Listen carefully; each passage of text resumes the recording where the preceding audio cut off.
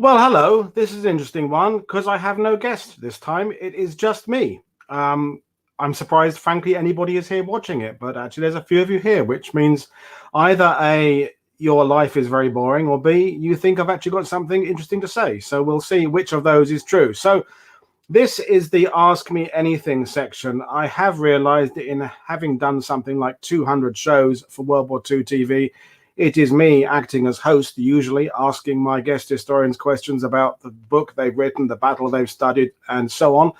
And so this time, it's the chance for you to ask me some things. Now, I have questions I've already been submitted via Twitter and email and Messenger. I will also try and answer some more that are coming in live on YouTube and Facebook. And I'm also hoping that some other people actually have the nerve to come in and join me live. I'll post a link in the YouTube comments in a minute, so anyone who wants to come and join me can. And there's a couple of people we lined up to come and speak to me, so that'll be quite exciting. So I've got lots of questions. I'm going to start with an easy one, okay? So the easy one, which is from Robbie Maguire from Fighting on Film and his own military podcast. And Robbie said, what is your favorite piece of military clothing from World War II? And there's only one correct answer to that, and it is, of course, the British Denison smock as worn by airborne troops and, other forces, but mostly airborne troops. If I could have a second bit of military clothing, it would be the reversible smock that Clint Eastwood and Richard Burton wear in Where Eagles Dare, which, if I remember correctly, isn't an exact German World War II smock. It's one they kind of adapted for the film, and you can now buy replicas of it. But I always thought that was rather cool, being able to reverse from snow to the kind of splinter pattern camouflage. That'd be my second one. But basically, it's a Denison smock. Denison smock. I had one for many years, an original one that I wore. And then I had a replica one, but I don't really like my replica one. There's better ones now. So anyway, that's it. The Denison smock. This is basically going to be the format. So I've even got people like Jeff Klepsig from Australia, who it's 4 a.m. and he's staying up to watch me, or he's up very early to watch me, which is very sad. So hi, Jeff. Jeff is another one of my previous customers who seemingly can't get enough of me, and having actually spent time with me in Normandy has been one of my kind of fans since then, which is kind of cool.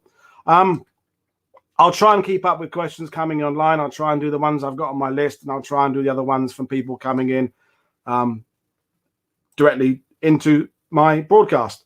There's one from Carla here saying, have I visited any of the World War II memorials in the US? And the answer to that is basically no. I did go to Washington, D.C. in 1999, but that was before the World War II monument was built. I did go to the Vietnam War Wall and the Korean War Monument, and I went to the Smithsonian, and I went to Arlington very briefly. So that's the closest I've got. Oh, and in Baltimore, there's a submarine there. But if I remember correctly, is that the post-war submarine? I can't remember. I did go to that submarine in Baltimore. But that's it. I've done Gettysburg. So I did a Civil War battlefield, and that will come up later on when I answer questions about battlefields I would like to visit. So that's coming up later on. Hi, Edwin is watching. Edwin Popkin, who's done shows with me, Operation Veritable, he's watching. I can't believe there's actually at least 50 people watching this. 54, it's going up all the time. Crazy. So we'll see how it goes, and I'll get to your questions as and when I can. So the second question, this is one actually took a long time. This is from Colin Taylor, my drinking, guiding, going to battlefields buddy here in Normandy. Another tour guide, another excellent tour guide. Check his website out, Objective D-Day. Colin Taylor can do incredible tours of the beaches. And we sit in the pub. When we used to be able to sit in the pub, now we sit in my house or his house and we talk about stuff. And Colin said to me, what would be the 5 works of literature that I would take to a desert island?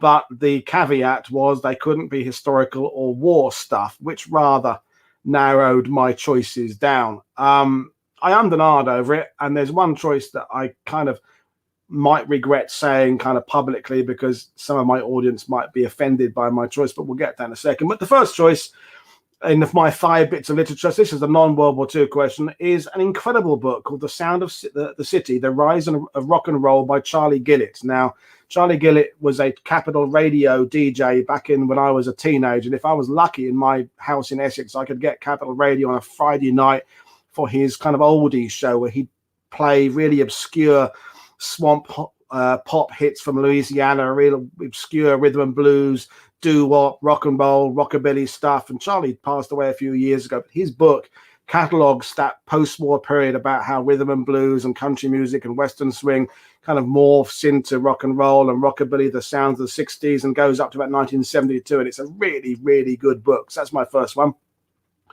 Second one, I had to choose a George Orwell.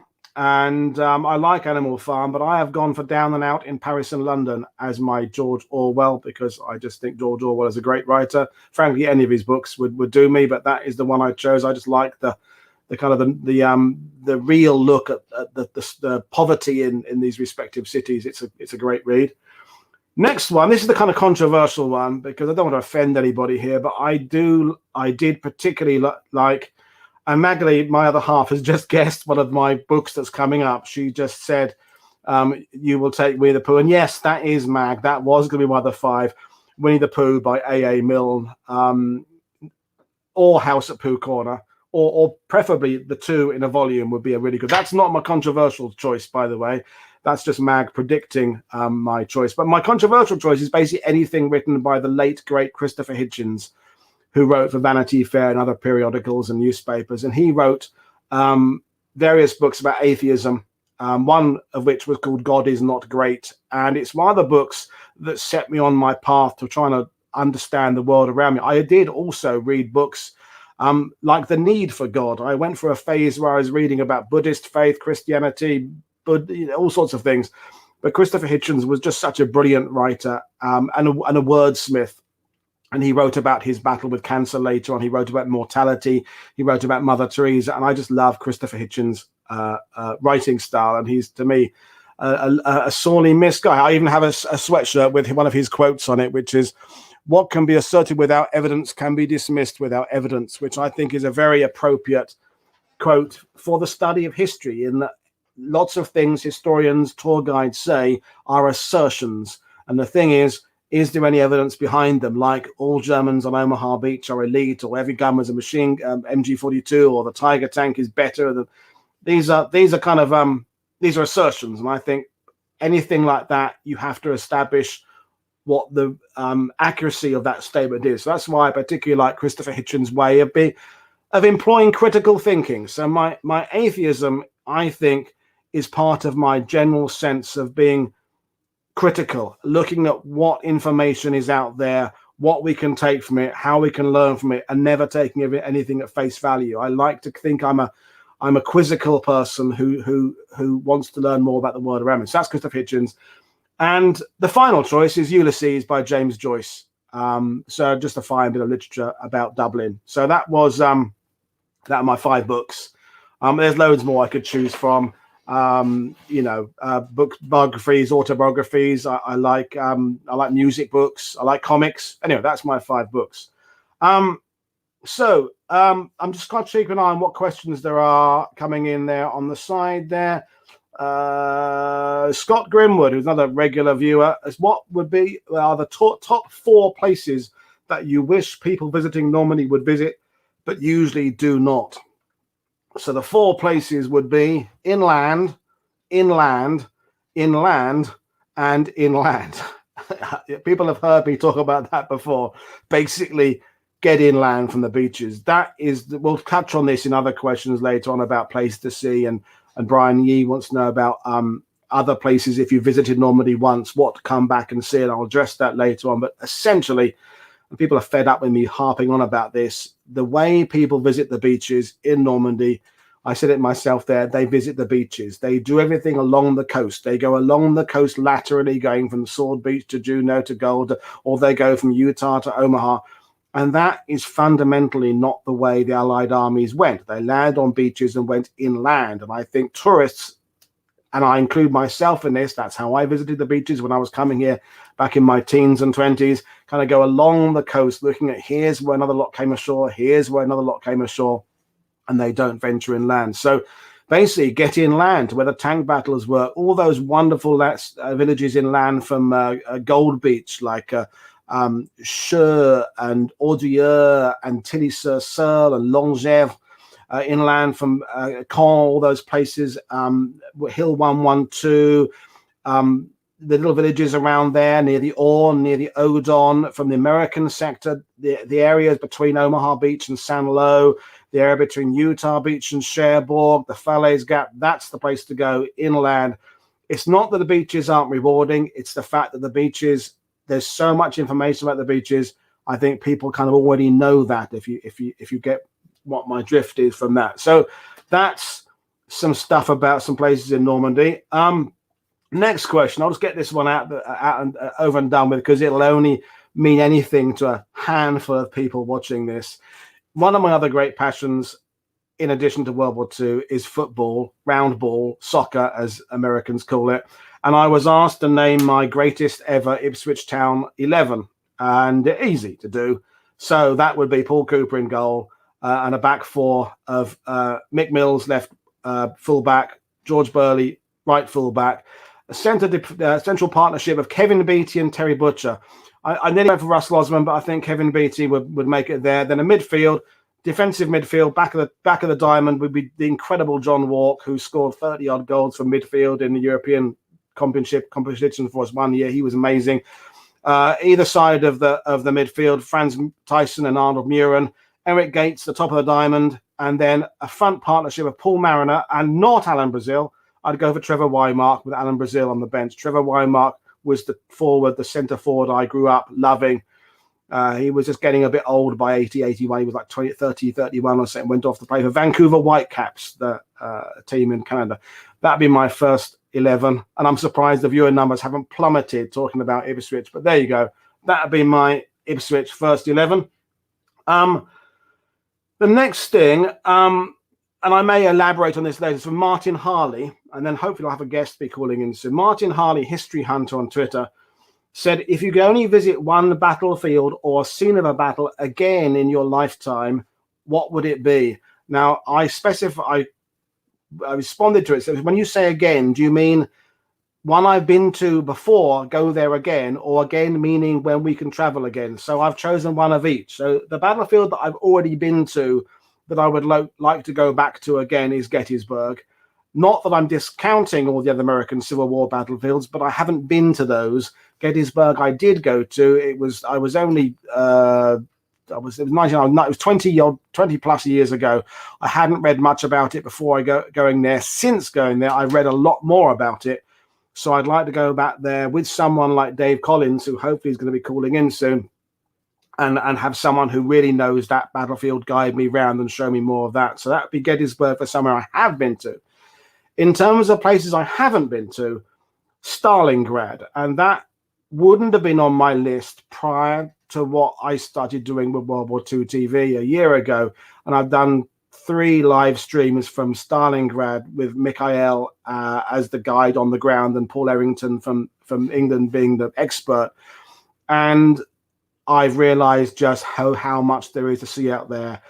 So I would like to get to Stalingrad at some point, and indeed some of the other Russian battles, but Stalingrad I think particularly because it's so iconic. And the other one, going to another war, is Little Bighorn and some of those other areas up in the Dakotas where some of the confrontations between the Sioux, the Cheyenne, and the 7th Cavalry and what have you took place. I have on my homepage on my computer, I have a webcam.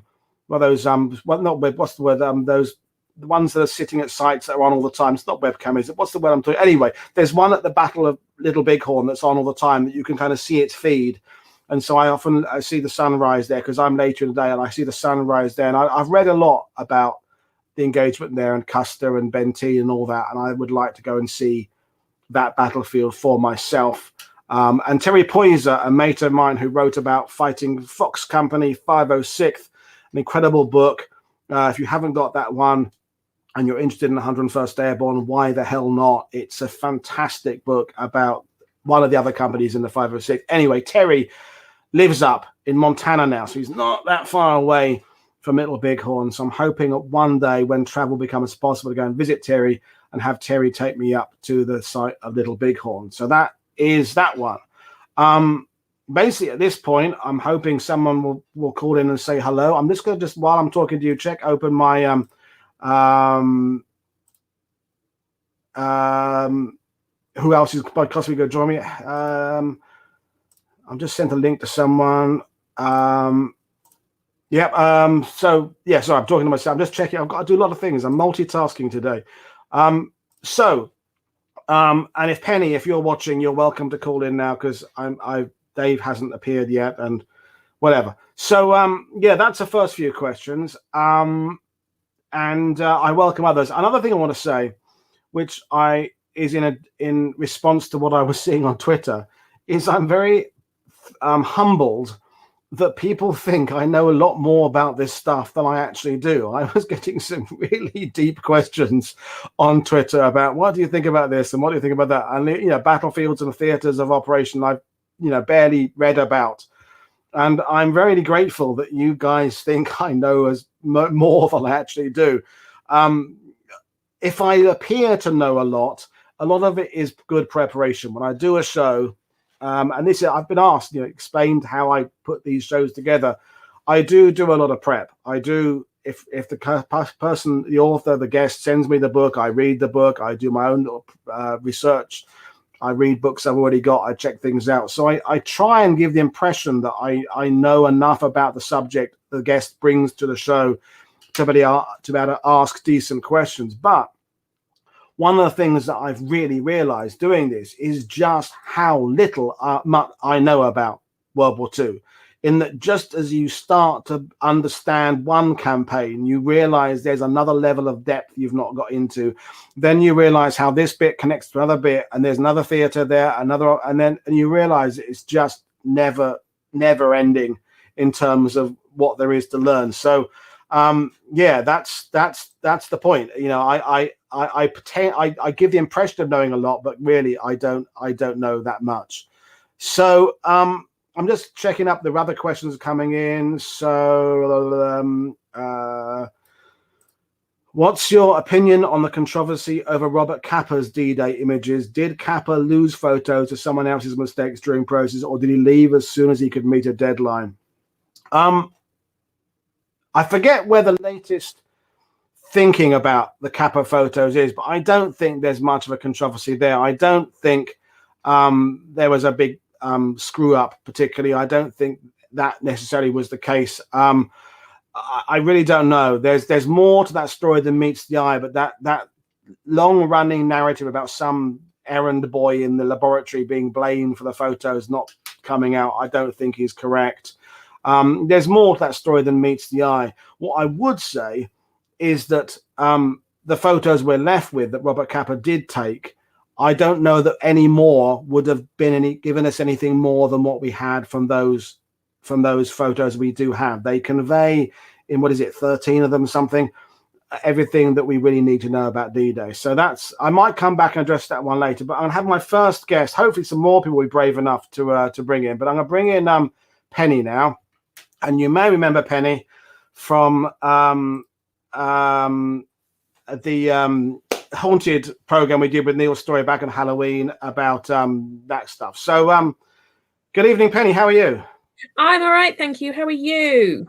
I'm all right. I'm wondering why I did this, because it's really weird just talking to myself all evening, but I'm glad someone's here to join me. So, and I'm now wondering what your question's going to be. So, and by the way, folks, Penny tell us about your podcast and what you do, Penny, before you ask me a question.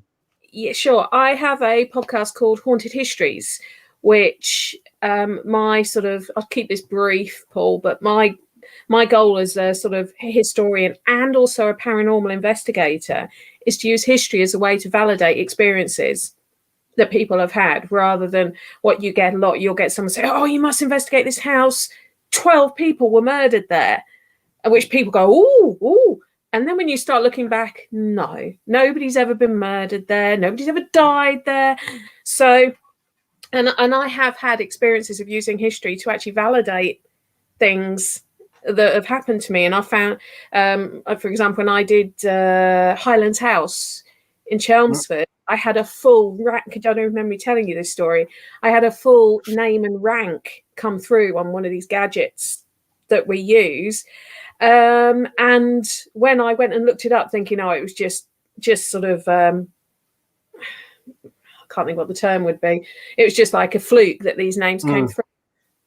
I actually found his record, the exact name, the exact place where he's buried, the exact, and the fact he was Royal Marine Commando. And anyone who knows Highlands House will know that it was what we would now know as the SAS headquarters during World War II, which they took their people from the Royal Marine Commandos. So things like that have happened. So yes, that's my kind of forte. So I wanted to bring together my love of those two subjects. Yep. And kind of show historians that not all paranormal investigators are woo. We don't go around screaming saying everything's a demon, but then also to show paranormal investigators that history isn't dull and boring and everything else. But yes, I have a podcast called Haunted Histories. In fact, it's on Facebook. You can find me on Twitter, website, everywhere, as you well know, because you've come the internet when you've just Googled.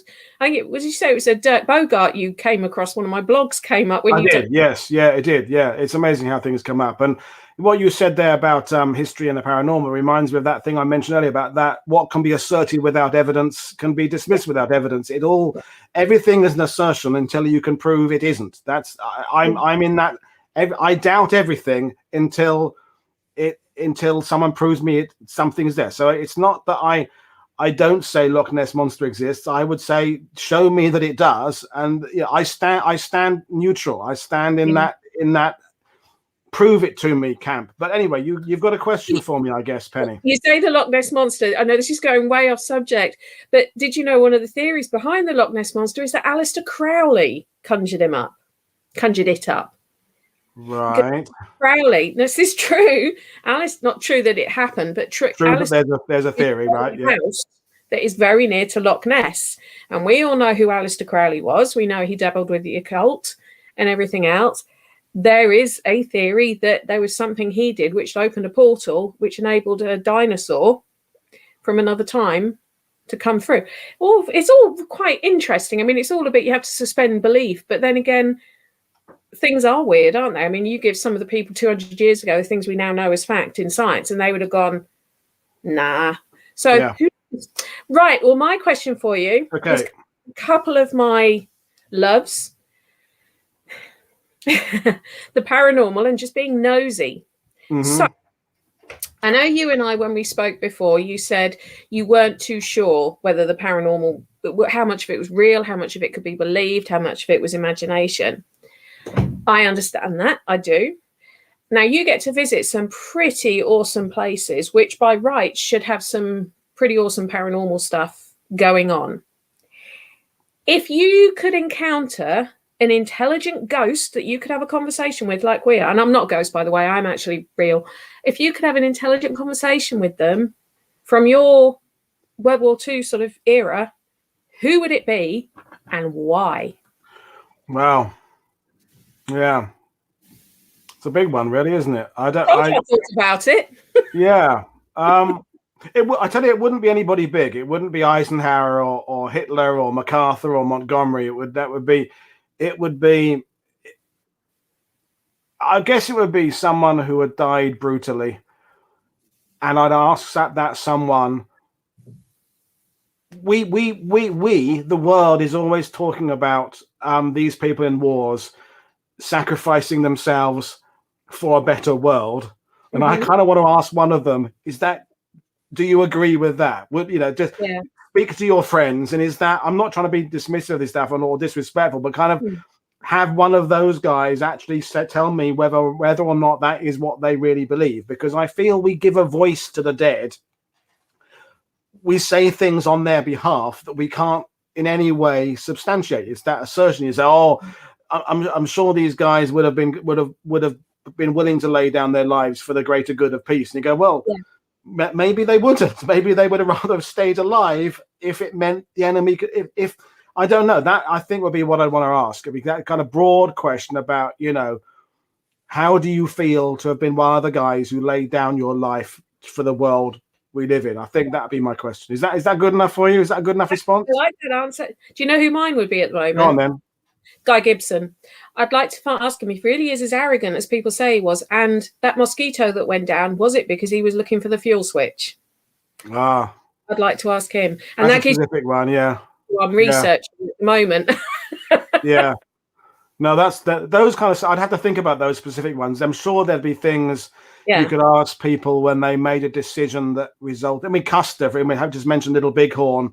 You know, dear Custer, what was the moment you thought, "Oh shit, bad day"? You know, would you have done it differently? Whose fault is it? Those kind of things. But yeah, I think I still will stick with my answer. Is just speaking to one of the dead and saying, do you mind us talking about your sacrifice?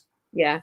On your without actually knowing what you really think, because we do that a lot. We speak for veterans, then generally, don't we? Where people use it in the Brexit argument. Oh, the veterans didn't fight for this. Whichever side of the argument you're on, you go, well, that's a generalization, isn't it? Surely veterans don't all think one thing. They'd be, you know. So yeah, that would be my answer. Something about finding out about death. Good answer. Thank you for answering. Thank you very much. Well, you've got the ball rolling. I mean, hopefully someone else will want to come in now and ask me something. So that's great. So, well, I'm gonna drop you out of the conversation now, Penny, because otherwise, while I'm talking to you, there's more questions coming in. I'm really pleased. There's loads coming in. And somebody just put, "Do I know about the Dieppe ghost?" No, I don't. Tell me more. Oh, that'll be David O'Keefe. I expect we'll talk about that. Yeah, no, he's Mr. Dieppe. I'll put you in touch with David, and you can talk about that. I bet that was David. Yeah, he's very knowledgeable about Dieppe. And yes, some Massey's just put, they reckon the ghost of Guy's dog still roams Scampton. Yes, I know. Yeah, the dog of the ghost. Yeah, research I've been doing, and we won't mention his name because we don't want you to be taken off air now. And Colin just mentioned, talking about what you asked. You said, "What about Nathan Lerner?" That's a good question, Colin, because Nathan Lerner is a grave that Roman, a friend of ours here, discovered in Tilly-sur-Seine, whose epitaph says, I may be getting it quite like, died fighting the Nazis from Cable Street to Normandy. So he was one of the guys who was actively standing up against Oswald Mosley in 1936 in London, and then went on to fight in Normandy. And yeah, he'd be an interesting one about that recognition of the Nazis as being not very nice people in the 30s. You know, because we kind of stumbled into this thing about the government still not really aware of Hitler as a threat, even really late in the 1930s, and yet clearly there's signs a lot earlier. So yeah, Nathan, a good shout, Colin. He'd be an interesting one to talk I like to. That. I'm going to go look into that guy now. That's quite interesting. Colin and me would have to get a film made about him. We wrote out a one-page draft for a potential movie about him, about 4 characters that start. That's one of our ideas, but you know. So I won't steal it in that respect. I'll just look him up. Well, you can. Yeah, fascism, Colin says, rather than Nazis. Yeah, you're right, Colin. I mean fascism in this case, rather than right-wing nutters, Colin, is what we mean. Yeah. Well, so there we are. Having me. Speak to you soon. Thank you very much, Penny. I will drop you out. Hopefully someone else. If anyone else wants to join in, then let me know and I'll bring you in. So thanks. I'll see you next time, Penny. Bye. Bye. Well, that was great. I knew it'd be something about paranormal because that's what Penny does. So there we go. So I'll just check what questions we've got coming in. So this is going to be a bit disorganized, this. So because there's more questions tonight than there are on a normal show. I've got some of these ones will be coming up later on. This is Scott Grimwood asked this, but I've already had this from someone else. It's, where do I get my hat? So Scott Grimwood said this, and Craig Tomlinson said that in advance. There's a hat shop just down the road in I forget what it's called now. And this is my favorite one there. I have got quite a lot that I've bought that I don't wear very often because I'm very fussy about the way they sit. Some of them are too loose, some of them are too small. This one has exactly the right crown. So I like that one a lot. It's my favorite. What else have I got there? Do I still do fire breathing, says Marshall in Holland. Yes, I do it occasionally, but it gives me paraffin-flavored burps for several days after. So I don't do fire breathing very often. Mag, my other half, will attest to that. He blows fire when we do parties at home and he is drunk. So, yeah. And flame and being drunk and getting older don't always go very well. Mike asks, do artifacts still turn up on the beaches and inland? And the answer is a little bit. but not so exciting as they were 30 years ago. The stuff that's coming out the ground now is really rusty these days. Years ago, people were pulling up, machine guns, Bren guns, and helmets and stuff, and they are still doing a bit of that, but they're that much more damaged now because that many more years have passed. There are still occasionally what we call barn finds, and this brings up the subject about metal detecting and that kind of thing, and I don't want to go into that. It's a very heavy subject, but I do very much appreciate. Colin and me went to Burjou I'm doing some research for James Holland last month when we were allowed to travel, and there's a little museum there in Normandy where the owner of the museum, Louis, has got all this stuff that was pulled out of barns and households nearby. There's bicycles, machine guns, helmets, badges, and I like when things that come from the battlefield are kept on the battlefield. What I don't like, I just said I wouldn't go down this tangent, but I just have, is the kind of search to sell idea where people dig stuff up simply to have a shop on eBay and sell stuff there. I'm not saying that selling stuff if you're a collector to fund buying other stuff isn't okay. I'm just saying that if you're just finding stuff to sell it, that's a bit dodgy. But I have another guest coming in, so I'm going to bring in. This is a good one. This is Helen Patton, General Patton's granddaughter. Hi, Helen. I was going to ask how are you, but you're not doing too well right now, are you? No. I felt it was important to test the coronavirus to see if it was what everybody said it was. And how are you feeling? Actually, after the 500 milligrams of aspirin I just took, I'm actually feling better, and it's really great to see you. Yeah. Well, unfortunately, too, don't Helen. think. Yeah. Okay. So anyway, don't ask. Let's talk about something different. But have you got a question for me? And I bet you have. And I bet it's going to be something about remembrance. And I'm putting words in your head. But have you got a question for me? I have to say, I just popped on and I haven't been listening to what's led up to this. But I've got a recent. And not just a recent, but I've got an interest in Lafayette for obvious reasons, because we're working very hard to be able to create something at that guest house facility there at the river, which is aligning the chateau. So I guess, am I allowed to ask you anything that you might know about the whole Lafayette campaign that others may not know? Or something, maybe something illuminating from the experience of Paul Woodadge. I think that the role of the glider troops in the seizing of the causeway on June the 9th has been a bit overlooked in favor of the paratroopers. And it's a shame the monument at the other end of the causeway to the glider infantry only was put up, whether it was 7 or 8 years ago, after a lot of the glider veterans had passed away. It should have been there 20 or 30 years earlier. But that kind of reflects that, as you know, that over interest in paratroopers, then glider guys, then regular infantry, then engineers. So that would be on June the 9th, people like Captain Souls, and there's the other fella whose name I wrote about. I can't think of his name. His name sailed out of my head there. Dolan? Richard. Dolan? He was lieutenant in the 325th, and I've completely forgotten his name. But it'll come to me later on. Dolan?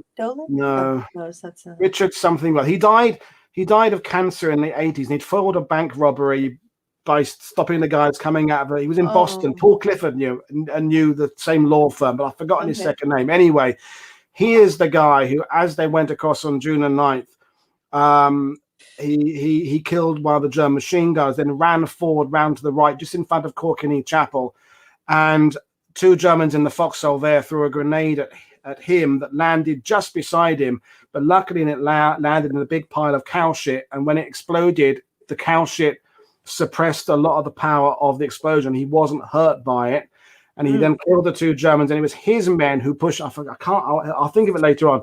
His men pushed on through Corkiny, but because his patrol pushed on maybe another sort of 500, 800 yards, he kind of wasn't there when the senior officers came across and kind of tallied up who's there. So he didn't get counted in the kind of list of those that had won the Battle of the Lafayette Causeway. So for the life of me, I can't remember his name, but it'll come to me later. Richard something. But yeah, I think the role, and again, in that to elaborate on that, the role of the artillery in that battle, the role of the other units there. As you know, Helen, every one of these battles, there's the first rank of heroes that get acknowledged, but the second, third, and fourth often don't get that same credit. And the 90th Division, people like, and I forgot his name as well, Milt, who died a year or so ago. The 90th, who came from there. Yes, Milt Staley. Yeah, their role in Lafayette and beyond gets overlooked. Oh, really? Can you explain a little bit more about their role? Well, they were the reserve. They'd come off on Utah Beach on the 7th of June, the 90th Division. They push on after the airborne. They kind of leapfrog ahead. Those other villages like Gourbesville and, I guess Pickerville, Pont-l'Abbé. There, it's all 90th Division country. And then they have that terrible, terrible combat in Montcastre and La Haye-du-Puy. And I think their role in the Battle of Normandy, as every infantry division, is generally underappreciated, and I would like that to be spread out among all the units. Well, infantry, I think sometimes you feel like they don't get to be as romanticized, the poor infantrymen, Yeah. And maybe that's to do with what Hollywood's taken forward with the other ones. But that was the question that I definitely knew that I needed to add. We've got one for you. David O'Keefe, the Canadian historian, is saying to you, other than your grandfather, who is your favorite general or World War II historical figure? Ooh, wow. Let me think about that. I better not say Rommel, huh? You can't say Rommel. No. Well, of course, we grew up seeing them neck and neck, and of course, our family were very good friends with their family. So we were always encouraged to revere Erwin Rommel. I think Walker is really Walker was one that my grandfather really adored and looked to and was very proud of. And he liberated a lot of the cities. And for instance, he's quite celebrated in Chartres. And let's see, who else?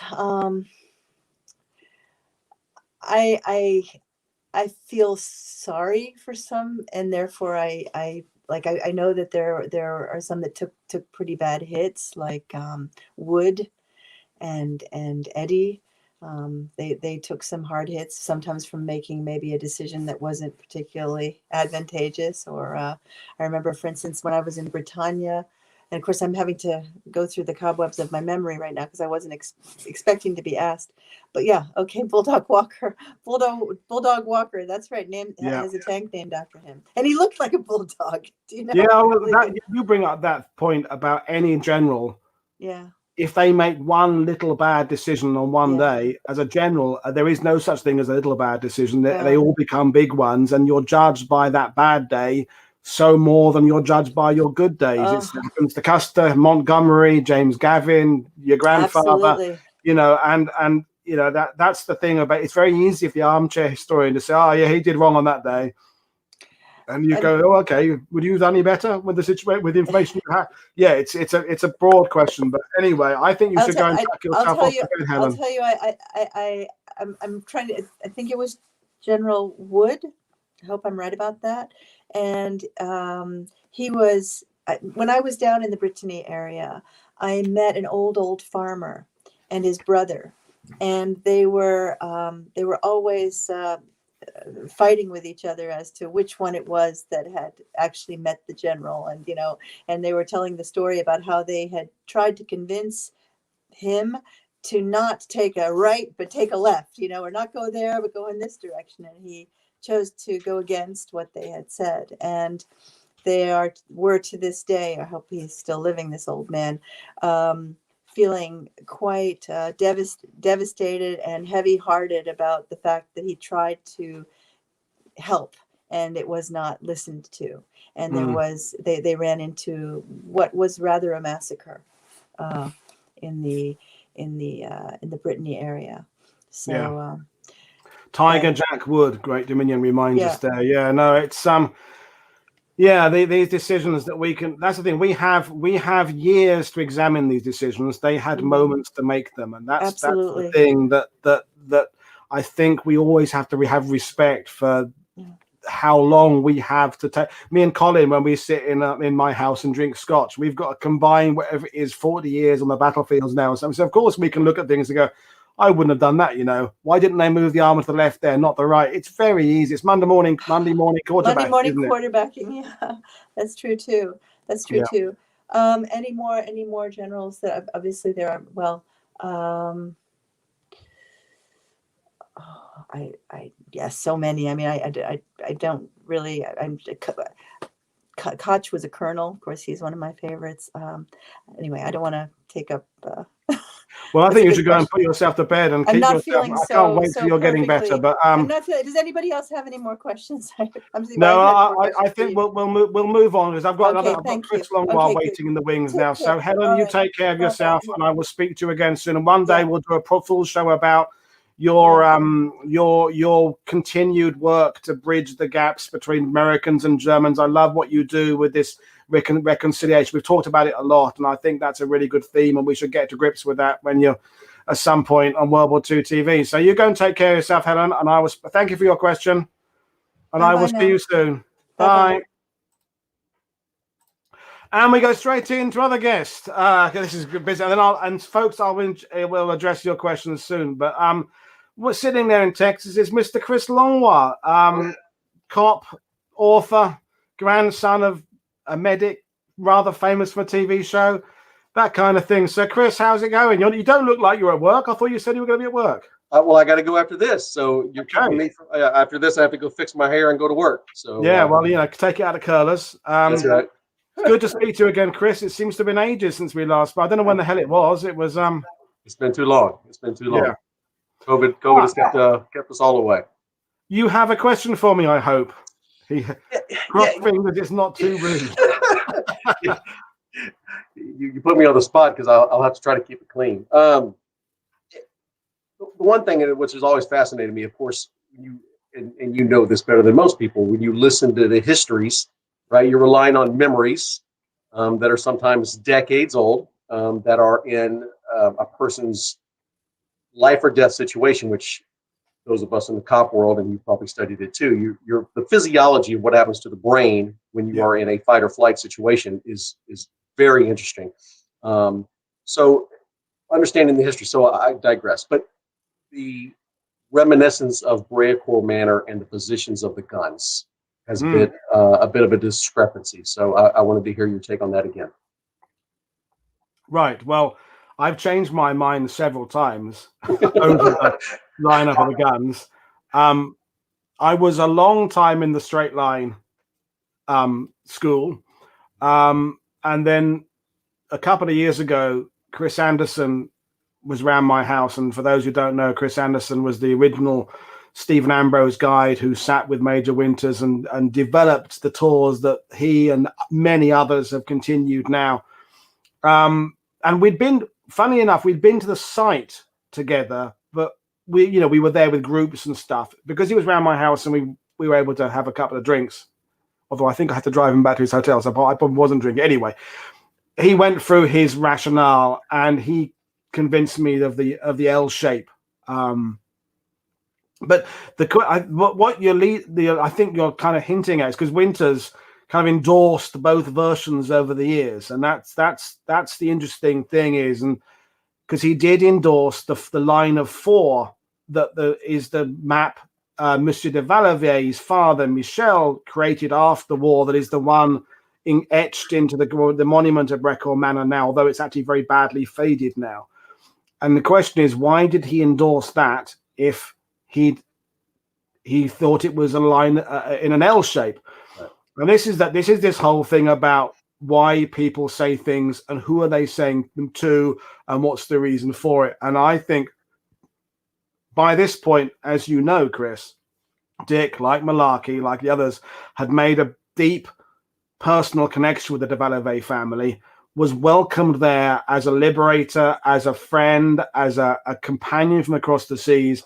And I think out of politeness, he would endorse what the WW2 said to him.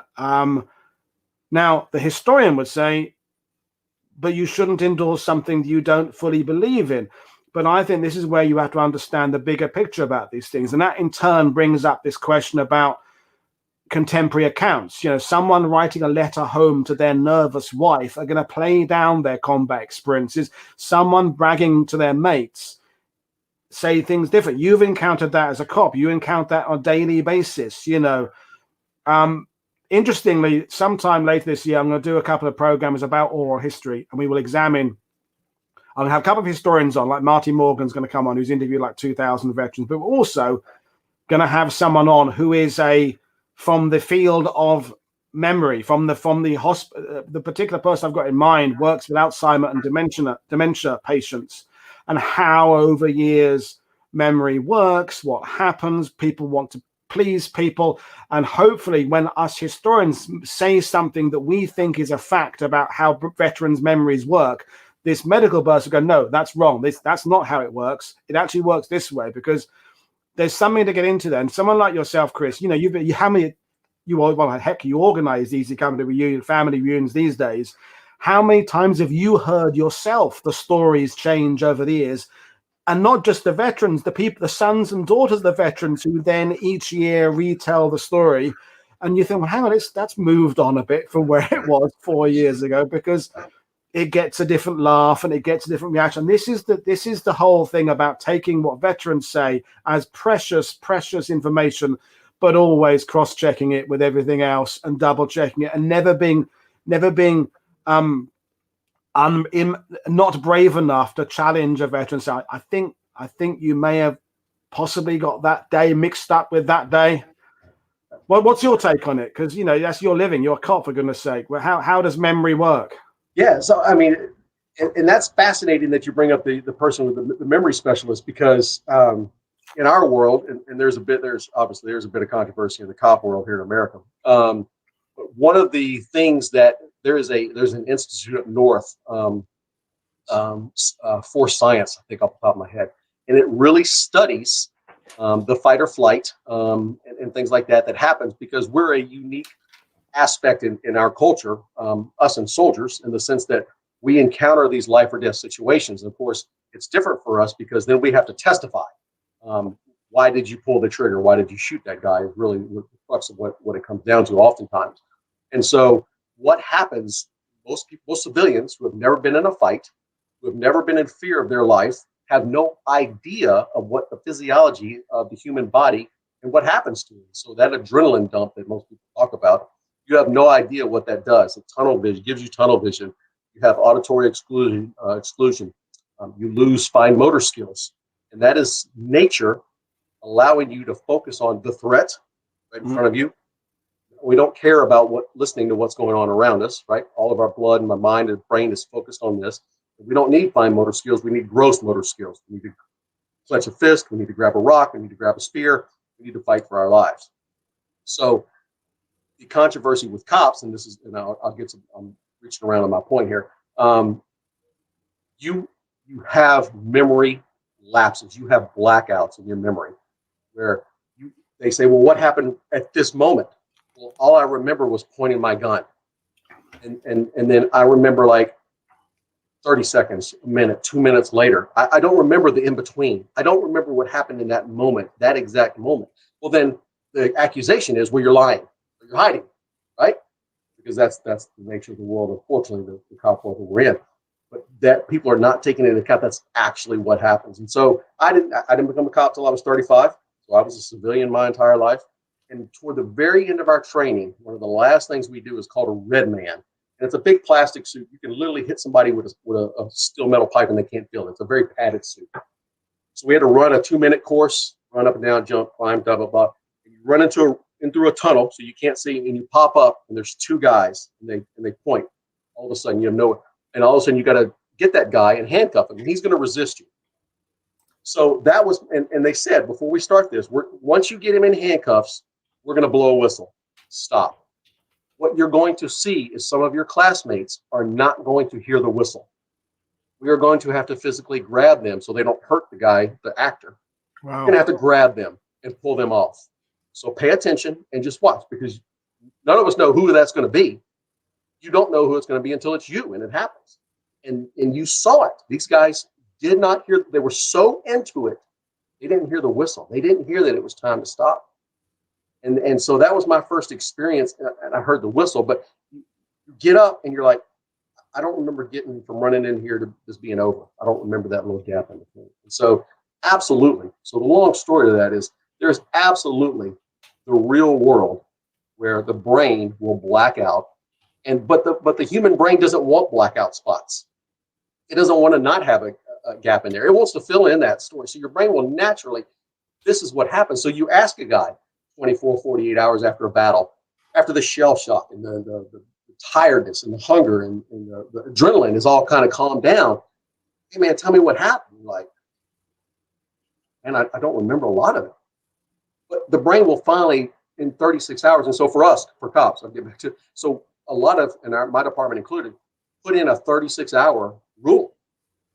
Hey, we're not obligated to give a story until 36 hours. And that, or maybe even 3 days. That gives the brain the time to rest, recuperate, get all of those hormones back in balance, and solid sleep, so that you can remember that story on a much more accurate basis. Because if you do it right off the bat, it's almost guaranteed 99% of human beings on this planet, that's 7 billion, are going to mess it up, or they're not going to have an answer because they cannot remember. So that's a huge thing. Huge thing. So when you, and then you add the flip side of that story is 70 years later. Hey man, what happened? And I'm going to give you the best I got, but it's been 70 years. Well, look at Wild Bill. You know, as you knew Bill. By the end, and I love talking to him on the telephone. By the end, he was telling the TV version of events. He'd seen that he'd been to an event a week earlier. They played episode 2, whatever it was, 6 again, running through his brain, and so he's filling in the gaps in his memory what he's recently seen. And it was still great talking to him, but you're thinking, to use a police, the crime scene has been contaminated now. That's the original thought has now been mixed up with what people have said to him. You know, and this is why all these hundreds of historians who've interviewed veterans, and particularly the same veterans again, they've muddied the water now. They've put theories to them, and they've said so. And it's that, as you know, it's leading the witness, isn't it? You know, so I'm sure you think the gun was here is a different way of asking the question than where do you think the gun was? That's right. One, are you wanting a yes? Are you wanting a no? And this is why I think this is going to be a challenging era of us actually looking at what the validity of a veteran's account is. And I'm not saying they're completely a waste of time, because of course they're not. Right. Veterans will give you emotional honesty, if nothing else. I just think it's sometimes some of the detail you got to be strict with yourself and say, okay, no, that there's some errors, and cross-check and cross-reference. But anyway, yeah. Yeah, there's okay, let you get to work, Chris. And while we're talking, the questions are coming in thick and fast. I'm going to be here for 15 hours. It's going to be crazy. But, is there anything I can add? Anything for me, or just in general? No one's asked you anything at the moment specifically. They like what you've said. Oh, well, Jonathan Crow, who's another tour guide, said, going back to the record, what would be the purpose of having the guns in L? I have to say, I don't know that if the one that wasn't in the line, I don't think it was there to fire north. I think it was there, Dale Dye said this, to be the command gun, so the commander of that gun can see easier the other 3 guns to his front right. And if he was in the hedgerow with all the guns, he wouldn't be able to see the other 3. That makes some sense. I don't know that necessarily we have to understand why the guns were in that shape. We have to go with what the evidence of what Winters and Malarkey and those guys recall. And as I say, according to Chris Anderson, he sat with Winters many occasions. He sketched it out there. He said the way he described left and right and positions is he is convinced that they were in an L shape. And I guess that's all that really matters. But again, for a long time, I was stuck in the line of 4. I mean, the thing is, in all these questions, the ultimate thing that matters is it doesn't really matter. What matters there is brave men knocked out a gun batch that was raining fire on Utah Beach, and the specific details doesn't matter. It doesn't matter whether Doc Rowe did or didn't go into Bastogne on whatever day it was. What matters is he was there treating people. That's what. But we, of course, we want to cross the T's and dot the I's. We want the information, but sometimes the quest to get that detail is overlooking the importance of what it was they achieved. There's no doubt. I mean, it's fun. There's no doubt, and that's an interesting. That just brought up a point I never thought about. Why would it be in an L? There has to be a tactics. I mean, nobody in the military does things for no reasons. So that would be an interesting question in and of itself to answer. Would somebody set up a battery in an L shape? Well, the theory is one of the theories is that you have three guns pointing towards the beach, and the first gun is pointing north, so it's overlapping the next battery up the coast, and maybe they would have a gun pointing that, and maybe Holdy had a gun, and I can see some logic in that. But you'd need to then you've got two sets of fire orders. I think that's where the complication gets in, because you've got one gun firing at one target, three firing at another. And you're reducing the effectiveness of a 4-gun battery by 25% by not having one gun. As we know, artillery fires in like the Lazy W or the Grid or whatever it is. And that would seem to suggest you'd need to have a very efficient artillery unit. And what we believe these days in Breccia is that the efficient unit that had been there earlier in 44 had been taken away 6 weeks earlier to the Cherbourg garrison. And the ones there on D-Day were frankly a bit shit. And why would you give frankly a bit shit artillery 2 different targets to fire at if they're barely capable of hitting one? So the thing is, we'll never fully understand it. The reports we have are very scant on exactly because it wasn't a big enough operation. You know, the 506. I mean, that sounds crazy. We know how important it is because of the TV series. But the 506 was knocking out things left, right, and center that day, as are the 501st and the 502nd and everything. They couldn't do an investigation to every little small engagement. You know, where do you stop? You know, Corporal Smith fires around at some German over there. Do you do a report into that and work out who that German was, where he was going? There's no time. There's a water wind. Anyway, I'm gonna let you go off to work. And cool. So thanks for joining us, Chris. And I appreciate the invite. Get your ass over here to Normandy, and we can argue about politics again in country. That's right. That's right. I will wrestle you in the sand any day of the week and twice on Sundays. Yeah, that's as I always say, I'd take a bullet for you, Chris, even though I don't like guns. I will do the same. I do the same. Much love to y'all.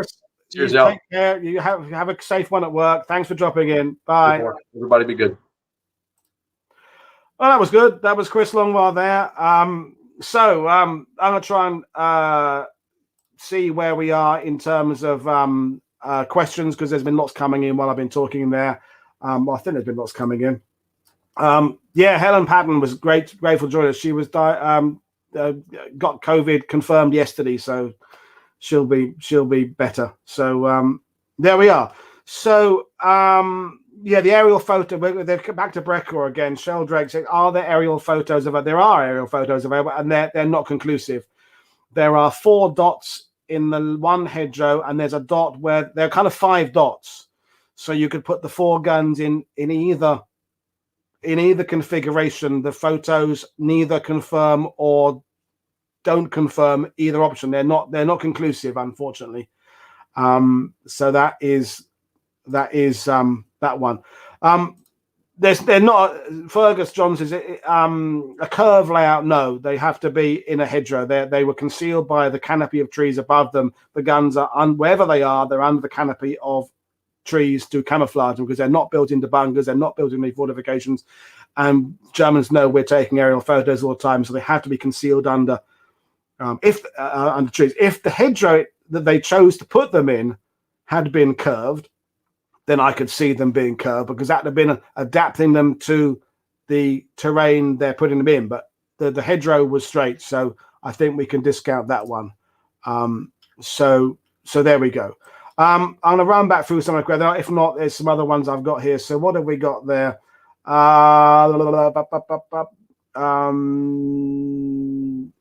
Sorry, this is going to be a boring bit where I'm going back and seeing what they're talking about generals. I think I'm going to have to go back and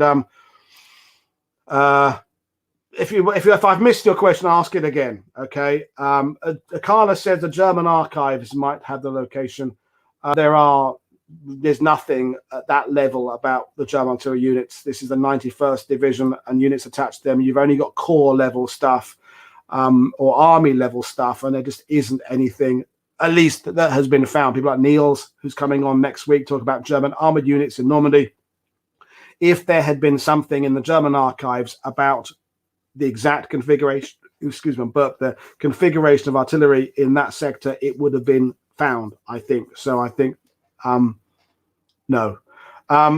So I'll go on to other questions there. So name an unsung hero or group of heroes from the Second World War. This is from Ian Piper, and this came in on Twitter. I've got three responses to that. Obviously, there could be lots more. First is the incredible work done by the RAF Air Sea Rescue units in the North Sea and the Channel. Other than the 1955 film The Sea Shall Not Have Them with Dirk Bogarde and Michael Redgrave, I do not think there's been enough credit given to those launches that went out and picked up downed RAF and indeed Luftwaffe and indeed later on other nationality air crews in the North Sea, and that lifeboats, essentially. That work, I think, hasn't been acknowledged enough.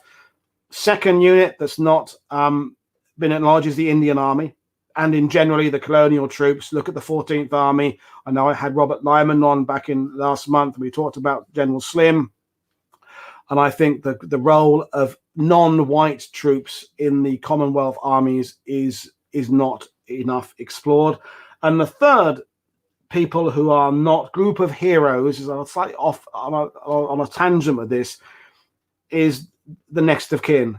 I don't think we talk enough about the people who lost someone in the war or whose relatives were overseas in combat.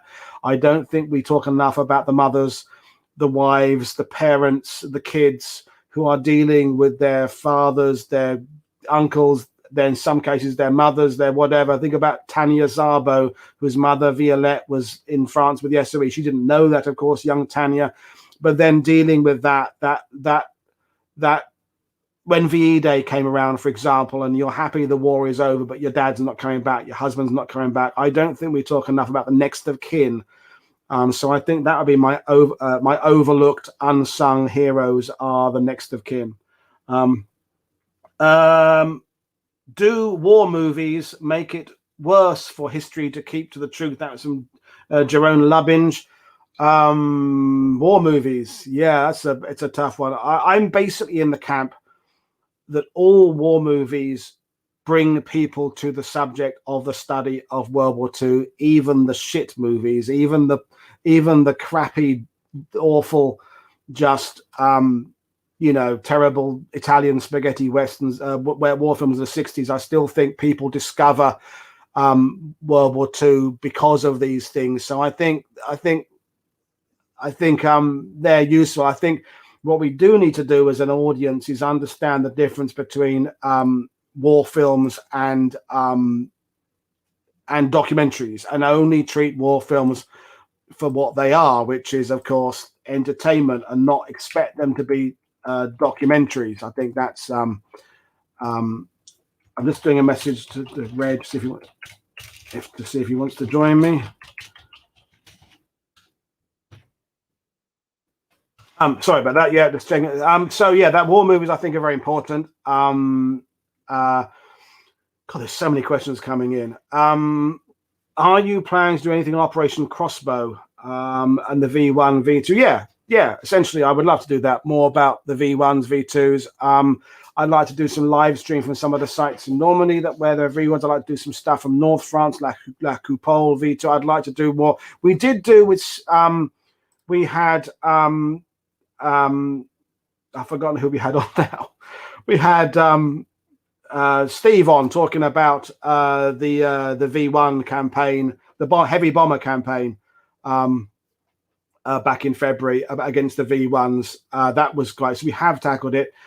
Phil Blood, yeah, we will have you on at some point, Phil, to talk about Aachen. We'll do that at some point. We've just got to get round to doing that. Good God, there's questions. I getting more things coming in tonight than on a normal show, but then that's because of the nature of what we're doing, I suppose. This is a really interesting question, and I do not have a good answer to it. But Lena Peters said, What would Paul be doing today if he wasn't infected with the World War II virus? A topical use of language. I have no fucking idea at all what I would be doing if I wasn't doing this. I'd done a bit of work in the print trade. Whether I would still be doing that, I don't know. I really have no idea. I really don't know what I'd be doing if I wasn't doing this. I don't want to think of that. It'll come to a question later about how did I get into this. I don't know what I'd be doing. I don't think I'd be in some long career for years and years. I remember I signed up long before Facebook. There was Friends Reunited in England, and I signed up. That was about 30 or something, and all my school friends from the Colchester Royal Grammar School were there. And at the time, I was doing, I was a freelance doing some World War II making up rations packs and paperwork, and I was doing some freelance graphic design work, and I'm running a little magazine. Anyway, all my old school friends, it was like accountancy, insurance, banking, insurance, accountancy, all 2.4 kids, and I felt I had nothing in common with those people whatsoever, and I'm not in contact with any of my secondary school friends at all. So I can't think I'd have been doing something like that. It would have been something, maybe it would have been fire breathing. Maybe that would have been what I was doing. But we've got another guest from the Ardennes.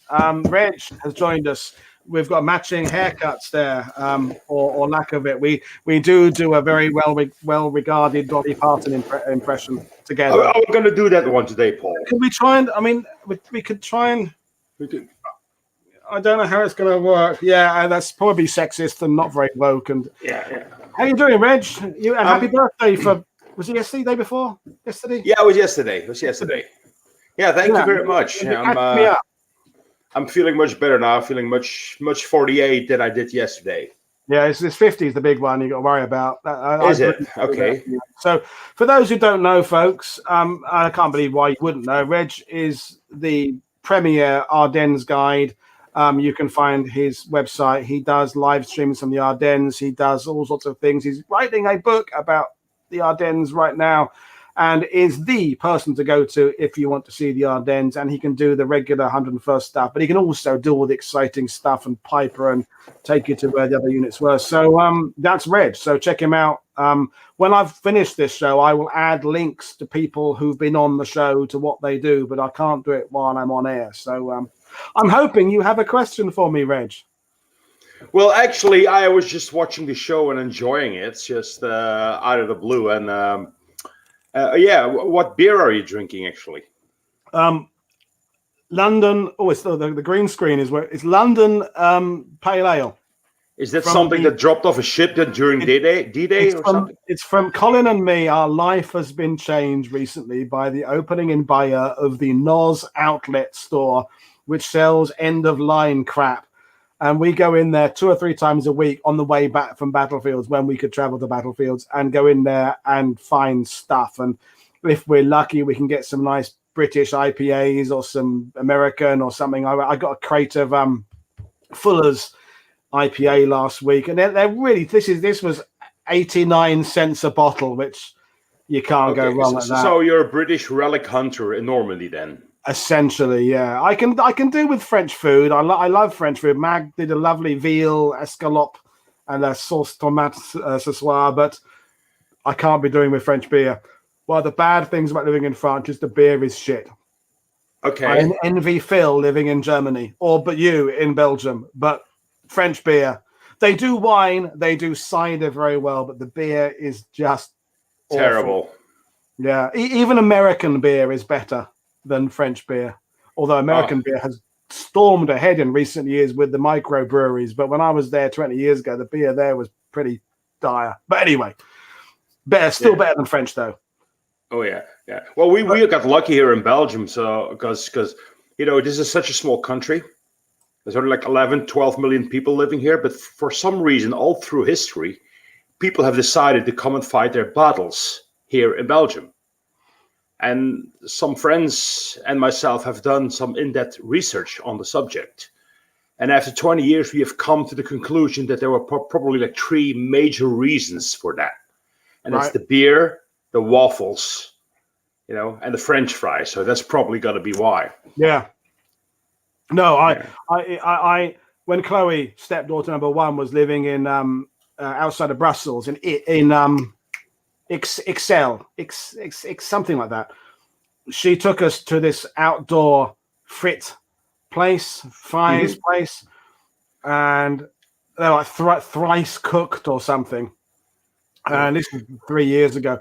And honestly, they were the best fries I've ever had in my life. And I absolutely know Excel was the best. I will never have fries as good as that in my life. And we're queuing up. It's on a Saturday morning. It's a market day. And Mag and me are saying to Chloe, well, we want to have a sausage with it or chicken or something. No. You'll just want the fries, she said. You just want the fries and a truck containers worth of mayo on the side, and they were just delicious. They were, so you do fries really well. They do, but I wanna, because the questions are they're scrolling up so quickly. This is one for you from David O'Keefe, the Canadian historian. Okay, settle this issue once and for all. The foxholes in the Bois Jacques, original or scraped in recent years by reenactments? Over to you, Reg. Well, that's always been a big discussion about it. Well, the answer is both, because the original foxholes are still, most of them are still there, especially when you talk about the Bois Jacques, the Easy Company lines. But you have to bear in mind that the Easy Company only spent 2 weeks in that section of the woods, and then they moved across the N30 road, not to return to their original positions anymore. So after that, other units occupied these woods, using the same foxholes again, digging some new ones in between. But then after the war, somewhere in the early 80s, the Belgian army trained in these woods as well. So they've been digging some additional holes there in between them. Plus, of course, you have these people metal detecting, digging them out a little more, which makes them deeper, wider than they originally were. Then you have, of course, reenactors spending the night in the woods during the commemorations, and that number went up after 2002, after Band came out, and they've been digging some additional. Sometimes you wonder, how can you dig a hole in the wrong way? Well, they can. Some can by putting the dirt on the wrong side. Now, it's not like they were trained. The dirt should be in the back or on the side. It's part of the camouflage thing, creating a dark background when you stick your head out. So, but it's actually now it's a mix. There's still original ones that, based on testimonies from returning veterans, can be identified. Well, for 99%. But then the rest is a mix. So it's very hard to say, like, this is an original one. This one was dug in the 80s. This was dug in the 90s. This was dug in the 70s. So to answer the question, both. So it's a mix. You've been there, Paul. We've been there with Scotty Gordon. We found what we believe is Smokey's foxhole where he got wounded on December 24. Of that one, we're pretty sure. Then you got Buck Taylor, McClung's that we were pairing on the right side of these guys. So we could say, okay, then that's theirs and that's theirs. But we'll never know for sure 100%. It reminds me of the line in Where Eagles Dare when they're talking about the fact they've shot up the aircraft, and Richard Burton says a hole is a hole is a hole because they shoot up the aircraft with British guns. That's it. A hole is a hole, isn't it? How can you? You can't carbon date it. You can't, and not. It's like when Sean years ago, Sean Claxton, another tour guide, Normandy Insight, been on there at various shows. He found a lump of side plating from, I think it was a Stug 3 in Bloody Gulch. This is like a 6 foot by 2 foot lump of steel that was about 2 foot down in this field, and you kind of know that hasn't shifted much in years. That's downwards maybe, but that kind of helped identify where a Stug was knocked out. So that's hard physical evidence. But a hole, I mean, how can you? No, it's like the very famous town of Foix, and that's how you pronounce it, Foix. Yeah. There's this one of the most famous walls of Bastogne. It's like bullet riddled, and I often get the question, like, are these American bullet holes or are they German bullet holes?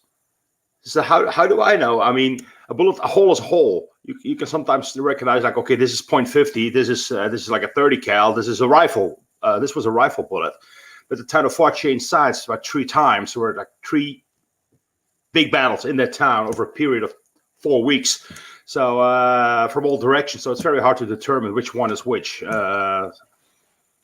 So, but this is when it comes back to what I said. You missed the earlier part of anything is an assertion until you can prove it. There's a couple of guides. There's a guide in Normandy who stands and points at the bullet holes in San Marino. This was a German bullet from over there. That's an American bullet, and he seems to have some theories to back it up. But I look at it and go, how can you really tell that? Sometimes you can say, yeah, that's shrapnel. And there's certain, like with a bigger round hit, there's the bunker at WW2TV. There's 10 on Utah Beach, where you can actually measure the side of the entry, and it's 75 millimeters. So you kind of know it's a 75 millimeter shell from a Sherman, and the angle means it kind of come from the sea. So those kind of things. But when it's just bullet damage, unless the bullet's there, like in Corkany, there's one where the bullet's still there. There's one in Lafayette in the wall there where there's a bullet still there. And you can see, yes, that is a German bullet. But that's that thing in our profession that we're dealing with, where people see something and they make up a story to elaborate on what it is, because they like to give that confident reply. People say, what's that there? And they go, that's where a 50 millimeter round hit from that thing there. And you go,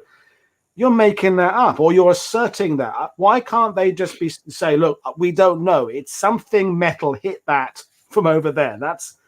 Why is that not enough for people? It's that need to be definitive about something, which I think is a problem. Yeah, I once showed someone a photo. I can't remember if I still have that photo. It showed a dead soldier, a German soldier, with a hole, like a bullet hole, like right here. And I got the question, you think that's the one that killed him? And I was like, probably. Of course, that's evidence, but you can't say if it was a German bullet or an American bullet what killed him. So the same with the foxholes. Are they all originals? Yeah, some are. Most of them are. Not all of them. Yeah, it's a complicated subject. So anyway, do you have a question for me? Who? Me? Talk to me. You. Well, yeah. I mean, I'm answering questions. I mean, you can just ask me something about, do I still love you? And the answer is yes, tenderly and with all my heart, Reg. But no, if you have a specific, I mean, as an Ardennes guy, when you come to, what's the question that you feel you never have the answer to in Normandy? Or is there something about the Normandy campaign that always nags you? Well, there were a few questions that I had a while ago, and I think on our last tour that we did together, which was maybe like 10 years ago, I asked a couple of them, but I can't remember the answer anymore. Actually, it's probably changed. My answer's probably changed since anyway, because that's the other thing is that if I look back at the stuff I was saying 20 years ago, it's different to what I'm saying now, because you learn, you adapt, you change, you move on. It's Yeah, but no, I don't have any specific questions on Normandy. I was just kind of dropping by to see if there's anything I could help with answering. Well, you can just come. Which is good to see you. It's been okay. I'm likewise. Chris, and we can't wait to get over there and see you again. And so while you're still here, what? Obviously, you're writing right now. You can't like me. You're unable to tour. What's going on for you? What are you working on?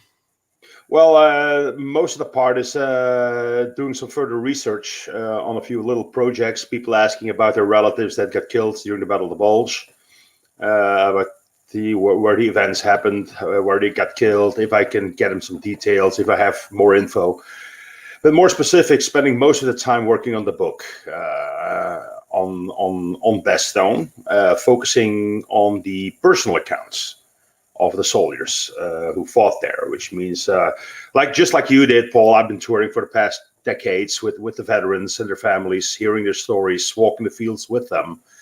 And the book is going to be about these stories, like following the steps of the man, telling their stories at the site with really nice road directions, how to go, get there, park here, walk into the woods for like 50 yards, turn right, and then that's the story of this guy, that in this section of the woods, this is where it happened. Blah, blah, blah, so people can read it. You're being analytical about it. You're not just, I know you've had these incredible moments with veterans and these connections, and Chad is saying there when he took Hank Zimmerman's widow to the woods, and but I know you, Reg. You want the devil is in the details. So it's not just going to be a collection of here's this things veterans told me. You're going to do your cross-checking and your analyzing of it to make sure. Well, you can't just fill a book with like short stories, independent short stories. You have to create a context. Yeah. So that's the historical facts. I will write it in a context, and then this happened, and that happened. It leads you on a path from one event to the other event, and in these events, stories pop up, and that's kind of how it's going to be. What it's going to be like, but I don't want to go too wide on the context, because then I have to republish all the details. And these are historical facts; they don't change anymore. Well, they're not supposed to change anymore, and they have been published a million times already. And I don't want to write that again. Mag just pinched my cheek there. She's bought me another beer. Yeah, while we're here, Reg, Dave Collins, who's a Gettysburg Civil War buff, he asked one earlier, and it's an elaboration about Piper's route. How accurately you can follow it generally in the Ardennes. Is it something you can do, or is it small roads, is it big roads? Can you do it? You mean if I can do it? Well, yeah. Is it possible to follow it? Yeah. It is for a big part. You can follow him very, very well, ending his route with a 23 kilometers hike crossing 3 hills on foot.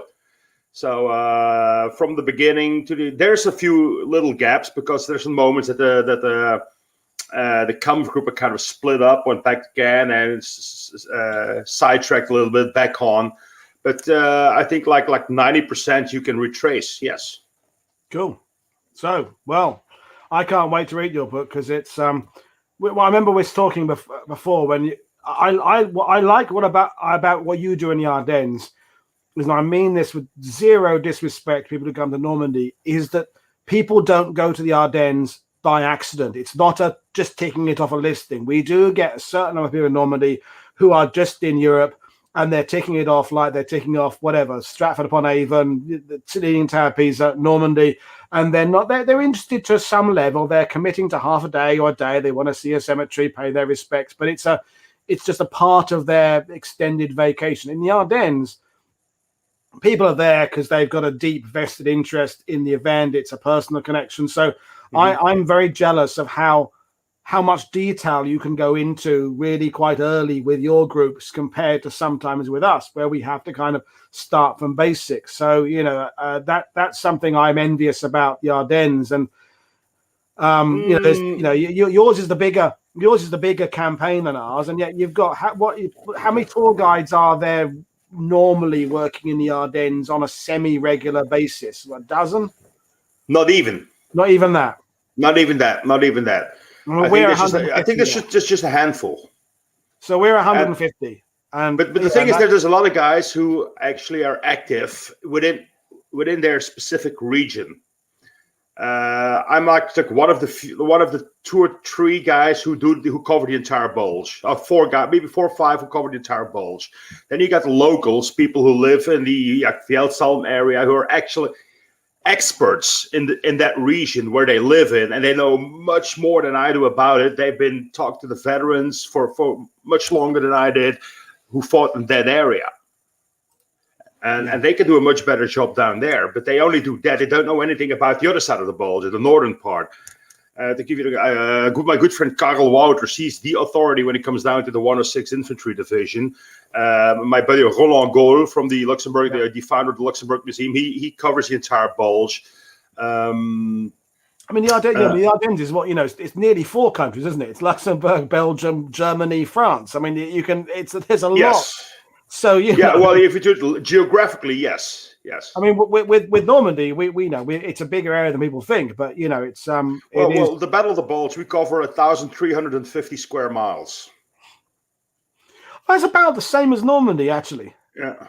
But yeah, it's anyway, it's fascinating discussion. But I can't wait to read your book on that. Yeah, but the thing is, Paul, you said we only have people that are drafted to the bulge for a personal reason, for like uncles or father. But most of them, majority of them, actually don't know anything about it. My dad died in Belgium, the Battle of the Bulge, but they have no idea what the Battle of the Bulge is or was, and how big that battlefield is. Okay.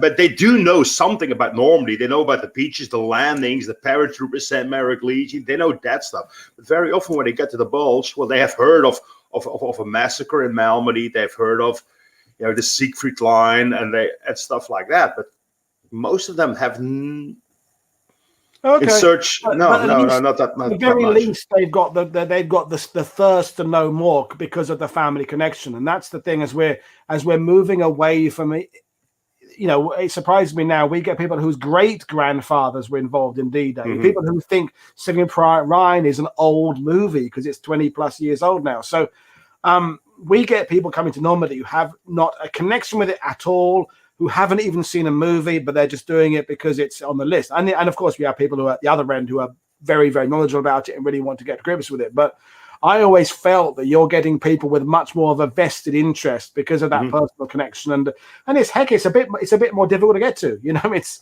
Normandy is Paris, Charles de Gaulle, train, boom, you're in Bayeux, you're there. Bastogne, it's.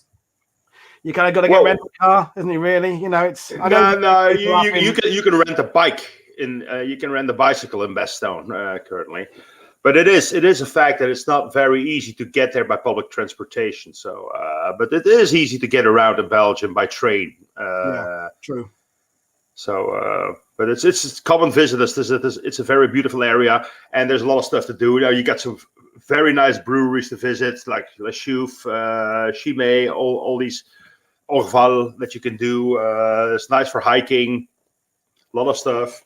I'll send the memo to the Belgian Tourist Office to send you their royalties check there. Well done, Reg. That's good. But no, it's been great talking to you, Reg. And we Likewise. don't do it enough. We haven't. We're both busy with things. And you did the Convict on Camera show for me. But we need to get you on again and do some stuff. If it's not till December, we can do something. But yeah, your knowledge is extraordinary. And there's things we could talk about. We could do some myth busting and stuff. But okay, cool. I'm gonna let you go back to the questions are building up now. So cheers, Reg. Thanks for joining us. Cheers. And I will see you again. Thanks, Dan. Bye. Thank you. Bye. So that was Reg. So yeah, we'll go back, and I've changed beer now. I'm on Fuller's in the India Pale Ale now. So there we go. So let me just run back through. Thank you, people who are answering questions about information. Thank you, Sheldrake, for responding to the question about the Liverpool Irish and things like that, because I can't look things up while I'm here. I can only kind of respond to what I'm getting at coming in.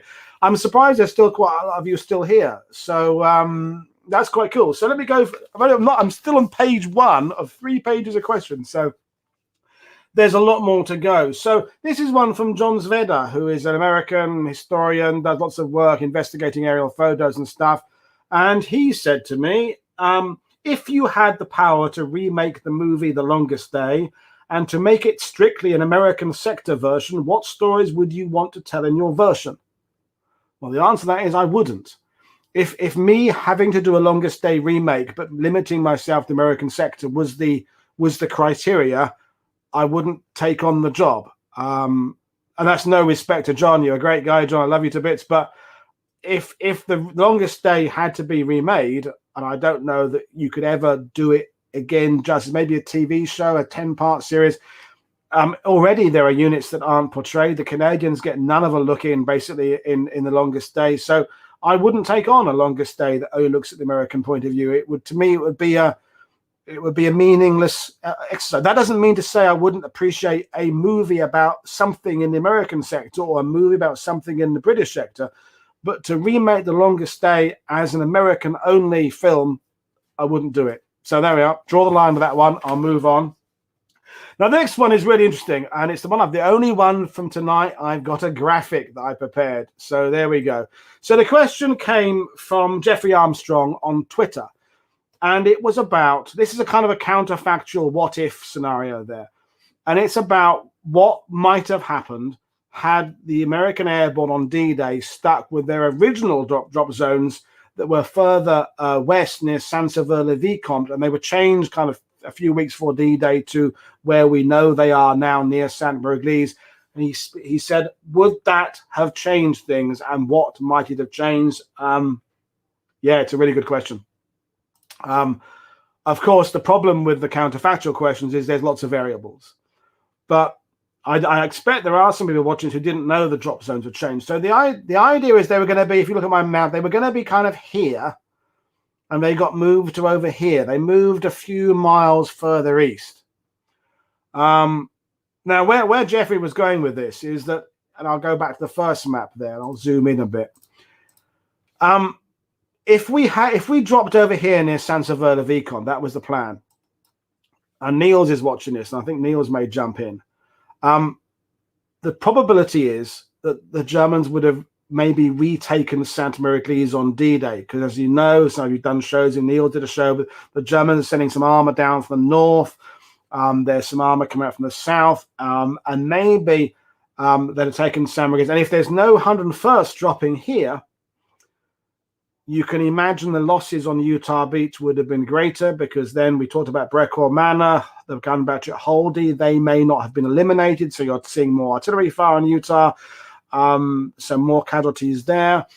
And the Germans may have retaken Sainte Marie-Église. So I don't think, this is an opinion, and everybody's got an opinion, I don't think if the Germans had retaken Sainte Marie-Église, they'd have been able to hold it for very long.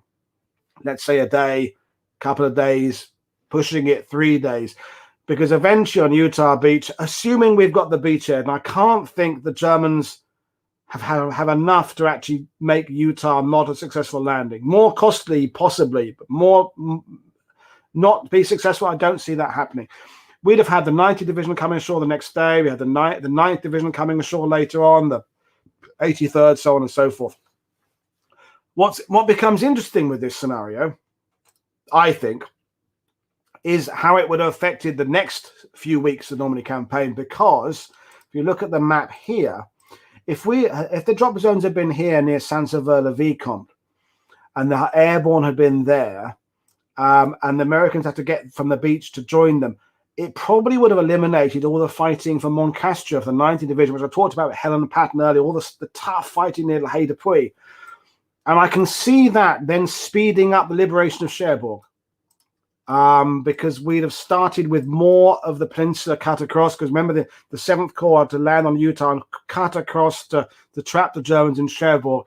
So instead of getting to Cherbourg June 25th, June the 26th, I could have seen us getting there earlier and before the Germans had time to blow the defenses and maybe put the second line of defenses in around here, which would have maybe got us Cherbourg earlier. The counter to that is that I can see the Germans reinforcing round here easier, because if the airborne are over here, maybe when the 17th SS come in, maybe they'd have been able to take in Carenton, because we have less of a presence over here. Would the 4th Division have gone this? There's too many variables to really go into it, but it is a really interesting question, and thank you, Jeffrey, for asking it. I think the end game is the Normandy campaign would have run pretty much the same course. We still would have got Cherbourg. We still would have got Saint-Lô. I think the time scale may have been different and casualties may have been in different places, different things, but I don't think it changed anything.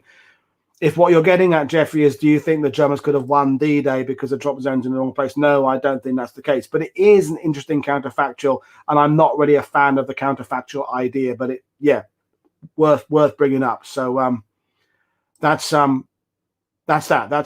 counterfactual one there. So that's means we're on to page 2 now, finally. So and viewer numbers have dropped a bit, whether it was me, whether it was Reg, people getting confused because me and Reg on the screen at the same time, they thought we were the same person. I don't know. Or they're going up again now. I don't know. Maybe it was that counterfactual they didn't like. I don't know. But yeah, Neil's just said there are too many variables. But and he says the high ground was held by the Fallschirmjäger. I don't know. And then Jonathan said before it was the other way around. They were moving them west because I don't know. The drop zones. Anyway. Yeah. Whatever. Next question. What got you hooked on this period of history? I've had that. That's the question I've received the most. And it's very simple. I've explained it on the show History Underground with JD a few weeks ago. It's my age, basically. If you look at the number of people who are involved in history in Britain, where a lot of them are within about the same age group. People like Al Murray, James Holland, Colin Taylor watching this. When we grew up as kids in the 70s, World War II was a real big deal. Kids played with model Spitfires and Airfix kits and Britain's toys. And and Sherman's, and we bought Warlord comics and Battle Library comics and Commando comics, and we watched war films on a Saturday afternoon and a Sunday afternoon, and my dad played cowboys and Indians. Can you still say that? In the garden when he was a kid, I played World War II. So it was a generational thing, I think. I think the previous generation, my dad's generation, the war was too much of a recent memory. There's still rationing, there's still bombing. I think there are some people from that generation who got into World War II history, but fewer. But with my generation, it's all about the age we were. So I cannot conceive of my childhood being anything other than World War II. That's what I grew up with. That's what I play with World War II toys. So I don't remember not having my interest is the answer to that. So, and later on in the 80s, 90s, perhaps kids weren't playing with the same toys again. I mean, you could still buy Sherman tanks and Airfix kits, but there were science fiction toys and Star Wars and He-Man, Masters of the Universe and all that kind of stuff. And I think it changed a bit. And then Band of Brothers, things like that, and Call of Duty, video games, kind of, there's people, like Niels, Adam Berry, the troop carrier historian, people like that. They're in their 30s now. They were teenagers when Band of Brothers came out. That was another kickstart for interest in World War II. But I think that's the main answers. With my age group, World War II was what we did as kids. That's that one. Top 5 TV or war films. This was another question I got several times. Lots to choose from. Talvis Sota, The Winter War, the Finnish film from about 15 years ago. They call it The Finnish Saving Private Ryan, all about the Russians invading Finland in 1940. It's a cracking film, really good. Get the extended version, not the cut down version, and watch it with subtitles. Don't watch the dubbed version. Really good understanding of it's a slow burn. It starts off with training and moving into theater, but when it gets to the combat, it's really kind of unrelenting, and lots of early Russian armored vehicles in it, and use of anti-tank weapons and artillery, and it's just a really good cracking war film. Band of Brothers, of course, just mentioned it. How can you say not include that? Colditz, the 1970s series, David McCallum, Robert Wagner, Edward Hardwick, seminal viewing when I was a kid. It goes back to what I was just saying about the age I was. I think I caught the repeats, not the first show, because it was 72 to 75. So I was only been 3 to 8 them. I think they repeated a few years later when I saw Colditz, and I've got the box set and I watched that a lot. Another obscure TV show from a bit later, which I'm sure some of you watching won't remember, is The Fourth Arm. No one big in it, and it was about SOE. It was a fictitious scenario. They took volunteers into the SOE, and they ended up, is there 10 parts or 8 parts? And in the final episode, or final 2 episodes, they jumped into France and they attacked I think it was going to be a V2 plant or something. It's never been formally released on DVD. I did find a dodgy copy on pirate copy. I think it was 1983 that came out. So I'd have been 14. So that was right the age when World War II was just in me. So The Fourth Arm and The Great Escape. Did Great Escape here on World War II TV a couple of weeks ago. I know it's got its flaws, but, you know, Steve McQueen, Charlie Bronson, Dave McCallum, you can't go wrong. That's my 5 favorite films. Again, I'll check there's so many questions coming. Oh, Pathfinders was a good TV show. And Secret Army, I think people have forgotten that now because they remember Allo Allo, which was kind of the spoof version of Secret Army. And the Allo Allo is better remembered now than the original serious one. But the René Artois character was based on the guy played by Bernard Hepton in Secret Army, who was the German commandant in Colditz. And Jan Francis from Just Good Friends was the resistance girl who kind of becomes the resistance girl in the Allo Allo. But Secret Army was when Pathfinders. Robert Urquhart, great series in the 70s. That was a really good one. Dean Lacey asks, are you a collector of World War II militaria? I was. I'm not anymore. I used to collect it when I was a teenager, got into reenactment. These days, because I live in the battlefields, I've got a small little cabinet of some relics and bullets I picked up, a couple of things given to me by veterans. But my collection of stuff, I sold it 10 years ago or more to fund setting up my touring business and continuing that. So not really. Now I've got some challenge coins, lots of books, obviously, but no, I'm not really a collector anymore. So that's that one. And Scott Grimwood mentions combat. Maybe people like Phil Blood, Colin can correct me, but I don't think we got combat in Britain. I don't remember seeing that as a kid. We got Rat Patrol. which was a bit crappy. Although when you're 7, it was great. But I don't remember we got combat. So I've seen a lot of them now, and there's some really good episodes and some kind of not so good ones. Next question. And this will hark back to some shows I've done. If you could get an absolute answer to a D-Day unknown mystery or conflicting stories, what would it be and why? That was from Tom Madden. There's lots of stuff I'd like to know the definitive answer to. The which way the guns were configured at Breckel, I think, would be one. I think I'd like to put the John Steele on the church tower to bed once and for all. I'd like someone to say, yes, he was definitely there, or no, he definitely wasn't. Search back through the previous shows of World War II TV. Marty Morgan came on and we talked about an hour and a half about the evidence for John Steele landing on the church tower in Santa Maria Glees, which is very scant. And I'm not saying he didn't. I'm just saying there isn't much to support the fact he did. So I'd like to know that one. I think I'd like to know exactly how many and which type of guns Len Lamel and Jack Coon of the 2nd Rangers found inland from Pointe du Hoc as well. There's been debates about exactly which guns they were they operational? So to kind of sort that one out would be quite nice.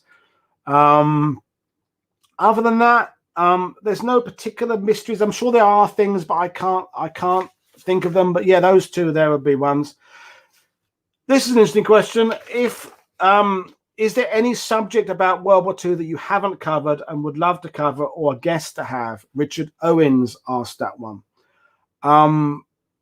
I'd love to do more live streams from battlefields that people can't get to easily, by which I mean get cameras to El Alamein live, Kohima, Imphal, Stalingrad, some of those kind of places, Anzio, and do some live stuff there. I am gradually finding more people who can film for me, but that would be more to extend the range of what I'm doing with the Battlefield live streams. In terms of guests,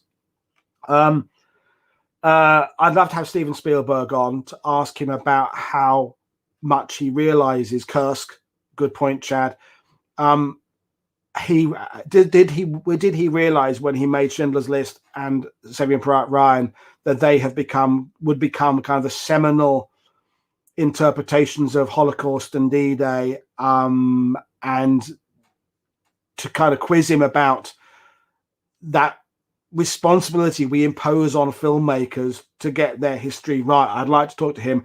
Eddie Izzard, and I am working on getting Eddie Izzard because I just think she's now identifying as female. I think her views about history, I've seen Eddie Izzard live a few times, I've read the books, and I think people who come at history from a slightly warped, different point of view, I think always help us understand things from different angles. So Eddie Izzard will be good. Ben McIntyre, who wrote Double Agent, and the book about the Eddie Chapman, the guy, the Double Agent, would be good. He's hard to get. And Eisenhower, I think I'd like to get Eisenhower back from Beyond the Grave.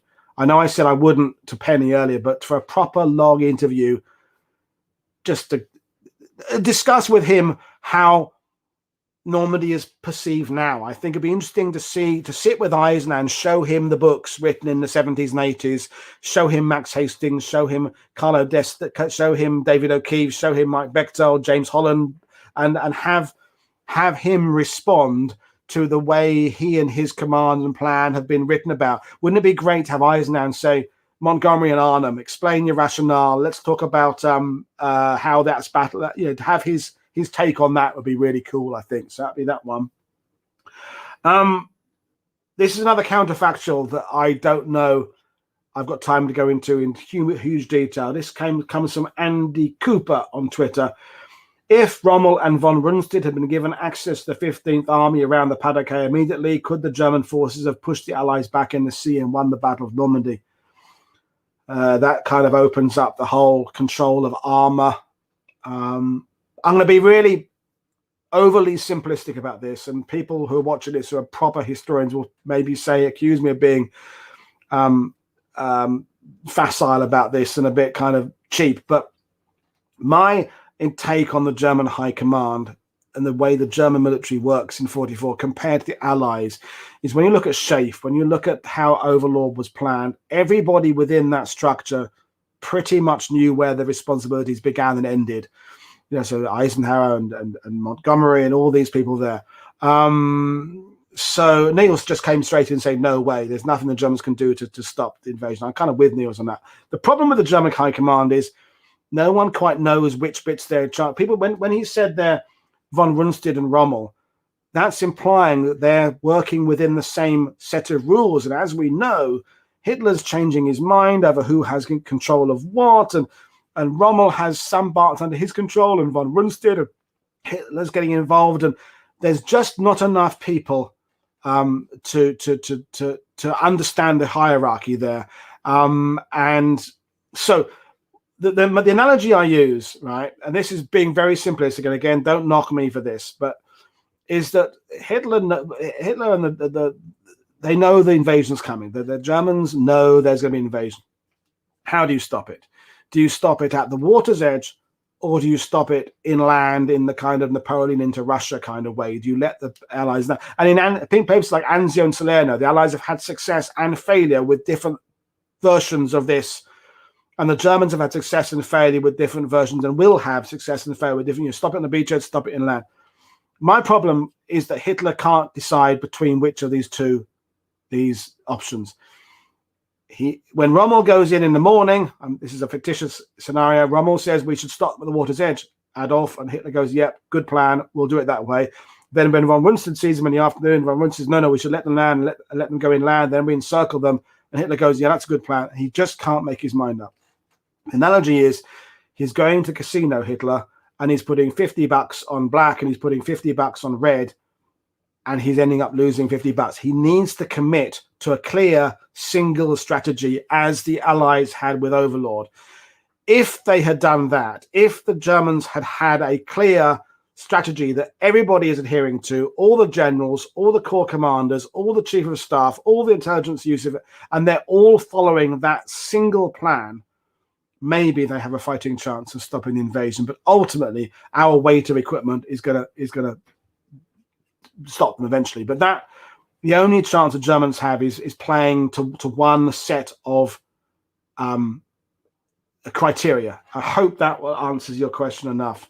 So there we are.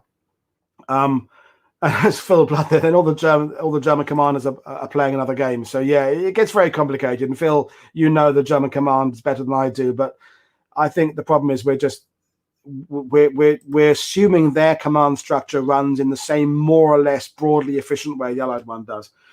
So we are. Next question. This is from Paul Trimble, who I think was watching early. He may have drifted off to sleep. And Paul Trimble runs the Battle Comics Facebook group and appeared on my comics show last year. And Paul is a great kind of fan of what we do here. And Paul said, have I read any more World War II comics since the shows I did about war comics? And the simple answer is no, not many.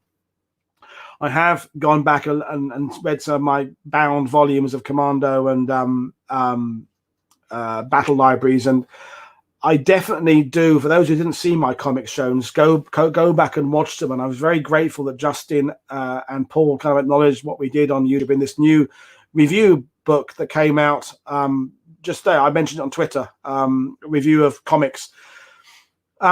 I think there's a lot to be said about what we can learn from comics, that tight storytelling of adding drama and putting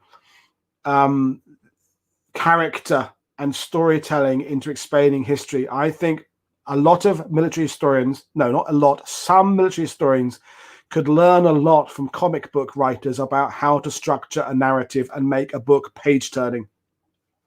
There are some great authors who make page turners. David O'Keefe, watching this, is one of them.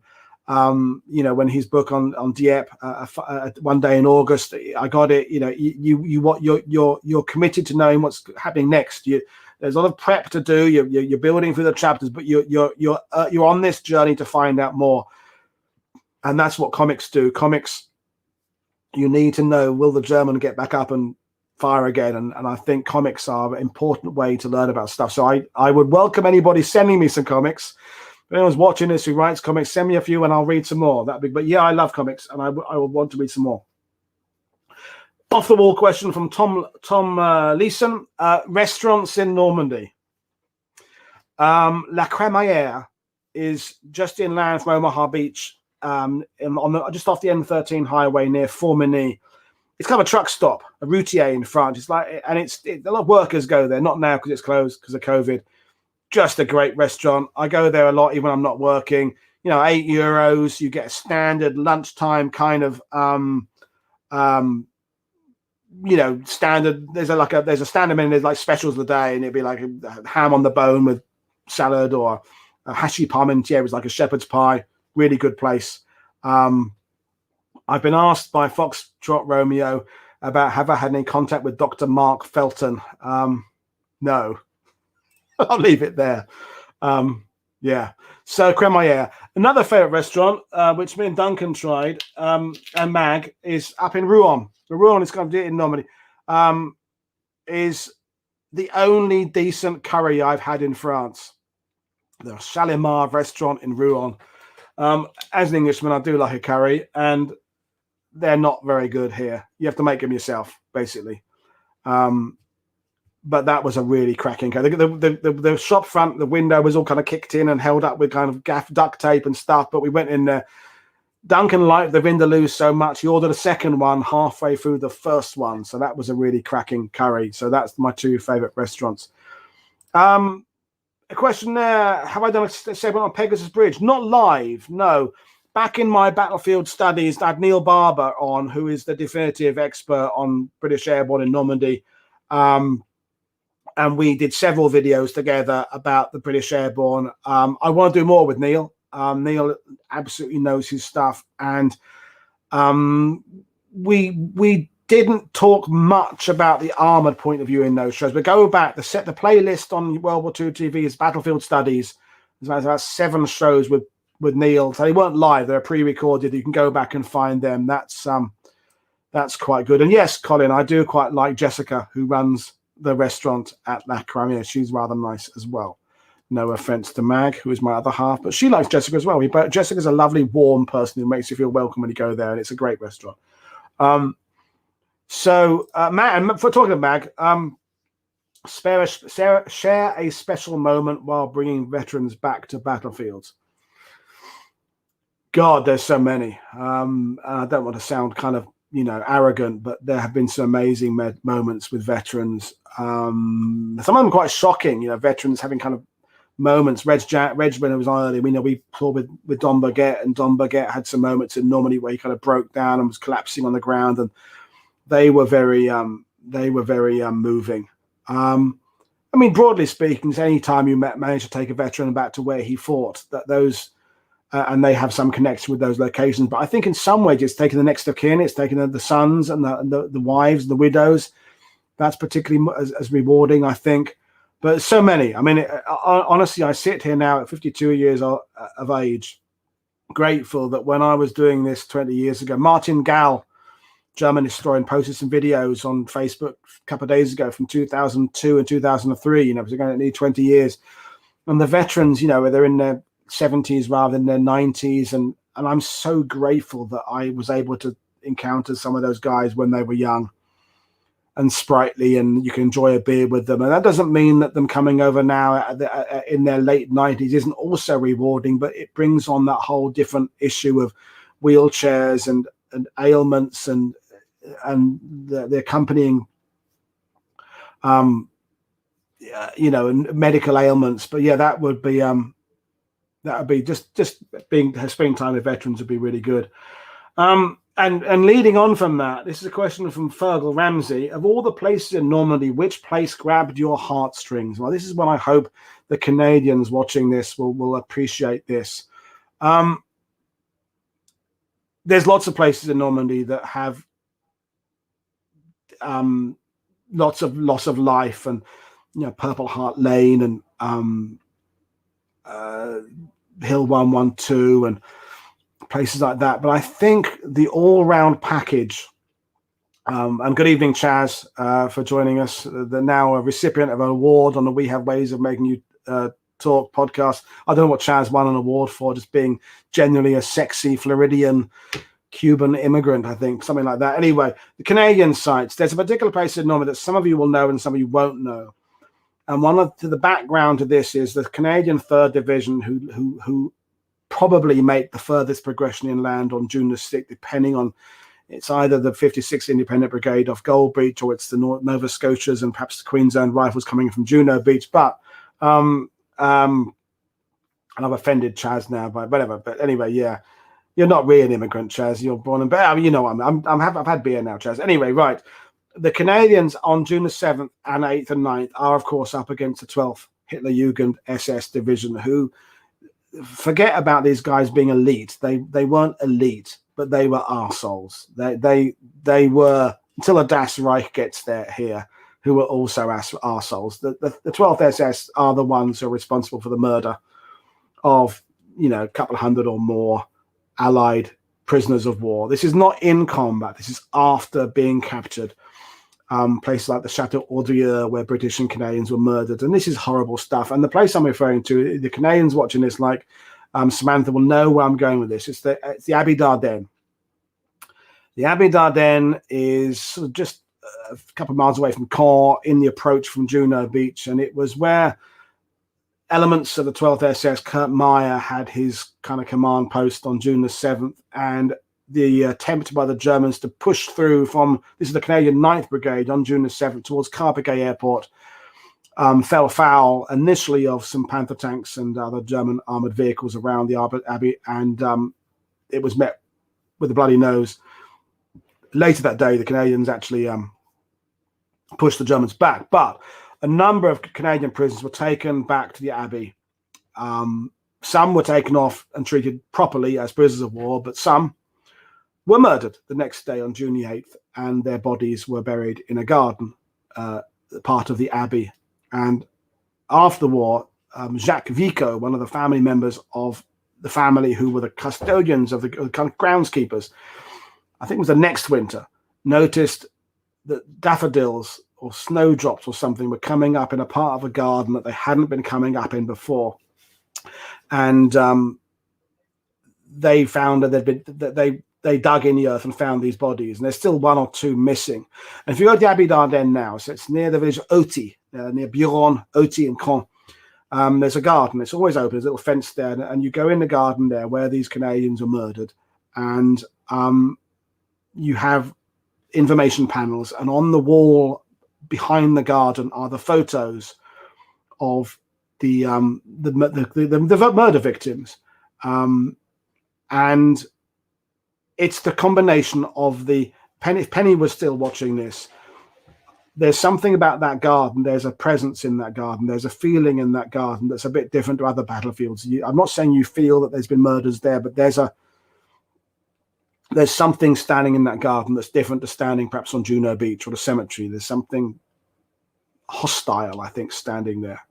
And the fact you see the photos of the people there, then you can read about the trial of Kurt Meyer and all that there. And it's just if you don't leave that site with a lump in your throat and a bit of kind of mixed feelings of anger for the Nazis and confused feelings about, it's just, yeah, it's a horrible place. And there's a book called Murder at the Abbey by Ian J. Campbell that goes into that in quite detail. That's quite good. There's another book by, I think I'm going to say, Gregory Pollard, who is the nephew of George Pollard, who's one of the two Canadians. He was North Nova Scotia Highlanders whose body has never been found. And the nephew wrote a book, and his grandmother, so George Pollard's mother, set a place at the kitchen table for him for like 20 years after war, assuming that her son was going to come back in one day.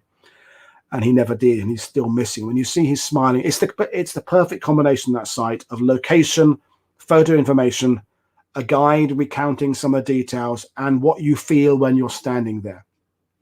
When people like James Holland and Peter Caddick Adams talk about the importance of visiting battlefields, they also mean the importance of visiting the cemeteries. They mean the importance of visiting the places where the dead are buried, and it's the package.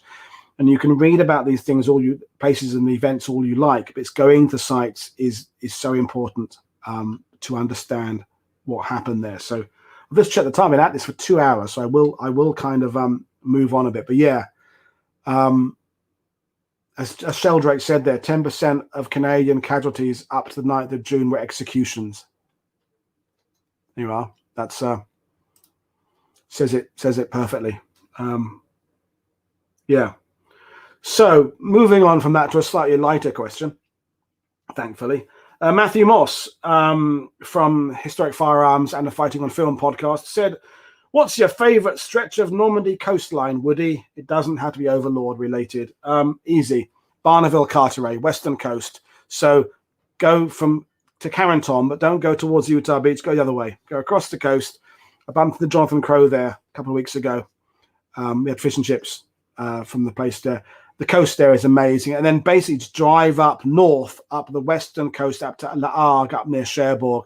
If you think the beaches on the D-Day coast are beautiful, wait till you get to the western coast to the Cotentin. The beaches there are incredible. So any of that area there, and there's quite a lot of money up there now, because as you get close to Cherbourg, you're near the nuclear industry, so they invest lots of money there. Some lovely restaurants when restaurants are open again, and you've got cliffs and views and mountain hills, and also there's bunkers there to see as well.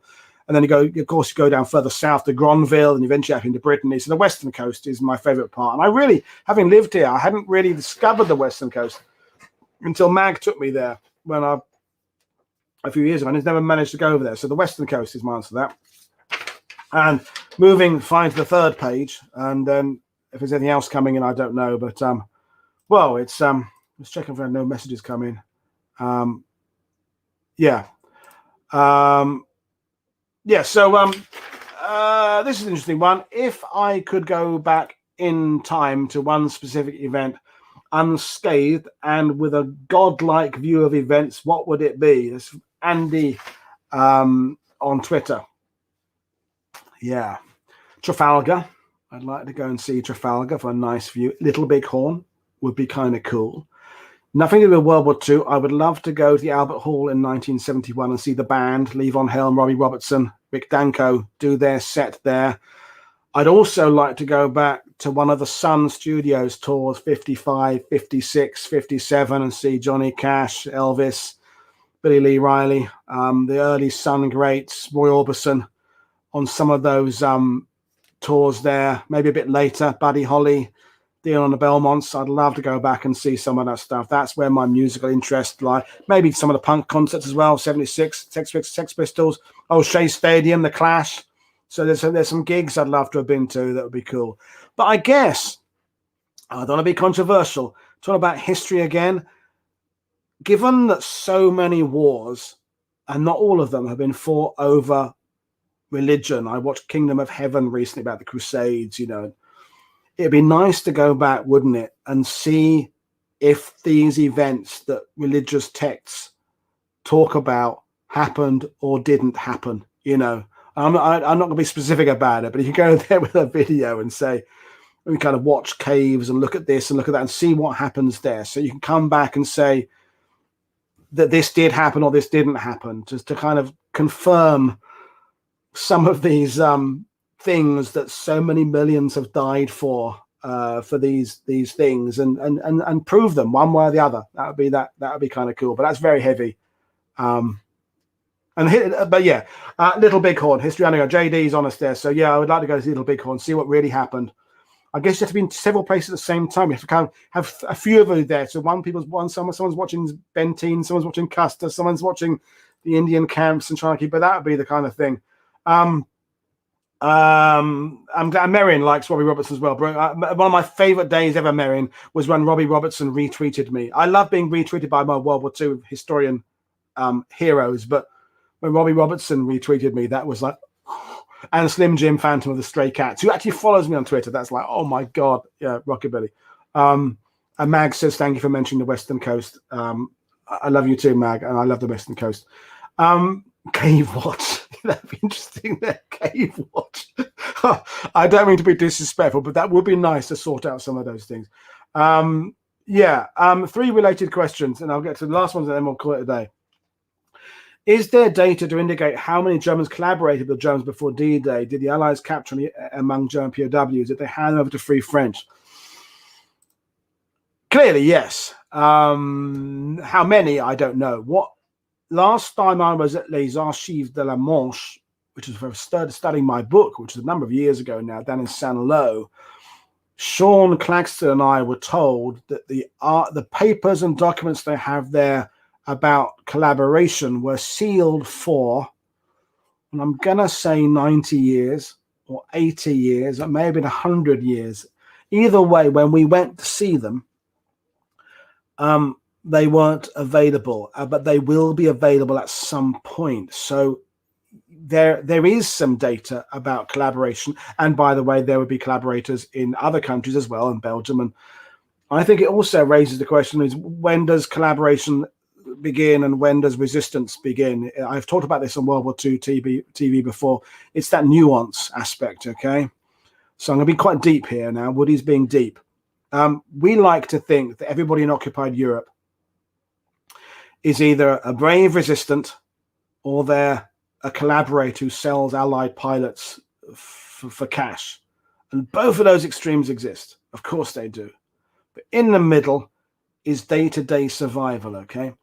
And Mag, my other half, rated highly the Village Français, the series, the French series from a few years ago, about that complexity of what happens when a German comes to your farm and says, you must provide hay for these German horses, because if you don't, you'll be shot. And you must provide accommodation for these 2 German soldiers, otherwise you'll be shot. And you've got family members, and you've got this, and you've got that, and you're having to make decisions based on all that. There's a video game, a Tontat, a Czech game that you can buy. It's a role-playing game they use in schools, and it's based on a testimony of like 200 Czechoslovakian civilians from World War II, real people. And they're talking about those things like in an apartment in Prague or something. And, you know, you've got no money to feed your kids, but you know that if you sell some information, you might get some food tokens or you might get some money. And do you do that? At what point does your kids' hunger supersede loyalty to your neighbors or people you don't know? And I think that's very challenging. I think that I'd love to do more shows about the complexity of occupation. And as an Englishman, when Americans or Canadians say to me, so Paul, tell us about the occupation, I go, wrong person to ask, because I'm British and Jersey and Guernsey excluded. The British Isles were never occupied. We never had to deal with that. Neither did the Canadians watching this. Colonel Russell is watching this. Your countries weren't occupied. So you can't possibly understand what it was like. I don't mean this disrespectfully, to be French or Belgian or Norwegian or Danish or these other countries and have to deal with that survival thing. So sure, there are collaborators, but I think we have to kind of understand what collaborators is. Mike Smeets asked this question. Have you ever interviewed Waffen SS veterans, or was it a bridge too far? A couple of times. Not many times. I've met a couple of SS veterans, about 12th SS guy years ago. And I kind of avoided mentioning anything to do with atrocities, thinking that I'm not here to be judge and jury. I just asked a few questions about locations, and I thought, you know, I have, not many times. I mean, there's other people, Phil Blood, Brian Mark Rigg, Peter Caddick Adams. I've interviewed lots more Germans than I have, higher ranking SS and Nazis. I haven't done that. You have to be kind of objective, but I haven't done it much myself. So that's that one. The Jonathan West, the final one. I hope Jonathan's not me. Well, Johnny Ware, reassess history. This might be a nice one to end on, really. Unless anything else comes in, cool. This is about why is there no successor to the Normandy Veterans Association, the British organization, and why is there nothing like a Western Front Association that there is to cover the First World War, about World War II? Why is there no sort of international body that oversees study, remembrance, all that? And would there, if there was something like that, the shared archives, would it be a good thing? Yeah, it would be a good thing. Why hasn't it been done? It's a pity Helen Patton wasn't a little bit less ill and could have joined us, because this is something I've spoken to about Helen a lot. We're bridging the era right now between World War II veterans and survivors being with us and them not being with us. And each anniversary that comes up, so 60th, 65th, 7th, the big one, 75th, everyone always says this, so we're the last one, the veterans are here, and yet they still come. And we're now talking about the 80th, which is what, 3 years away, as being, there won't be any veterans. There'll be a couple of veterans here. They'd have to be kind of 99, 98 minimum. There'll be some veterans here. There will be an era when there are no veterans here. And I think to move with some sort of association, we've kind of, the awkwardness is accepting that whatever the future is of understanding World War II history, it's going to be at the exclusion of those who survived through it. And I think until they're all gone, we don't want to make those moves. When the Western Front Association was started in a pre-internet era about the First World War, there would have been First World War veterans around, but not in that way of contact now. And so I think there should be something along those lines. I don't think you'd have to break it down to theatre, like a Normandy Association and a Market Garden Association and things like that. I think there should be something where tour guides, museums, historians, archives, relatives of people who served could join together and share resources and learn about this stuff. But I don't know how it would function. Mag is the president of the Normandy Battlefield Tour Guides Association, which is a few dozen tour guides. And the guides don't all agree about everything with regards to guiding. So getting the museums and veterans and next to kin of veterans, how anyone would ever agree on anything would be, I think, a struggle. I have a sip of beer now because my voice is going. Well, it all frothed up on me there. Oh dear, I'm spilling beer everywhere. Quick, grab the paper. Cool, you can't trust this Fuller's IPA. It's gone everywhere. Right, so I think there should be something on those lines. I'm spitting beer out everywhere now. Keep it away from the keyboard, Paul. Keep it away from the keyboard. That would be interesting, and I'd like to see more sharing of resources. That brings up the other greater question of archives and the access to photos and Crown copyright and documentation, people charging at pay-per-view stuff on history, and that's kind of... Marion points out that Guild of Battlefield Guides members don't agree with anything. I was a member of the Guild for about 2 years. I was one of the founding members, but I never pursued with it. And Chaz mentions Silence to the Mayor. We saw the film of that. The film was really, really, really awful. If the novel's better, I hope that. I thought the film was just. It was so well regarded, and we were both watching it going, really? Found it fell very flat for us, but maybe the book's better. So that would be interesting if there was some kind of overseeing body to look at Normandy. That would be kind of cool. So Chaz says the book is brilliant. Mark says, what's going on at Point du Hoc with fencing? Shit. It's shit there, Mark. What can we say? I'm not going to criticize anybody.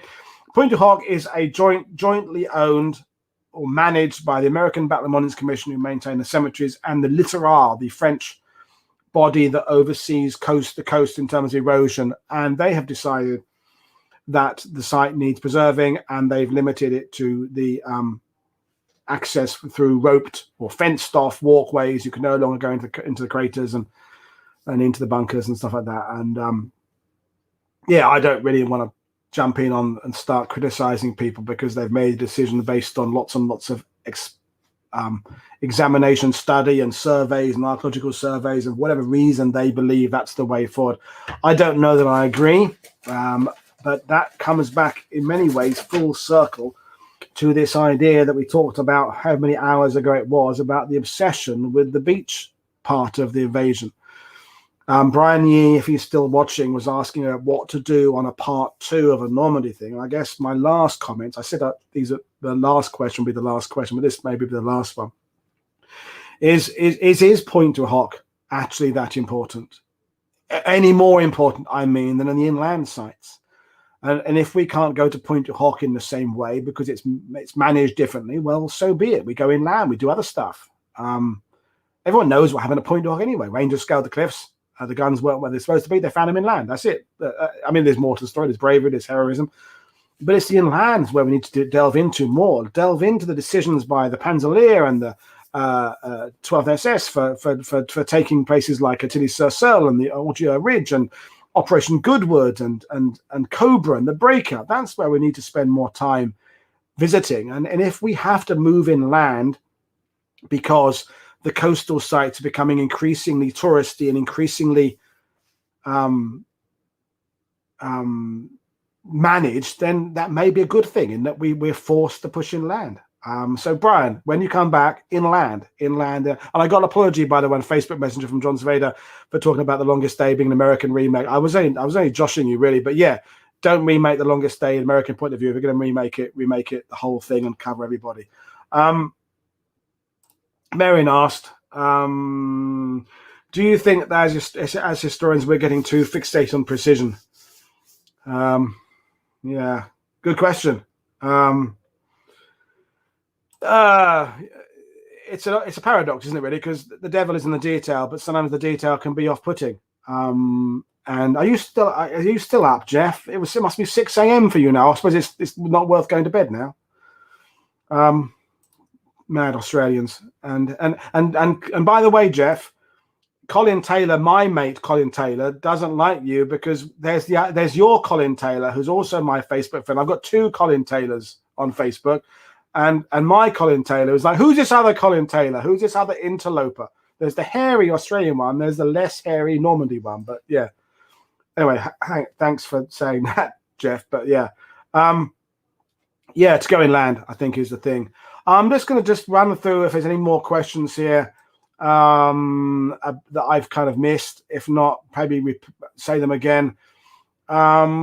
But yeah, if this has worked quite well, I might do a bit more. I might do another one of these, but it's 2 hours and a quarter now. But yeah, any final questions for anyone? Type anything, last things before I go and finish my beer that half of it went all over the desk. Oh, yes, that's right. Someone asked me, am I going to Chalk Valley?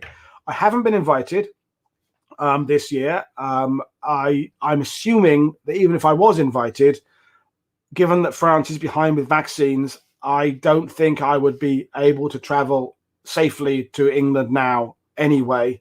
So I don't know. I haven't been invited, and I don't think I better go anyway. But I definitely would like to get to. I was hoping that the Chalk Valley History Festival would be a springboard to me doing more of those types of things. I love what I'm doing on World War II TV. I love being a tour guide, but I would also like to go and do more speaking engagements.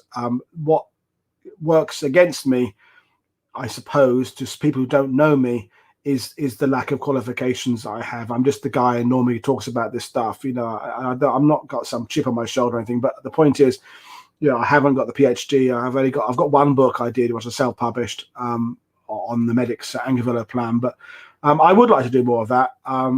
But it depends whether I get invited. Is a simple answer to that. With regards to Sheldrake, they're good about numbers and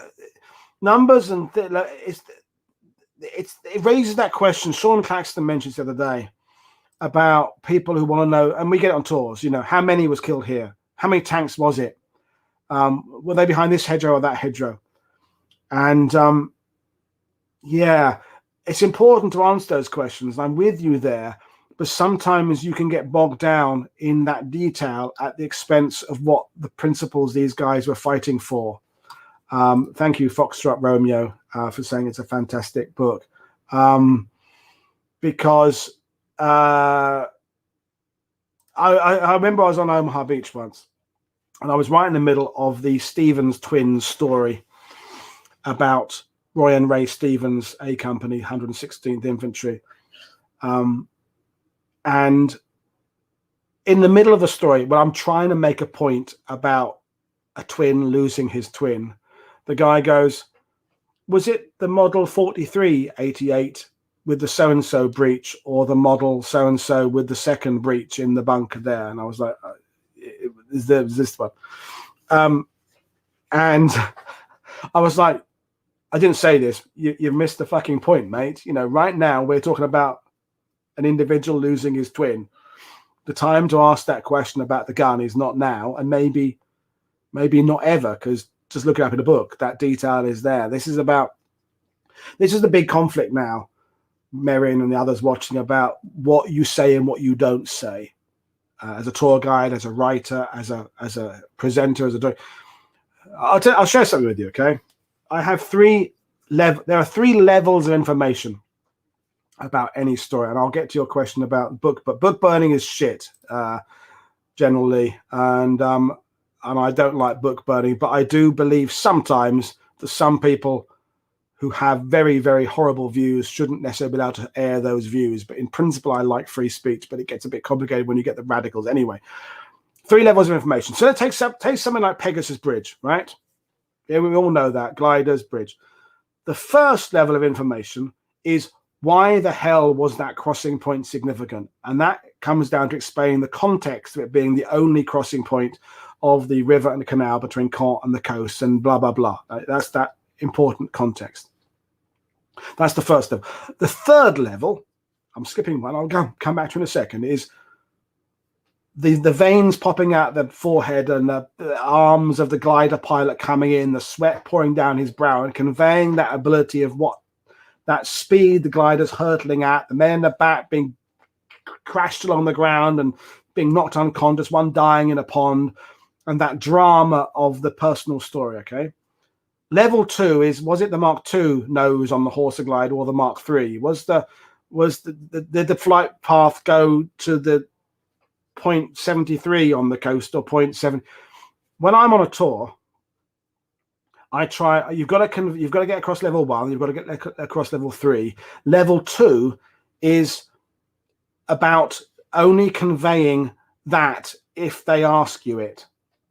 Does that make sense? So if they want to know what model of armored car it was, it's always good if you've got that information that you can share it with them. Or did they have the second pattern, Dennis and Smott, these guys, or the first pattern? And if you can answer that, it'll maybe get you a tip or something. But it's not important to the storytelling. It's not important to the history. It's 1 and 3. I think there are some people who write books who get bogged down in 2. They get bogged down in the research they've done and the loading tables and the so-and-so things, and their conveying of all this stuff they've found out. But the analysis of the stuff has been lost in their desire to explain how much of this stuff they've found out. And I'm mentioning no names. So context, detail, personal contributions. So context and personal, and 2 is do as little as possible, I think, is important. So Jeff said the 2 Collins did meet. So there you go. I don't remember that. And thanks, Chaz, for saying nice things about what I know. But the point is, there is a hierarchy, and people who've got qualifications should be getting speaking engagements and more things like that. And people who are writing from an amateur point of view and talking about should get opportunities as well. But there's a hierarchy, there's a pecking order, and I don't claim that I'm anything other than I am, and that's it really. If I get invited to Chalk Valley, I'll come again.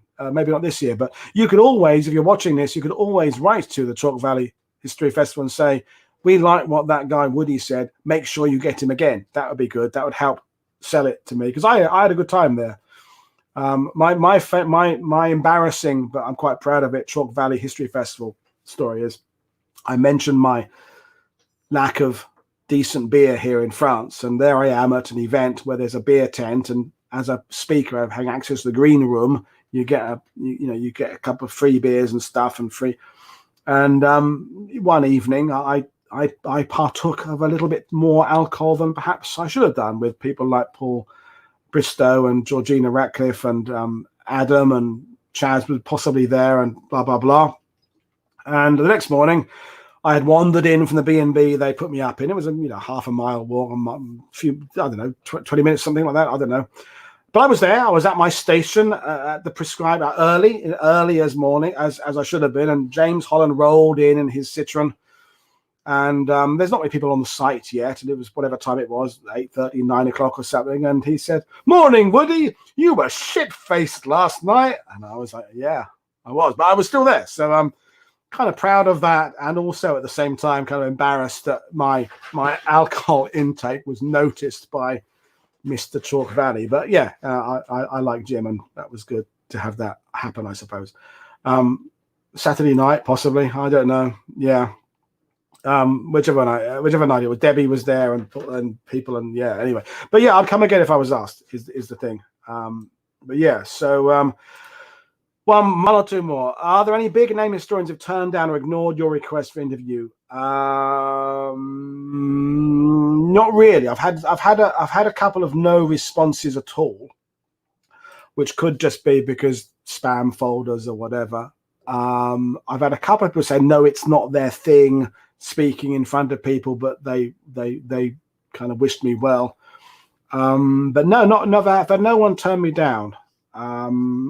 Years ago, I did make contact with an author to try and make contact, and I got an email back saying I don't make contact with tour guides, kind of thing.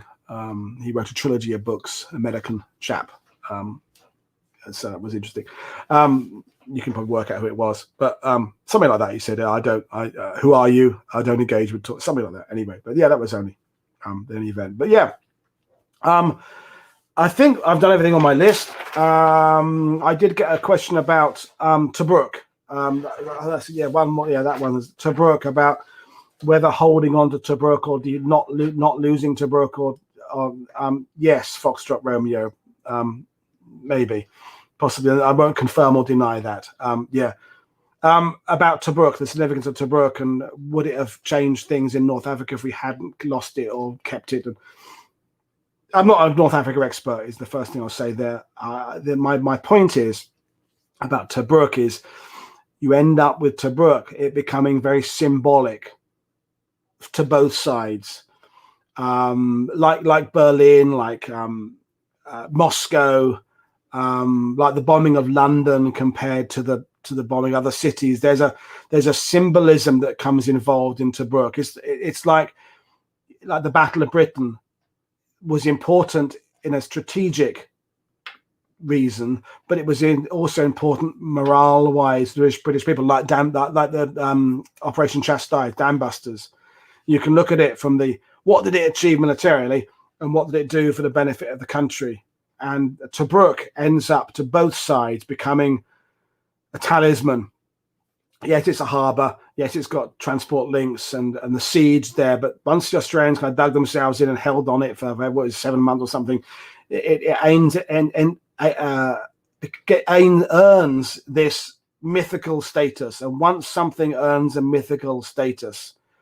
Oh, by the way, I think the author in question, I don't even think it was him who replied. I think it might have even been an assistant said, he doesn't engage, something like that. I don't even know it was himself. So maybe there was some person, because that's another thing talking about contacting people, is that I've emailed various sort of celebrities about coming onto stuff who I know have got World War II interest. I don't know that my email is even getting to the person in question. I think it gets filtered out earlier by staff, by an agent, so they just dismiss it. So I don't know that I actually managed to get through to this particular historian in question. It may have been someone else who responded on his behalf. Possibly, I'll give the benefit of a doubt there, but I don't know. But yeah, I'm very grateful generally that everybody I've contacted about coming on the show has been positive about it. I like to think that historians look forward to coming back when they've been on once. Some who don't do much speaking are a bit nervous about coming on.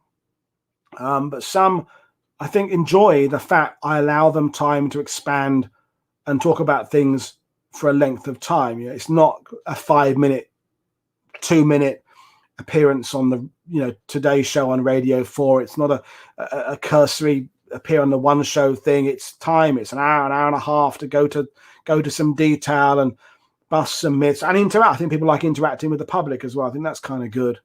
I am always hopeful that the viewer numbers will increase, not for rambling nonsense like tonight, but when I bring on some of the really incredible historians that are coming up, I wonder why it's still only hundreds and not thousands when there's other stuff out there.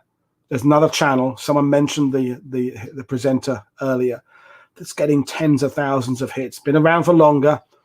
but it's one person. They're not bringing guests in. There's some content there that's worthwhile, but to my mind, a narrow point of view. That's not. I like the fact. Look at Great Escape Week.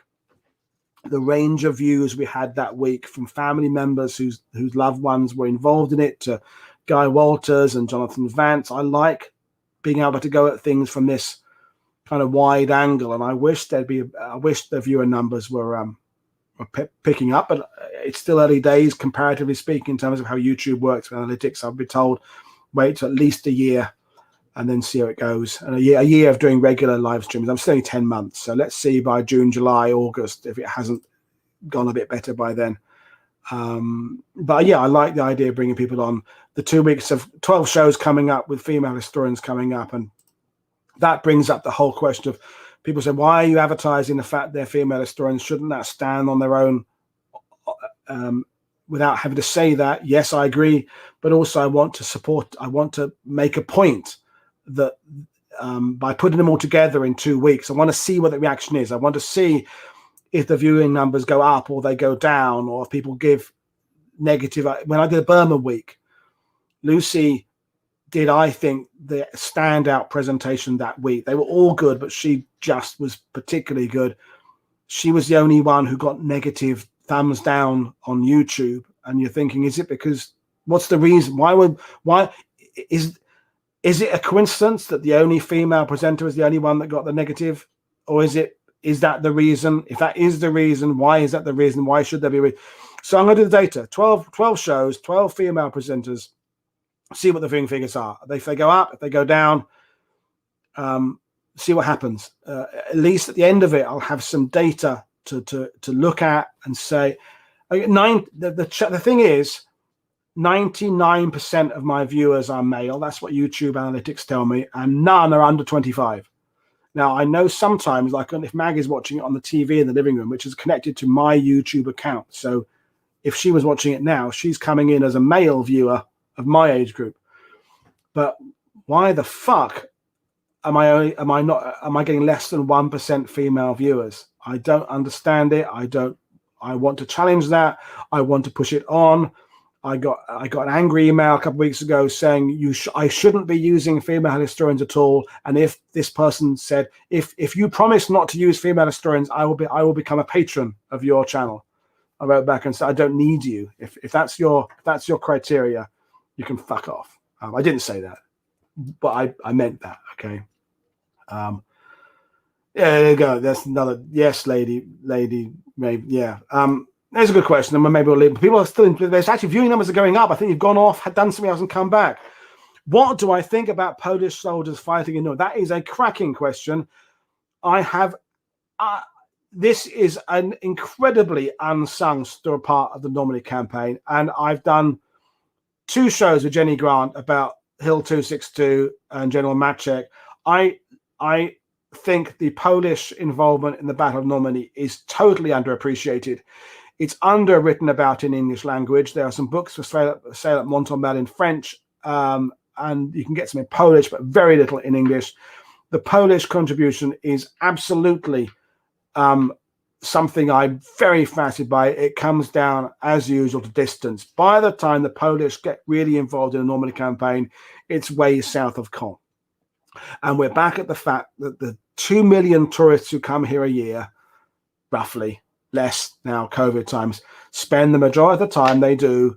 Most of them, some of you here are saying how you've been inland, you've traveled here. Yeah, you're in the minority. You are in the minority. Most people, when they come, and a lot of people come for just one day or less than a day, it's beaches, beaches, beaches. So by the time the Poles get involved, you're an hour and a half drive from the beaches. And that is too much for people who are here for just a short length of time. So, well, viewing numbers are going up. So if they're going up, I'll keep on talking.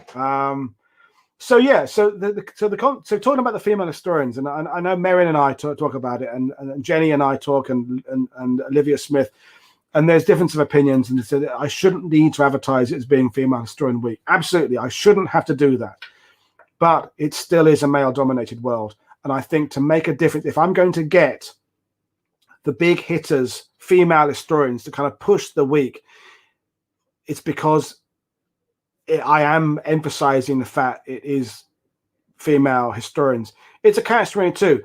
Next year, I'd like to think if I did a week or two of it being only female historians, I wouldn't have to make the point. Okay, but this is I want to win the war, and there's battles to win along the way here. So as much as it kind of annoys me to have to make a point of it's Women's Week, although if you'll notice, the topics are not women centric. There is one show on the SOE, and there's a couple of shows about female units, but that's because the researchers into the female units are female. There's also Jane talking about Halifax bombers. There's Merrin's going to be talking about urban fighting in Italy. So I didn't want to just have women talking about girly subjects. It's women talking about war, and their gender on that subject is irrelevant. But yes, I'm advertising the package as it being a female to just see what the market responds to it is. See, because I'll be really fucking annoyed, right, if the viewing numbers are low that week. I'm hoping they're going to go up. I'd love to see after that 2 weeks that the number of female viewers goes up to 10%. That is still not enough, but it would be like a wow. And I want people to kind of, get people to who aren't male and white to kind of find this stuff out and hope that I can't change who I am. I can't not be me to host it, but I can bring on a more diverse group of presenters, I think. But yeah, it's my eldest stepdaughter, Mag's daughter, Chloe, is something of a radical feminist living in Paris. We love Chloe to bits, but Chloe thinks I'm being very 20 years out of date in my thinking about this. And I admit that in some ways, except World War II, the World War II world is a bit different to the world she's in. She's living in a world where it's all about gender and equality, and she's working in a much more, Paris is much more funky and much more, they're further ahead than we are in World War II. I was talking to Gareth Davis, who's done Tank Week next week, about the Red Trouser Brigade, who write about, tank warfare in the First World War. There's a lot of that. You've got lots of Alexandra Churchills coming through. You've got lots of Lucy's coming through, and Bethany Hughes, all those people. There's some great work, but there's still a lot of that middle-aged, just white Red Trouser Brigade people. And yeah, absolutely, Carla. Historian's a historian. And hopefully we'll get to a world where it is much fairer and more even. And we'll see. But I like to think I'm doing my little bit, and I could do a bit more. But I would like to do my role, and people will be watching you, Miriam, because you're awesome. That's why they'll be watching you, because you're awesome. As was Lucy talking about Burma, and yeah, again, the only negative comments I got by email were about Lucy that week, and yeah, it was a stand-up presentation. I mean, what the fuck? Why is this? Yeah, but anyway, so viewing numbers are dropping again now because I'm rambling. Just to talk about what I've been doing, by the way, the whole point of this World War II TV thing, and I didn't really have a point when I started it. It kind of evolved, but it's to give a voice. It's to give a voice to people who wouldn't necessarily have a voice elsewhere. I actually quite like sometimes when I have someone on who isn't a natural. They haven't got the James Holland professional, knock it out the park, storytelling, speak an audience, hold an audience. It's more the person who's studied something for a long time and knows about it.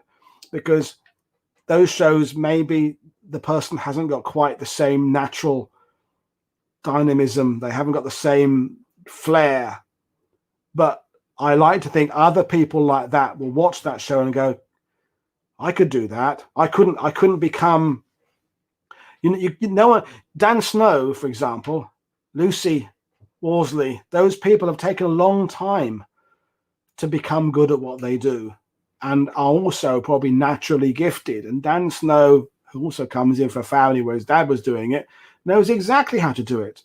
and how to turn it on. And have you ever tried to do, for those watching, have you ever tried to do a piece to camera with it, set a camera up on a tripod and walk towards the camera and go, here I am it's 1916, I'm standing at so-and-so. You can think it perfectly. When you try and do it for the first time and there's a camera on you, it's really hard. And doing this, just talking to you guys, I'm not with you. I'm just looking at the camera there. It's not naturally comfortable. Yeah, I like the fact that anybody watching would think, if I know my subject, I could go on that show and talk about it. Paul Trimble, for example, who's watching still, yeah, he has done conferences, he has done things like that, but maybe he wouldn't get a voice. Maybe Lucy wouldn't get a voice on BBC or Channel 4 or whatever, or Newsnight or something like that. But I'll give him a voice because if people know their stuff. Alina is a really good example of someone, I love Alina. And she I know Alina struggles. She's got a lot better with just speaking in front of people, and her passion comes to her. And although Jenny Grant doesn't like the word using passion, but the dedication is a better word. Dedication to the subject, I think, is important. And yeah, Alina's great. Yeah, so it is bloody hard work, Marion, to be good at this. And I've been rambling now for two and a half hours. Bloody hell. I will have to go. But there are people, you're still here. Your nights must be really boring if you're still sticking with me. I'm not even answering questions anymore. I'm just drinking. Well, the viewing numbers are plummeting now. But maybe people watch it later on. But yeah, Mary Beard. I don't know. Does she do World War II stuff? Hi, Jeff. By the way, good to speak to you. Another long friend of mine, and yeah. And Night Witches. Someone said about hang on, I'll put the Soviet snipers. Yes, Martin, that's going to be something on. And someone said, General Lee said, Night Witches. Yes, I have found someone who's a serving army. I think she's an officer who is going to be studying the Night Witches, and is going to be putting together a presentation about that for some time in the future. That'll be really cool. So yes, that's something to go into. Russian Week. I want to do lots more about Soviet Union, more North Africa, and theme weeks, and keep it going really. But yeah, it's important to bring on people from diverse. I love what you're doing. Enjoying your tours. The thing about the inland tours, right? Is that I've spoken to people like Gareth and Nick Short. I spoke to. They've been coming to. Martin Harley, I think, has been talked about this on Twitter. They come to Normandy. They come to battlefields, and they've looked at the touring options available to them, like not necessarily my website, but other websites. And the thing is, our websites are often catering to what we do regularly, which is the D-Day sites. It's catch-22. It's chicken and egg. Okay. Now we all say, or most of us say, hey, we can do inland stuff as well. We can do private tours. We can do the stuff inland. But I think people don't always see that. Now, Colin Taylor, who's still with us, Colin can do you the most blinding tour inland of Goodwood, and he can take you to Cobra, and he can go off to the Falaise Gap, and he can take you up to the Ardennes as well, Colin, and he can do First World War stuff and all that, you see. But although he says he does it, the thing about the inland is you get to less set itineraries because you're tending to work the itinerary around the interest stroke connection of the person. So everybody wants to see Omaha Beach because it's all happened in that one area. But if you're going towards Saint Lo, for example, if we offered a generic Saint Lo tour, we wouldn't actually be running a generic Saint Lo tour because we'd be focusing on probably the particular unit that the person taking the tour was part of, 30th Division, 35th Division, 29th Division, artillery, infantry, armored, whatever it is. So we say on our websites, we can put together a package for you, but it's not as easy to see. The companies that offer the buy it now, here's Point du Hoc, Samurai Glaze, and you can put it in your basket, boom, you pay your credit card, you've booked your place on a tour. It's easy to do. To do the inland stuff, you've got to establish a dialogue with the tour guide and explain what you're interested in. And then the guide would say, yes, we can do this and we can do that. And so the guy, I understand that our our websites don't necessarily accurately portray what it is we can offer, and that's something we need to work on so that we can push that. Biting, Operation Biting, yes. I was thinking of doing it this year in February, but then lockdown. So next year will be the 80th anniversary. So absolutely, Stuart, I will be doing probably, ideally speaking, a week of shows about Operation Biting. So that would include a show on radar, a show on the development of airborne forces, and then 1 or 2 shows from the site, from the location, how the attack went in, how they got away, and then probably a follow-up show about the aftermath. What did we learn about German radar? How did that have the implications towards the use of electronic warfare? So a whole week about Bruneval radar. And yes, also, Martin Harley, I will do a full week next year about Operation Chariot and Saint Nazaire. I don't want to do a quick throwaway hour about it. I want to do a week about Saint Nazaire. Look at a show about the bombardments in the air, a show about the planning of the attack, a show about the attack, a show about where that sits in the legacy of commander operations, perhaps a show about those taken to prison of war camps. There's a whole body of work that could be done around Saint Nazaire that is not just repeating the attack again. The Jeremy Clarkson, which is a great documentary about the attack, is one part of the story, but I'm sure you'll agree, Martin, there's a pre-story and a post-story and a complete package that needs to be examined again. It's like the Dam Busters. I'm doing a Dam Busters week in May, and it will of course talk about bombers flying at low altitude, blah blah blah, but it would also look at the theories of bombing. What happened? What was the outcome of the bombing? What happened in Germany? How did Germany repair from it? What was the outcome of it? How does the Operation Chastise and Dam Busters sit within our understanding of Bomber Command, the historiography of it? All that kind of stuff is coming up in Dam Busters week that I haven't yet bloody worked on yet, because that's one thing I want to get across to people, right? Okay. I love what Alina and Alex do on History Hack. I love what James and Al are doing with Hey, We Have Ways of Making You Talk. Alex and Alina share the work between the two of them, and Matt Bone is now part of it, and they've got other people who help out with them. Mag does some work with me, but Mag also has kids, and she has to feed me, and well, I cook for myself, but Mag does most of the cooking, and I do all this shit on my own. Okay, do you know how long it takes just to set up the YouTube descriptions and put the links in and make the graphics? And sometimes the graphics aren't as good as I wish them it could be. Do you know how long it takes to read all the books and do the prep? And like the show with John Russell on Friday, which I think was a cracking show about the crossing of the Eile River in Germany. 150 emails would exchange or something, Same with which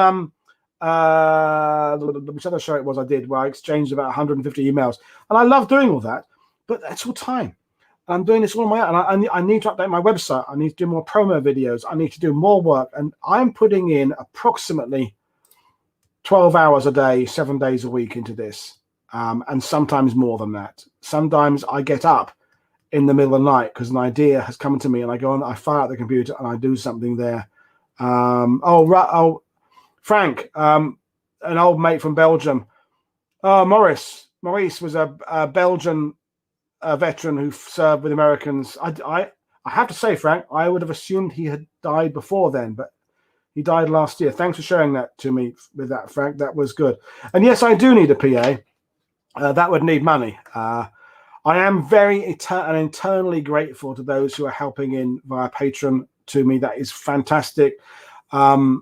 It's helping me out a lot. The money comes in dollars. I change it to euros. I lose commission. The StreamYard system costs me money. Adobe Premiere to edit videos costs me money. My broadband, my fiber optics, which I've now got, costs me money per month. The website hosting. When you take away all my costs to establish this show, and take those costs off Patreon, it makes it look a bit different.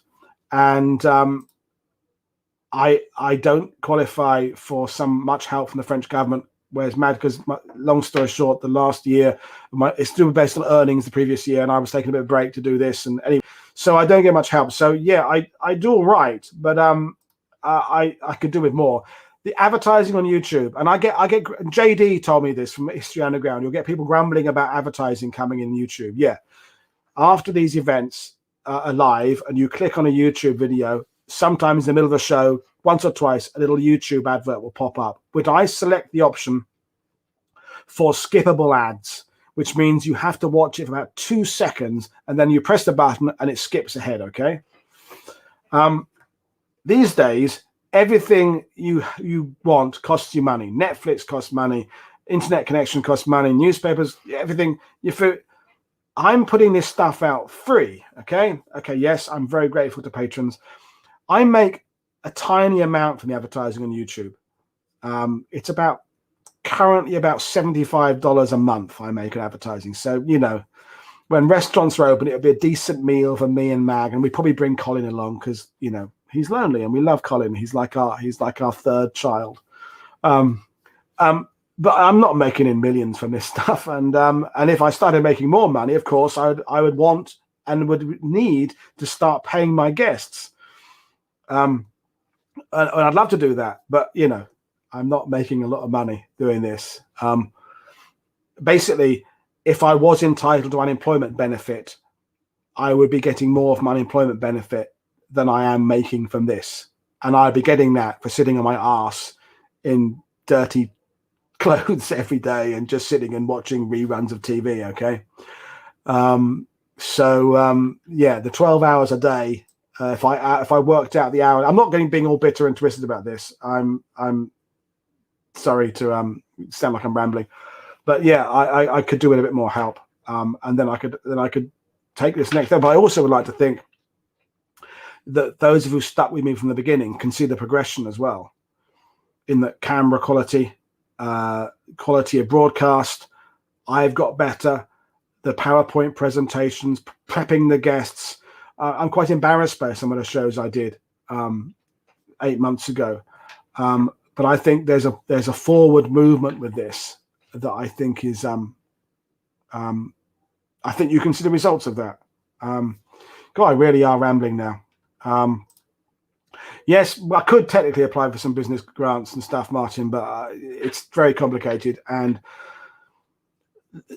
the long-term situation is with this, right, is that I want to be, in a sense, last man standing. What I mean is there are various history podcasts and things running this last year or so. And when things get back to normal, some of the people who provide these history podcasts will quite rightly go on to do other things again. They'll go on to do their day jobs, so to speak. I'm hoping to kind of bring in some of their audience because I'd like when guiding becomes possible again for this to be first and guiding to be second. Right now, I probably have to put guiding first again, which means less content being put out on World War II TV, less shows, less prep. We go down to 2 or 3 a month, maybe, rather than 4 or 5 a week. That's just being realistic because I've got to pay the bills. But if by towards the end of this year, the income from this via patronage and via advertising is sufficient to not have to go back to guiding, this can become my main thing. That's what I want to do. And by Colin, yes, I've talked about this a lot. I constantly get bombarded from people saying I should put some of these video streams behind the patron only thing, saying that perhaps the patrons get it earlier and everybody else gets it a day later, or I have exclusive content only for those who are patrons. And I can tell you, thanks for saying about the D-Day show. I was really good. I could do that, and it absolutely is a model that works. It would probably reap me dividends tomorrow if I started putting stuff behind. You've got to be paying to get this stuff.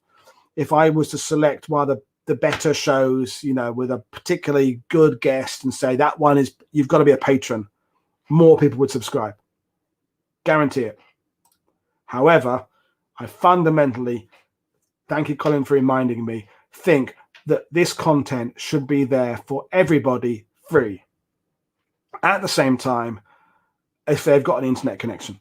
So if you're a kid in a class in a bedroom in Milwaukee or Yorkshire, whatever, you can get access to this. And because not everybody can afford to buy a brand new copy of Peter Caddick Adams' book when it comes out, or Phil Blood's new book or David O'Keefe's book. But most people these days have an internet connection and they have YouTube on their phones, and therefore they should have access to this stuff. So I am not going to bend my decision about that at all. This stuff will always, you heard it here, I'm saying it now, cross my heart and hope to die, will be free. Unless YouTube changes into some other system, I have to find an alternative. But while everything stays as it is, I will encourage people to become a patron. I'll encourage people to share so they can help and retweet and talk about what I'm doing. I've had emails from people saying I'm cutting my costs. I'm dropping your patronage, but I'm keeping up with some other ones. And you go, okay, well, thanks for that. But why have you chosen to go with the other one and not me? And I think it is because the other ones are maybe putting this stuff behind the barrier, behind the paywall. So I think it would work, but I'm not doing it. That's it. Doing it free for everybody. That's important. And yeah, the talk with Robert Lyman was really good, wasn't it, Stephen? I really enjoyed it. I will have Robert on again. That's for certain. And going back to what I was saying earlier, I want to have more non-white presenters. I want to have more Indians and Gurkhas. And Tim Gurung, when he came on and talked about the Gurkhas, was important history. And as far as I know, the first Gurkha historian to actually speak on a documentary, as opposed to a British historian who knows about the Gurkhas. And there is a difference. Proud to call you a friend as well, Colin. And I could have easily done a Gurkha show in Burma Week with someone who possibly knew the Gurkha engagements better than Tim did. And I mean that with affection to Tim. Tim has been looking at Gurkha history in a broad, sweeping sense. But it was absolutely right to have a real Gurkha talk about the kukri knife, and the and Prit's coming on again next week on Wednesday, talking about Soviet tank development. He'll be great. Answer a couple more questions, and I'm going to really call it a night because it's been 3 hours now. Favorite book about fighting in Normandy? It changes depending on what I've just read. I have to come back to Joe Balkovsky's books. Omaha Beach is consistently in the top 5. Joe has been on the show, hasn't been on for a while. I have to bring Joe back on in June. Joe was the official 29th Division historian, and Joe's book on Omaha Beach is still the Bible, we call it, in terms of Omaha study. I love Neil Barber's work. The Day the Devil Dropped In, Pegasus on Bridges, that would be a favorite. In terms of Normandy, thanks Martin for your support, by the way.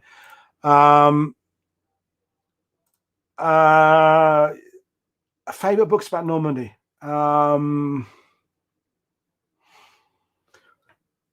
Terry Kopp, Fields of Fire, about the Canadians is one I love. And then I suppose you get to the individual regimental kind of ones. Ken Tout, Fine Night for Tanks is a good book. Fighting Fox Company, Terry Poise is a really good book. 506. Yes, I have read The Guns, and that's a really good book. Isn't it a good book? Yeah. In terms of least favorite books, the one about the tank recovery guy, the veteran wrote it. What's that bloody awful one? Probably someone would know that. About the guy who was tank. It's all about how crap the Allied tanks were. It'll come to me later on. But that's a really bad one. Anthony Beaver's book on Normandy was pretty poor. Keegan's good, Colin. Yeah, of course, Keegan is good. That's a good question. That's a Death Traps. That's the one. Yeah, Death Traps. Yeah, it's a god awful piece of shit, that is, isn't it? And Martin, fuck off with your Whitman tour. I mean that. I know you're only jossing me. A totalized tour, I'm right with you. But Whitman, yeah, whatever. This is a really good question, actually. Perhaps we'll leave it there. What do I think about the new memorial at Gold Beach? I was there with Colin and Matt. We went there. Colin's been there twice now. For those who don't know, there's a big new monument of Air sur Mer up on the high ground. that lists all the British who fell in the Battle of Normandy. In principle, I think it's a really good idea. In principle, anything that draws attention to the British sector and will get Americans who tend to focus on the American sector into the British sector would be good. My problem with it is the definition of the Battle of Normandy, and not so much that they have chosen a definition, but they haven't explained that definition. Now, what I mean by that is it only starts on June the 6th and goes up to August, or does it go to September, Colin? Does it go to September? And they're the panels with all the names engraved on them. Now, I don't have a problem necessarily with choosing June the 6th as a starting point, provided that is explained somewhere there. And I understand the monument hasn't finished yet, and there may be some interpretive sense that will explain that, so that you could say, I think there should be some panel that says a great number of Allied soldiers died in the preparation and planning of Operation Overlord, air crews, air sea rescue, beach sample people, resistance workers, training accidents, all that stuff, and say, although we cannot list all those people individually, we want to acknowledge that D-Day began on June the 6th, but the planning for it had begun a lot earlier. So it's not the fact they chose the dates they did. I think they should have explained how they drew those lines in the sand. I hope that makes sense. I also do have an issue generally with saying this is the definitive list, because any definitive list is probably not a definitive list. There's the Shoah monument in Paris that lists the Holocaust victims, but they kind of specify there's space, and they add, as they find more evidence and more documentation, they add more names to it. So it's like, here's some more victims of the Holocaust. That's a better way of going about it. But the way they've set up the Vers-sur-Mer monument is that this is it. That's the list. Here it is. There's no more spaces for the other names. And so, yeah, I don't want to come across as being negative about it, because I think it's a good thing generally. But I have some issues with how they established or how they've explained their criteria. The Vimoutier Tiger is still there. It was there. When was I last there? Not long ago. Few weeks ago. It is, the rumor is it's been a rumor for ages, it's going on to be restored. It's going to come back to be inside a museum in Vimoutier that may also be a cheese museum, possibly, I don't know. Yeah, exactly, Colin. It's not perfect, but we've got a British monument. That's it. That's you said it better than I did, but then you are the wordsmith. The Tiger Tank, if it ends up coming back, going inside a monument, inside a museum, that again puts it behind a paywall again. We're coming back to the idea of history being free. And I understand museums have to make money, but there was something kind of cool always about seeing that tiger at the side of the road. You can stop, go and have a look at it. There it is. It's free. Get back in your car and drive off. It becomes a museum. On the one hand, it'll be restored. On the second hand, it'll be inside a museum, so maybe it'll be less accessible. So kind of conflicted about that. Yeah, when did the Normandy campaign end? That's a very good. There was a debate on that on the Normandy Battlefield Tour Guides page last year, and there's about 7 different opinions, because Le Havre is technically Normandy, but that's September. There are men buried in Normandy who are killed on the outskirts of Paris, which is not Normandy. So it is very complicated as to, again, how you define the end of the Battle of Normandy. It's not about how you define it. It's about explaining how you've made that conclusion.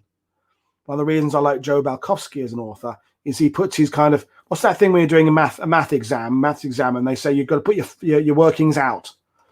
Joe will put how he came to the conclusion, why he came, here's how I've used these figures. I've decided that these are my parameters. So I will, you can make a case that Le Havre is in the Battle of Normandy. You can make a case that Paris is in fact, my thanks for watching, Nicholas. We'll see you again. I'm going to have to go in a minute as well.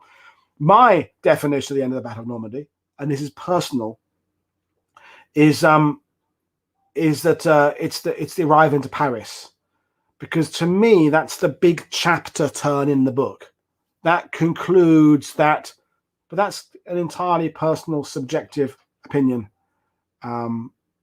And the monument, I don't know who actually did the monument at Versailles, who was an association was raised to do it, but I don't know exactly how the Versailles is managed. There's a monument, you can go and find a website about it, explains, and there's a massive great stone panel listing all the benefactors. And I think Tesco's was one of them. Oh, Sainsbury's, one of the supermarkets was there. So that's it. But I'm really going to have to go soon because it's been over 3 hours now. But some of you are still here. I can't believe you've really got nothing better to do. Clearly not. I suppose I could go for the world record. This, apart from the D-Day show, this would be the longest show I've ever done. I'm another sip of beer. It wasn't Aldi, Martin, who backed it. That would be. I know we're going with that because Aldi are German. That's nice gag. Well presented, Martin. And my as I'm getting drunker, my webcam is focusing on me and losing focus more easily, or I'm losing more focus on the webcam. I don't know. Daily Mail, Colin. Yeah, of course. How can I forget? There was a Daily Mail, one of the biggest benefactors. Lots of groans from those who kind of know what the Daily Mail represents. Well, thanks for staying with us, Phil. So you've been busy working, I guess, on your new book. That's an interesting question about people like Adam, who does the first person interpretation of history. And I like what Adam does. I have to say the other end of the scale is kind of the reenactor side of things, where they often do more harm than good. I was a reenactor for many years, and I know, and Adam classifies himself not as a reenactor. He's a actor who does historical presentations.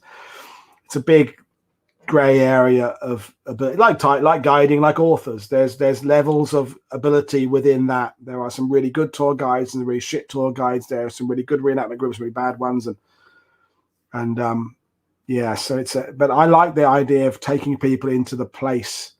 There's a book, some of you will know it, the Americans, written by a guy who worked for the National Parks Association back in the 1940s, I think it was. And Gert van den Bogaert put me onto it years ago about interpretation of sights and memory. And some of you watching will know the book I mean. I lent my copy to someone. I haven't got it back. But it's about this guy would go to museums. He went to a museum in Arizona or New Mexico or something. This is in the 1940s, and museums were still kind of, stuff in cases. And they had a dinosaur bone or something that was found just down, just 50 yards away or something. And it was like the cabinet said, this is a so-and-so bone. It was found 50 meters away. And this interpretive guy changed the museum, and he painted a dinosaur footprint on the floor of the museum and changed the caption to read, when people came in there, whatever it was, 75 million years ago, a dinosaur was standing right here, and then had the bone in the cabinet. And it's exactly the same information presented in a way that suddenly connects you with that past. And I think that's that storytelling. We talked about that earlier about the writing of books and comics, how well comics tell a story, and how some historians are not good storytellers but are great historians. And some tour guides have great facts but aren't very good storytellers, and some of the storytellers don't have very good command of facts and all this. And if you can be all of those things, you're in that very small select group of people who are multi-talented. David O'Keefe, I think he went away hours ago, but David can convey stuff as he teaches engagingly. He can write about it engagingly. No, I will absolutely not be doing another D-Day marathon show, Willie. Absolutely not. Did one. No. I really enjoyed it, but no. I'll spread it out. That's it. No. So, yeah, if there's any other questions, I'm going to call it an end because really it's been very long now. And I'm losing my voice now. And I've been rabbiting to you for 3 hours. And my beer's going flat because I've got to go and get a new one. Who's my favorite historian? Joe Balkowski again will be up there. David O'Keefe, I think, is doing some incredible work. Peter Caddick Adams is doing some work, good work. But there's people who write. Tim Bouvery's book, Appeasing Hitler, I thought was really good. Alan Allport, I love Alan Allport's writing. Teaches history. I love his book Browned Off and Bloody Minded about the British Soldier, and Britain at Bay, great book. But whatever I've just read is kind of becomes my favorite historian at the time. No, I don't need to go to the toilet yet. I pissed myself an hour ago, Brian. No, I didn't piss myself an hour ago. Yeah, Heimdall is a French publisher. My problem with Heimdall, by the way, is they don't seem to have discovered a fucking index. Okay. Why can't they, in their books, have a fucking index at the back so you can look a fucking thing up and not have to flick through the fucking book to find out the fucking thing you're looking for? And I say that as a guy who's got half a shelf of Heimdall books. Worst historian. Oh,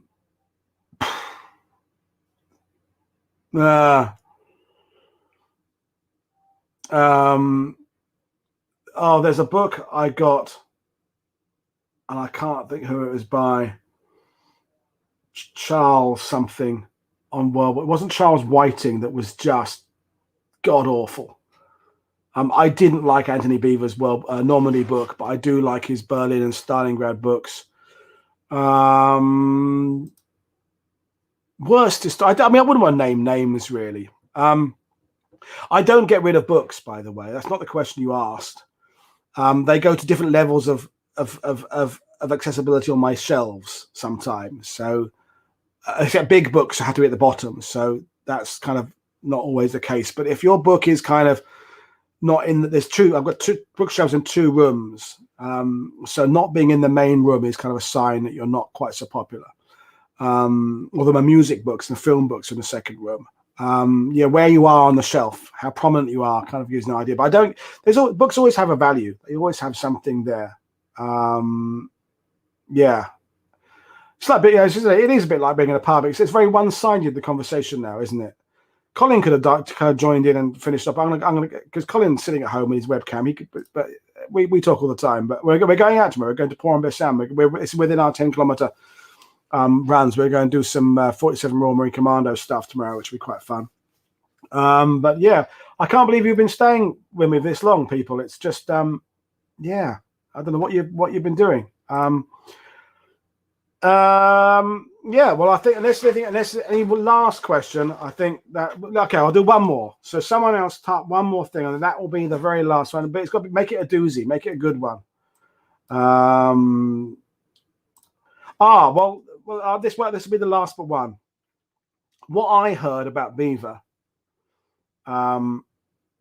is that he didn't necessarily want to do a particular Normandy book. It was asked to tie in with the anniversary, whichever it would have been, the 65th or something. I don't know if that's true or not. I've never met Anthony Beaver. James Holland gets on with him quite well, I think. Yes, I will marry you, Mag. Not tonight, though, because I'm still doing a show. But yeah, that'd be good. And I think if that is the case, Anthony Beaver didn't really want to do the Normandy book. And so you're on a sticky wicket from the beginning because you got to be wanting to do it.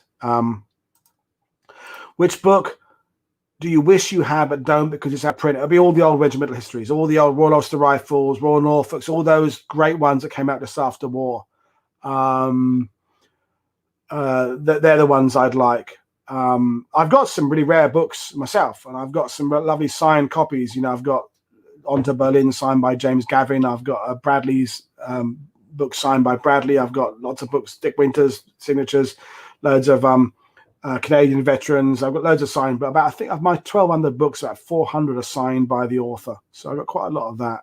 That's been quite good. I'm just so damn engaging. Well, all I can say, Brian, is you don't get out much. If you're thinking I'm the most engaging person you're meeting, then you don't know that. Any thoughts on the passing of Prince Philip? I really liked what Victoria Taylor said earlier. And for those who don't know, Victoria Taylor is a Luftwaffe and Air Force historian. And she said, I could find it, I suppose, but she said something along the lines, it's okay to acknowledge that Prince Philip was from a generation whose views about race and stuff are different to perhaps younger people. It's also okay to accept he was a veteran who served his country, who did his role, and all of those things are possible. It's also okay to accept that his death didn't, I'm not particularly upset by his death. I'm not upset by his death. I'll tell you what's upsetting me right now is a friend of mine in England's 4-year-old daughter is, got leukemia. That I find much more upsetting. So Prince Philip had a long run. He's from an era that I don't agree with everything he said, but yeah, he was World War II veteran. Yeah, I rest in peace, sir. You've done your job.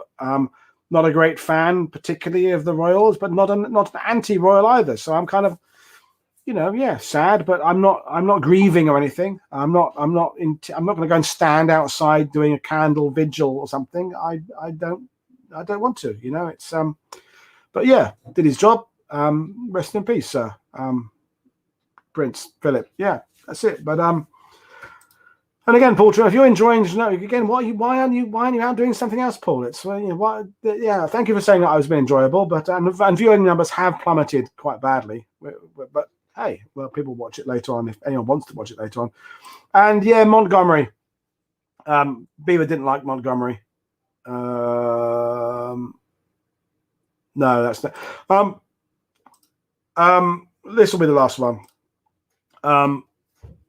Did you get many family members of German veterans on your tour? No, and neither do we get many Germans coming on tours. And this is something that I would like to see addressed. And Helen Patton, who was on 2.5 hours ago, is something working on more reconciliation, getting German army groups and British and American army groups to work together. The issue, I think, with a lot of Germans coming here is the feeling of engaging, and this is German family members as well, engaging with someone like myself, who's British or American or Canadian or French, whose family may have suffered as the result of combating the Germans. And so there's an awkwardness of engaging, of kind of saying, sorry, we're the bad guys, And I didn't really. It was hard to articulate that, but it's the same feeling I get when I'm in Dublin as an Englishman, and I love Dublin because Dublin, which is great, Guinness, music, countryside, what's not to like? To quote James and Al.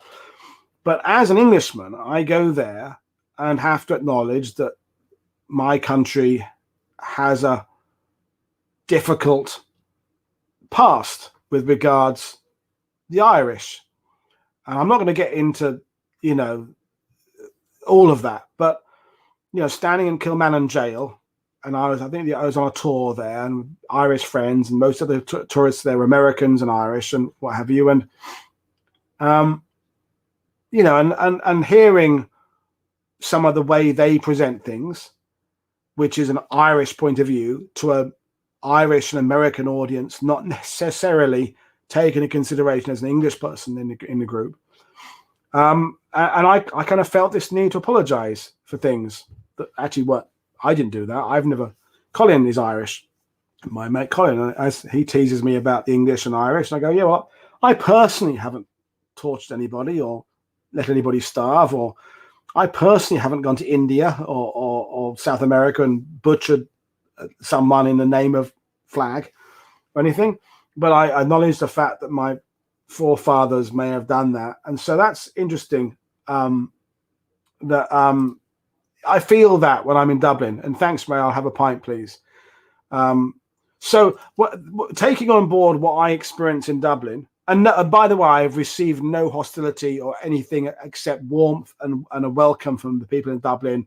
And when I say I'm in English, I'm a historian, they're welcoming and engaging. But I impose on myself sometimes I feel a sense of this need to apologize or acknowledge what my country did in the past. And that's how it is for the Germans in Normandy.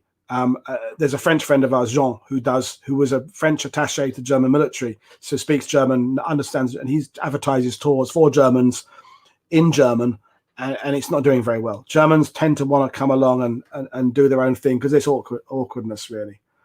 Favorite TV shows I follow, John. I love Peaky Blinders. I don't watch much TV. I just have time. I loved Ozark was the last thing, what was the chess thing? The chess thing that was on recently. I forgot what it was called. I really enjoyed that, but I don't watch much TV. And yes, I'd love to do more air landing brigade stuff and 6th Airborne stuff. Definitely, Peter. That's definitely something for June. Watch this space. Assuming lockdowns are on and stuff.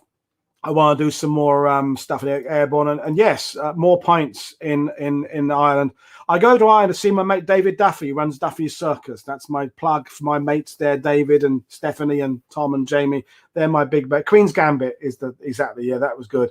So I like going to that, and yes, yeah, the that's a very interesting point. I'll tell you a story about that, Ray, because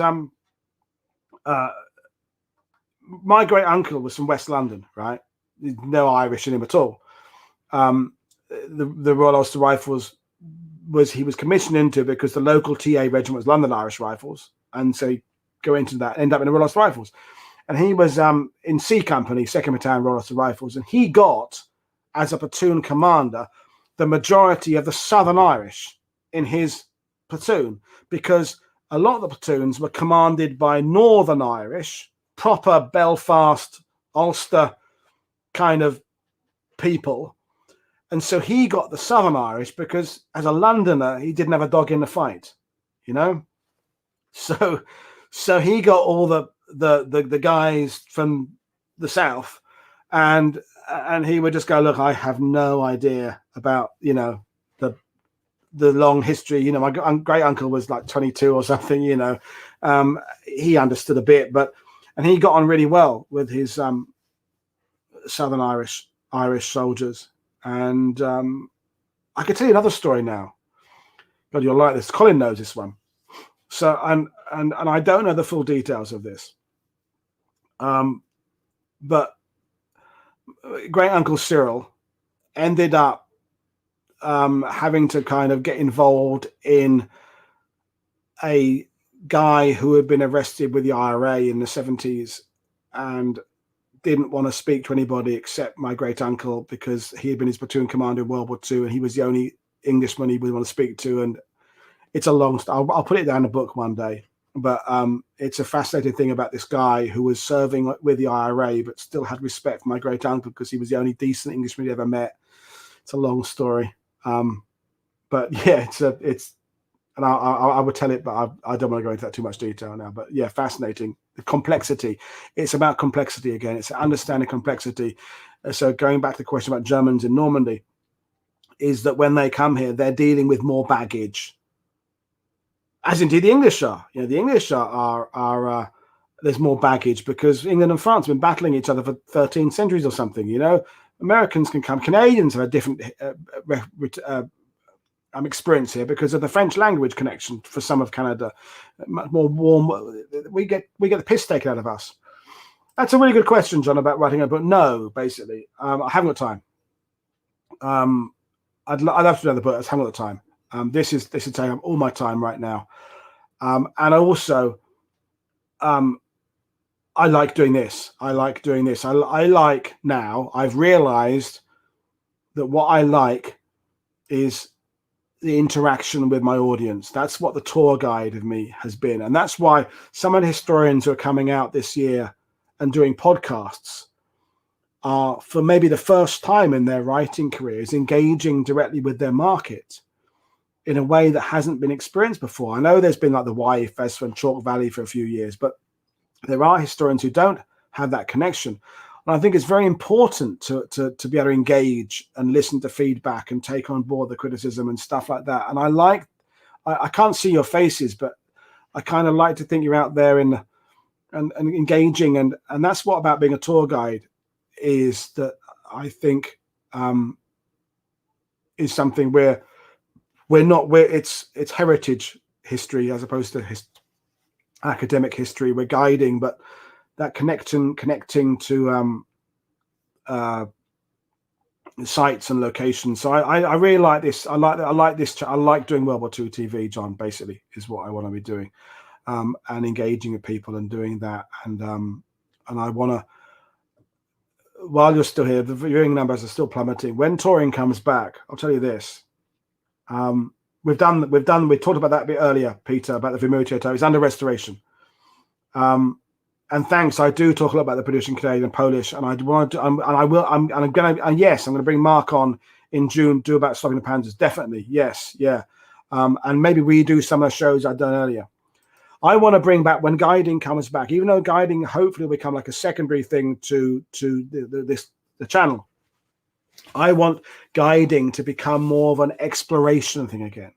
So when people like Jeff from from Australia and Brian Yee come over and other of you want to tour with me, rather than it being this kind of I'm the tour guide, you're the client, and me talking at you, I want to bring out that sense of wonder again of when I was coming here 30 years ago, right? So that when you come and book a tour with me and Colin, Colin can be part of this, is that we kind of go off with maps and stuff and try and kind of work shit out together. Other day, me and Colin did a day down in Berger. I mentioned it earlier, to do some research for James Holland's Sherwood Rangers book that he's just finished. In fact, it's coming out next book, I think. And it was just to locate particularly where the German firepower was coming forward, where the tanks were knocked out. Went there, met up this local guy. We spent a few hours down there. I took some footage for James, sent it off to him. And me and Colin was walking there with this local guy and going back and up and down the same road, going, so we reckon the Germans are there then. That's be the approach there. That's where they were, and doing that. And we weren't guiding because we were learning it ourselves, right? Okay. But I bet, and if this is true, say yes in the comments.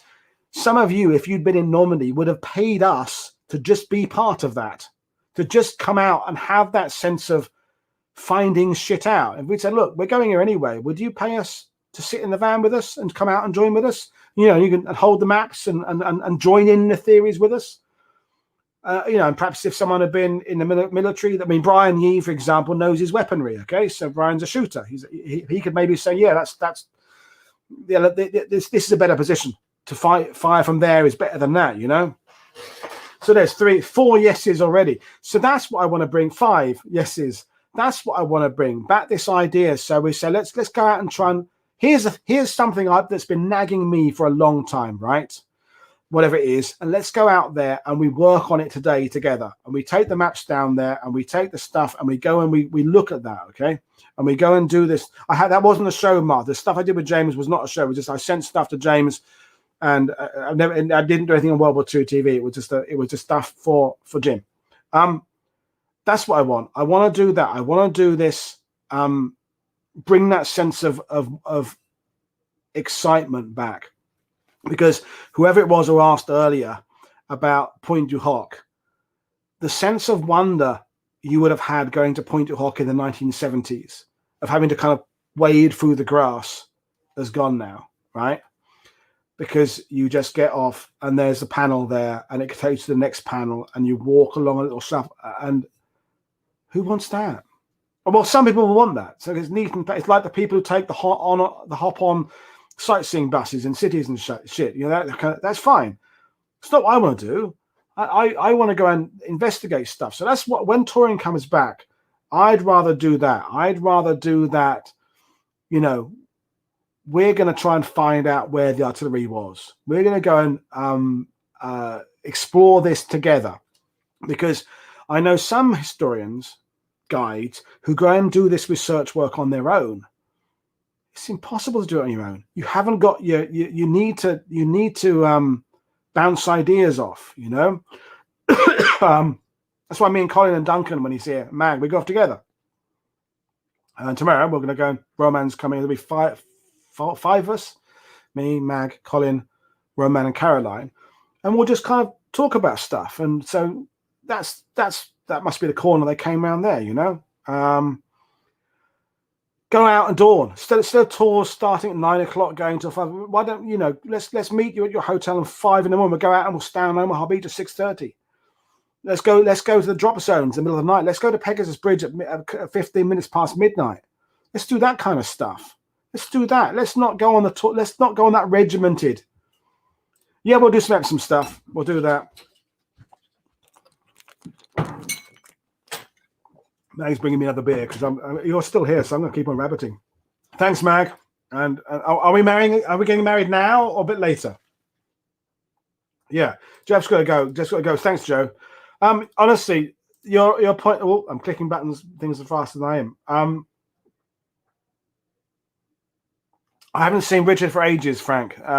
Dick Cooper, I haven't seen for ages and ages. Don't know. So, in terms of Epsom, yeah. Again, you're right. You're absolutely right there, Ray. When I do stuff in the summer this year, it'll be more like, again, tackling one thing for a week rather than kind of the scattergun approach. It doesn't mean I regret what I did last year, but kind of, okay, so let's look at 82nd Airborne for 5 days. Let's look at 50th Division for 5 days, that kind of thing. So we there's a continuation of the same story. So who's the best man? Colin will be the best man, Phil, when I get married. I expect. Or Duncan, or two of them. Or Spud, my cat, would be the ring bearer. That's another thing. But yeah, that's the kind of thing I want to do. Bring back this sense of exploration and wonder, and be more outside the box. And that's what I'm trying to do with WW2 TV. So yeah, I had someone emailed me a couple of days ago and said, you must be getting close to running out of ideas for the show now. I said, oh no. Oh no. My Word document of my ideas is like into 7 pages now, right? Yes, Colin, I do mean the Durham Light Infantry, the finest regiment to ever don the khaki battle dress and serve for king and country, the Durham Light Infantry. Although we do have to acknowledge, Colin, that the Royal Norfolks received the most Victoria Crosses, but yes, they and the DLI, fantastic. That's the stuff, Sheldrake. Yeah, go there at 2 o'clock in the morning to recreate the Argylls attack. But the thing is, you've got to push people and challenge them and bring that. It's going to mean working less, but quality. So, but that's the thing is, some of these tour guides, to make a living, they're sometimes Mag's work 10 or 11 days in a row sometimes. And keeping people entertained for 9 hours. So Mag, if she was going to be going out and standing at some of the drop zones at midnight one day, she'd need the next day off or the next 2 days off. So would you be able to earn enough? Would you have to charge more for that? These are the questions about where that would go. Gliders is something we want to do more about generally, and understand that.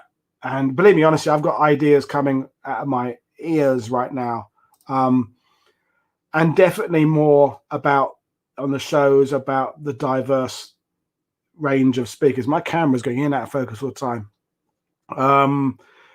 More Indian speakers, more Gurkha speakers, more women speakers. I've just made contact today with a historian who wrote a book about gay and lesbian servicemen in World War II. I think that's a really exciting idea for a topic. Because if you believe, was it Kinsey who was writing in the 60s, 10% of the world's population are non-straight in some shape or form, which means if you take D-Day, 156,000 men, 10% of them were gay or bisexual. Why is that not explored as a demographic? Submarine shows. I'm going to plan a Battle Atlantic week, or maybe a Battle Atlantic 2 weeks, in which submarines will come in. And I would definitely like to just poo-poo the idea that the German U-boats are the only thing that's interesting. And all these, I said it on a show I did recently about down in, we were in Saint Nazaire last year, and just the shitloads of books you can buy about individual U-boat commanders, individual U-boats, like 4 different books about one U-boat, sortie 1, sortie 2. What about the British? What about HMS Rodney? What about all the British destroyers, the cruisers, the anti-submarine, the aircraft, the Sunderlands, the short Sunderlands, the Catalinas? That's again, the Battle of the Atlantic is seen from so much that narrow point of view of U-boats, and there's so much more to do about. But it's all about, again, coming back to finding the audience for that, because what works on YouTube is 10-minute histories, 5-minute histories. People don't necessarily want to commit to 2 hours of one subject, but there is enough of an audience to do that, to make this worthwhile. I don't need millions watching my shows. If I could get to thousands watching my shows rather than hundreds, and I don't mean tens of thousands, I literally mean, now, rather than 500 views, 5,000 views, my advertising revenue on YouTube would go up by tenfold. I'd make that many more book sales, because when people buy a book from the links, I make 10% of that. Tannenberg line is very interesting as well. Colin McGarry, a guy, we did a little video on YouTube about Tannenberg line. There's a lot more to do with that. There's a lot more to do about the fighting near La Haye de Puy, the cutting across the peninsula, the moving down towards the western coast, the 9th Division, the 90th Division again, the 79th, but there's lots more stuff there to investigate. Underrated bit of kit used by the British. 37 pattern webbing, probably. I think it's the best equipment of World War II. The German leather stuff is all falls apart, gets wet, gets damp. American stuff is pretty good, but later in the 60s, I think it's better with the Alice webbing. But I think the British 37 pattern webbing. Cheers, Martin, for watching. I'll see you next time. But yeah, British 37 pattern webbing would be my underrated bit. And served in all theatres, hard wearing. The fact you can buy original stuff now and it still serve you well, really, really good stuff. There's still people here. In fact, the viewing numbers have gone up again recently. Is it because I'm getting drunk now? The Seine crossing. Lots of stuff there to talk about. I love what we did with John Russell about the fighting in April 45. That was really good as well. Hurtgen. I try to get some Hurtgen stuff. Is Brengun underrated? Is it underrated, Colin? I don't know. I think Brengun is firmly regarded as a classic bit of kit. But Hurtgen Forest. I tried to get some Hurtgen Forest shows off the ground October, November last year, but for whatever reason, it didn't happen. But this year, I want to do some Hurtgen Forest stuff. That's another underexplored theatre or campaign. More stuff in the Ardennes with Reg. I'm basically the sky's the limit with this. I've got years worth of content I could do on this if people will support it and give me the time, and if I can keep finding historians to come on and talk about it. And the thing is, though, I need to find historians. While I've got you, one of the things I hope you've noticed about what I'm doing, except for tonight when it's been a bit me, it's never me. It's my guest is the talent, and I'm the host to make the talent look good. Now, again, there are podcasts and things online where, in a way, the guest becomes kind of the straight man to the presenter, and I don't mean the ones we talk about. I don't mean we have ways of making it talk, but I mean some other ones I've heard, where it's the host is the star. I'm not a star of this by any means at all. I like to think I'm doing my best to prep for this, but the idea is the guest comes on and they are the talent. They are the one who know. Now, sometimes if it's Normandy, for example, I may know the history as well as the guest, possibly, but that's not the point. The point is I don't want to come across as the know-it-all. And it comes back to someone who was mentioned earlier, rival channel on YouTube, the initials MF, who does everything himself. Now, I'm not saying he doesn't know his stuff, although I think some of his stuff could be better. But I'm saying that by not welcoming in other opinions, it becomes very regimented. It becomes very formulaic. And again, I talk about the Great Escape Week I did, where over the course of the week, different views about it were presented. And that's important because all of us are biased. I'm biased. I have my favorite units. I've been criticized, and I take it on board, and I'm trying to stop doing it, of saying them and us, of saying, that them meaning the Germans and us meaning allies. I shouldn't really do that. I should as a neutral host talk about the Germans and the British, or the Germans and the Americans, but I can't help it. It comes out that way, but I shouldn't be doing that. I should be moving on from talking about that. That's something I'd like to address. But I'd like to think that the guest is the talent, and I'm just the host who knows some stuff, but not presenting the view. The view is the historian. The view is not necessarily a qualified historian, but the guest, and their views are important. And then I can jump in with my commentary. What I also do, you've noticed, is I connect what people are saying to previous shows, because the guest may not have known that I mentioned a similar thing on a previous show. So, so I will say, we did that on that show there. Yeah, that's a good point, Ray. I'd like to do more stuff with Penny and Neil, more stuff about some of the mysteries around this stuff, and ghosts, and do battlefields have an innate spirituality isn't the right word, but do they have a sense? Yeah, I'm doing very well, thank you, Robbie. I answered your question right at the beginning of the show. You have to scroll back 3 hours to Denison Smock, Robbie. And yeah, that's what I hope. I was advised months ago, Sheldrake, by someone to broaden out and do Roman history and Civil War and Vietnam and stuff. And yeah, I've got a little Civil War library. I've got a little Vietnam War stuff, but I'm a World War II guy, and I'm a Normandy guy, and I could never keep up with the research if I tried to broaden it out to other theaters or so other wars. It would just be too difficult. We're touching into displacement camps just post-war in April with Claire, but that's all.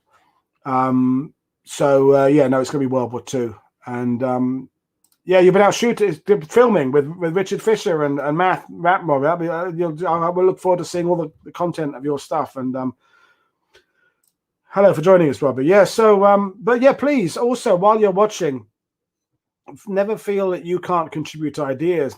I could do more of these then ask me questions stuff, and I welcome what you think about what I'm doing, and I can take criticism. Mag is my biggest positive critic. When I've done a show, she'll say, "Oh, you should have done this," and in a constructive way, she'll point out things I didn't do. No, I don't play war games. Jonathan Crow, who was watching earlier, is a big war game. I did it a bit at school. Did a bit of Dungeons and Dragons and stuff. I did a bit of World War II stuff.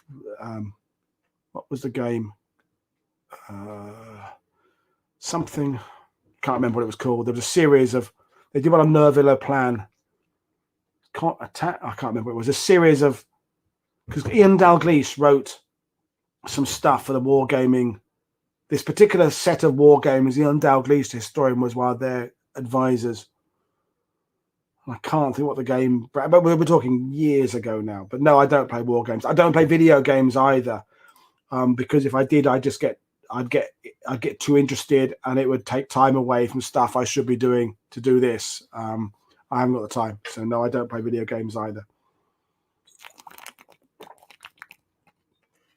We'll open another beer, and if you're still here, I'll keep on talking if you want. I mean, when viewer numbers drop down to less than 10, I'll knock it on the head. But come on, give me another question. Does anyone join me? Does anyone come on screen and have a chat? If you want to, just come in. You can. If anyone wants to come and say a little chat online, there's the link. Okay, just click that. Make sure you've got a webcam, and I'll say hello to you. Okay, so there you are. You can join me if you want to, because I'm getting a bit lonely. Yeah. So no, the French generally don't take tours. Neither do the Belgians. We found that out last year. The guides who try to kind of aim their market in I didn't put on Facebook. There's the link on Facebook. Hang on. the guys who tried to aim their tours at the French market, it just didn't work. Didn't work at all. The French come and they do a lot of visiting, but they don't want to take tours for whatever reason. I don't know why. Yeah, so there's, how long does it take to set up for a live stream on site? I do a day of prep at least. So we go to the sites, check out with signal strengths, check out this, that, and the other. So it's 2 days doing that, and then the cameras get in place an hour so before, and yeah, there's a lot of work behind it. It'll be a lot easier now with this new StreamYard system because of the camera angles are better. I've got the fiber connection now. So, for example, I do the live streams when we start doing the outside ones again. On my prep, what I'll be doing, folks, is taking high definition footage on my camera in as well, and have that to use to supplement what we're taking on site. So, for example, if Mag is on site at somewhere like Lafayette, she can still do the stuff where we can say, Mag, can you turn the camera around to the left? But I can still pump up and play the video footage I've assembled of, for example, me walking across the causeway with a stabilizer. So I'll be that'll protect, because now, as you notice, since middle of March, I'm doing everything in 1080p quality now, and that'll make a huge difference because Zoom was never really intended for live streaming; it was meant for meetings. And oh bloody hell, Colin's arrived! Fucking hell. Oh, hello, Paul. Hello, mate. It's only been about 24 hours since I've seen you in person. That's been a bit longer. Well, what are you drinking then? I'm back on the London Pale Ale now.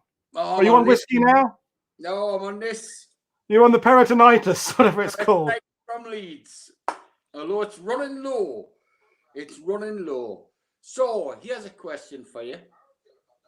You're very quiet, but I can just about hear you. Oh, well, that's probably just because I'm a bit pissed. But, of all the sites, now forget the beaches, right? Of all the sites that you could go to, which one really floats your boat? Now, I'll chuck mine in.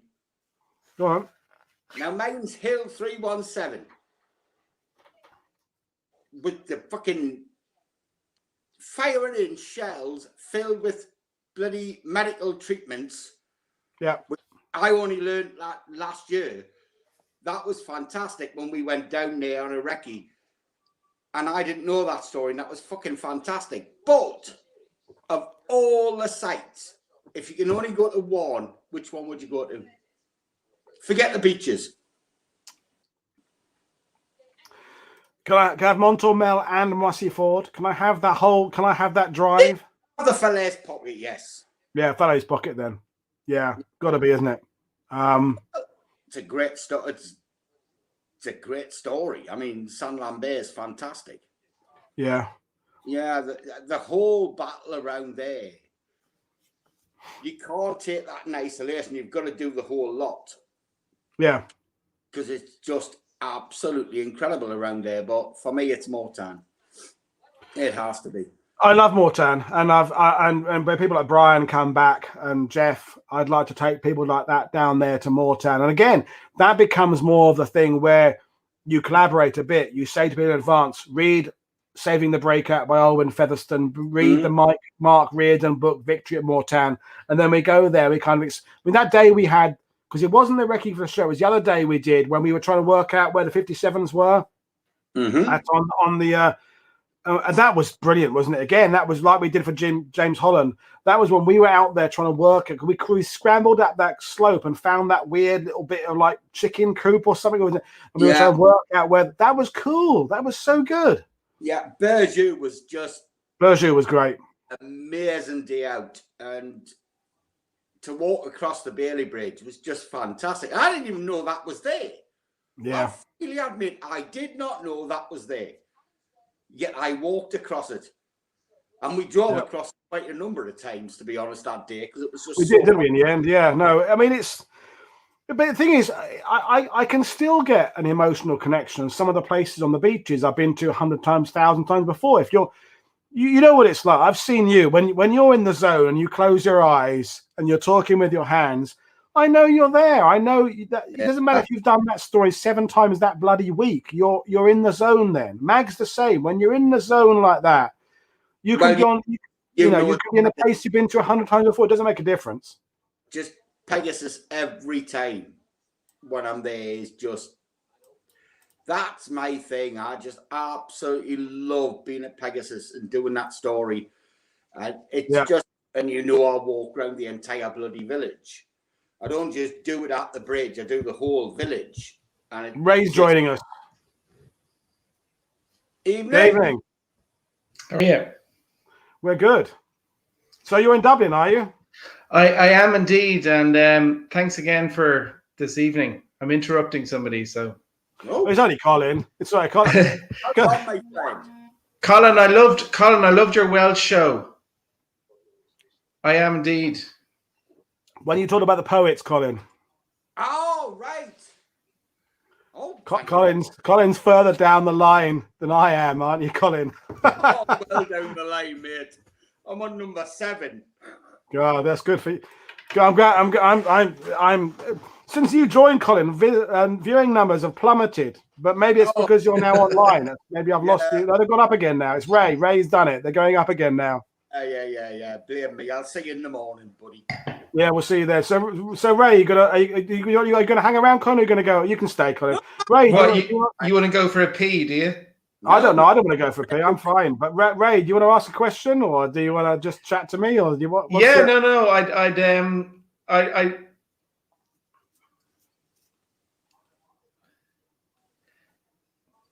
You still here? Hurry on, mate. Yeah. No, I'm very interested. You had a good show with Frederick Gian, the local Normandy guide. Yep. And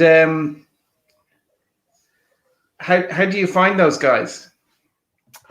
Frederick, I've known for he's actually a member of Monty's Men, a living history group in Britain. So I've known of Fred for a few years, but he's also works at the Overlord Museum near Omaha Beach. So I've known Fred a while, and I want to use Fred more in the future.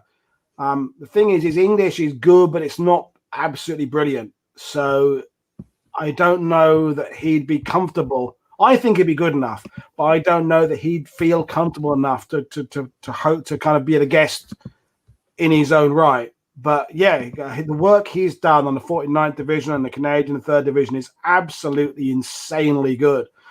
But his books are only available in French at the moment, and it's since that whole thing we discussed it in a previous World War II TV show about the translation issue within France of legality and money and stuff, and it's not cost effective for him to pay to have the book translated into English because the translator ends up earning 50% of the income or something. But Fred's a great guide, and when me and Colin drove back from Burjou and we did this work for James Holland, and we found this guy down that Jim put us onto called Louis, wasn't it, Colin? Louis.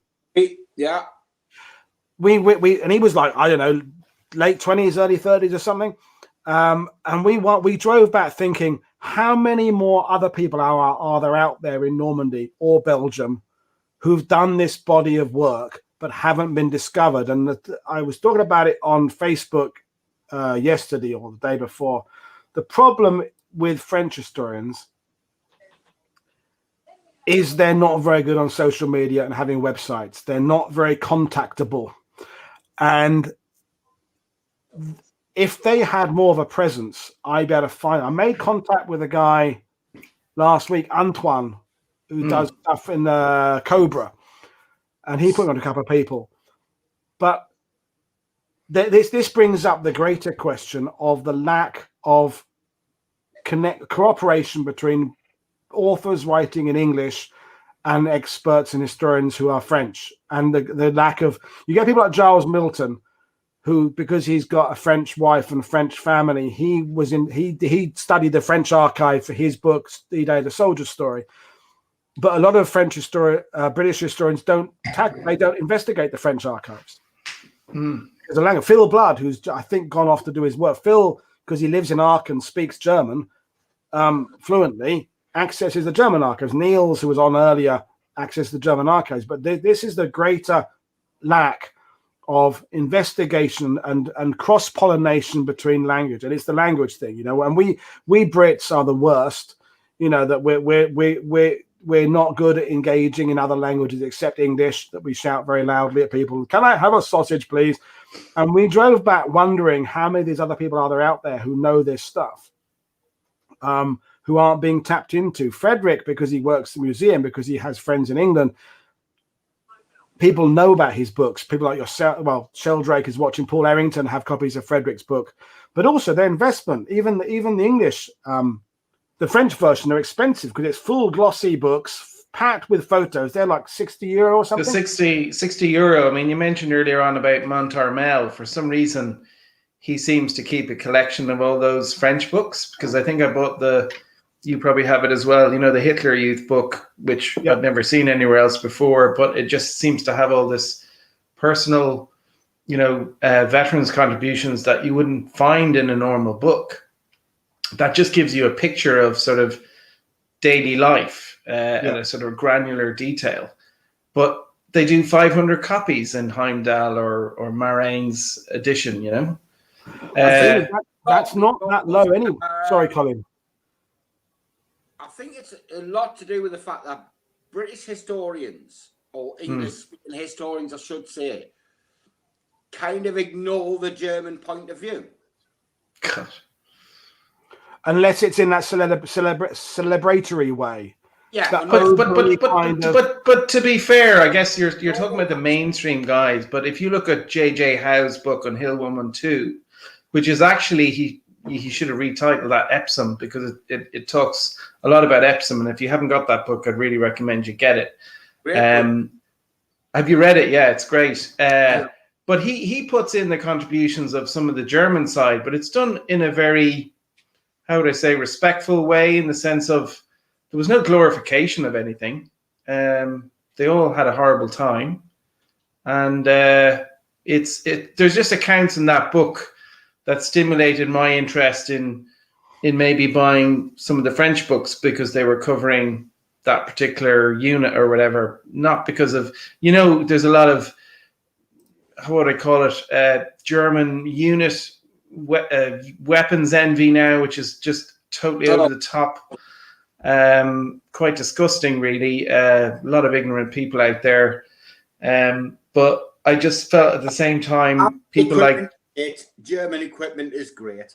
Just the penis envy over German equipment gets on my absolute tits. Yeah, I mean, but just tell that to anyone in the Sherman, veteran of the Sherman Rangers Yeomanry or any of the other units. I mean, they're able to deal with all that stuff. So it's going to be, I'm going to let you go, Colin, because your microphone is really quiet, Colin. Okay.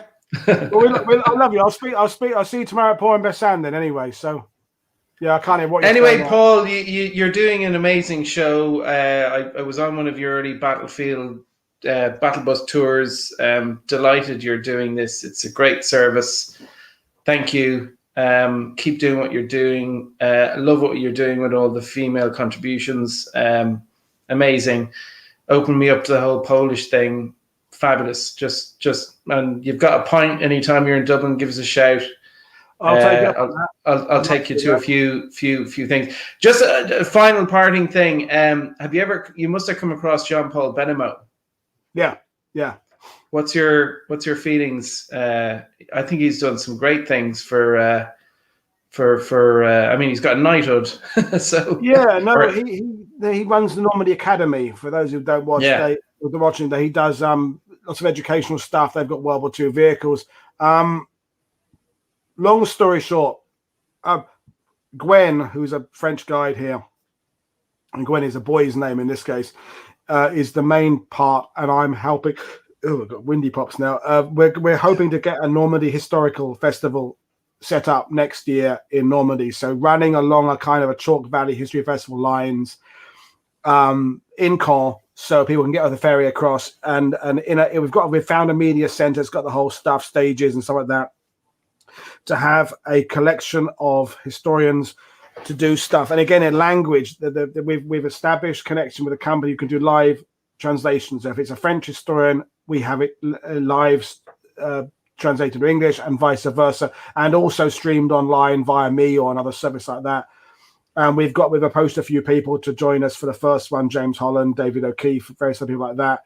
And also, so get some heavy hitters, but also get some of these less well-known, but micro study people involved as well, who've done that work on whatever aspect it is.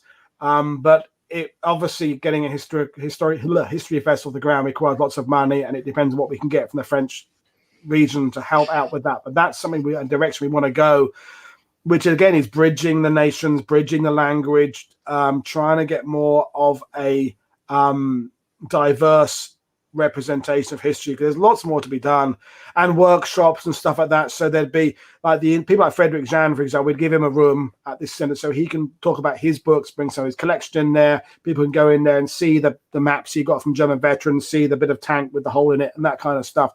But it's a lot of work. Gwen, I haven't spoken to Gwen for a couple of weeks, but that's something we're working on right now for the future. Well, the great thing that I suppose JP does is and John Bienemo will be part of that. He's been we're getting him involved. Brilliant, fantastic, delight to hear it, and lovely. I'd love to hear more about that. So presumably you'll share a link on that on your site and stuff. Because, eventually, when we're at a stage where it's in any way to move forward, we will put information about that. But yeah, that's we are dying to get to Normandy. Yeah, I'm dying to go to the pub. Yeah, I mean, we talk about, us tour guys talk about it all the time. Of course, who would have thought 3 or 4 years ago we might end up going 2 seasons without any tours? And it's and reminding people, not only am I a tour guide, Mag is a tour guide as well. So we both of our income streams have gone. We're not the only. Roman and Caroline, two friends. Actually, Caroline's changed profession to something else, but Roman is a tour guide. There are several. I can think of 8 couples of tour guides in Normandy who both husband, wife are guides. So imagine how that is when both people have lost. And it's not just about the income; it's about the sense of self-worth. As in, there's an interesting thing about some tour guides, myself included, Mag included, is that we like to be told we're good. There's that feeling at the end of the day, as someone says, "Oh, that was really great. I can't believe." We feed off that, like an actor getting the applause at the end of the day, and we've gone for. It's not that we're necessarily struggling financially, but there's a feeling of why get up in the morning if we're not sharing what we know with people. It's a wonderful job that we get the opportunity to educate people, and then you lose it for 2 years. It's gonna be. I don't think we're gonna get your tourists here before. I was thinking September. I think we'll be lucky if we get anything for October, November. Which means just with all these variants. But no, you've been great because you brought on some of the French guides who were, you were talking about, it was a Goodwood or something, about the sort of French perspective, the civilian casualties. Yep. It's a perspective that you don't really think about when you're doing the military stuff, but it's equally important to understand their suffering. And it's been brilliant, and I'm just telling you, it's just been such an amazing tonic over COVID to have your show. Thank you, and for reaching out to all those amazing contributors that you've managed to reach out to. So well done on that. Well, thank you. As I said earlier, we were, with very few exceptions, everybody's welcomed the idea of coming on, and again, the timing has been great because. Look at the June the 6th broadcast I did last year. There's no way on a regular June the 6th I could have got Peter Caddick Adams, James Holland, Peter Caddick Adams, John McManus, because they'd all be on tours. They'd all be on a National Geographic or World War II Museum tour. They'd be in Normandy telling their stuff to people, but only the people who are on that tour on that bus.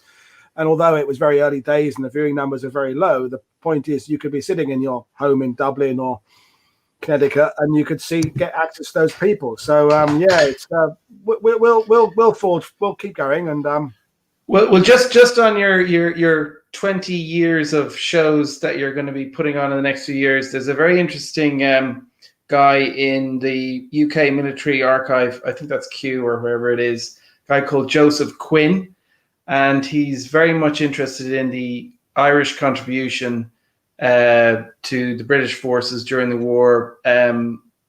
I've sort of connected with him recently on Twitter, and he's very interested about Normandy. So I'd love to put you two guys in touch if you're not already in touch. I think I know the name. I think I've seen him on Twitter. I'm following him. I'm not sure. Yeah, he did a show a couple of weeks ago on We Have Ways.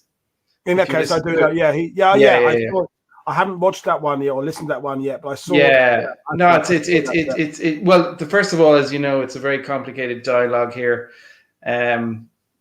Too bloody complicated, but at the same time, he's opening up an avenue of conversation, which I think needs to be done, and it'd be great if he's got an interest to know how many Irish were fighting across every bloody regiment in Normandy. So I think you'd be really helpful in that. So yeah, that'd be good. I'd love to do that. Keep an eye out. So he asked me recently. I don't know if you remember Gary Waite. I don't know if he was one of your tour guides back in the day, but I know Gary. Yeah, I know Gary. Yeah. So Gary, I did a tour with Gary a few years ago. He was one of the few guys doing an inland tour, and he got me a subset of Irish war dead from the Commonwealth War Graves Commission.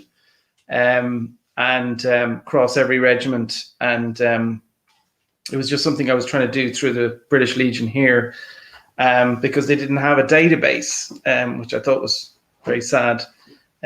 So I'm going to share that stuff with him, and hopefully that will lead to some follow up. And I'd love to put him in touch with somebody like yourself who'd have a lot of knowledge, just to sort of join the dots, as it were. No, definitely. I don't have huge knowledge. I pretend. I understand, but you know people who know people, right? I know people. I know who to. I'm good at connecting people together. Yeah, that's good. Exactly, and that's all I'm talking about, because I just think there's certainly from our perspective here, as small and whatever it is, it's a story that needs to be told, and it'd be great if people like yourselves could contribute to that.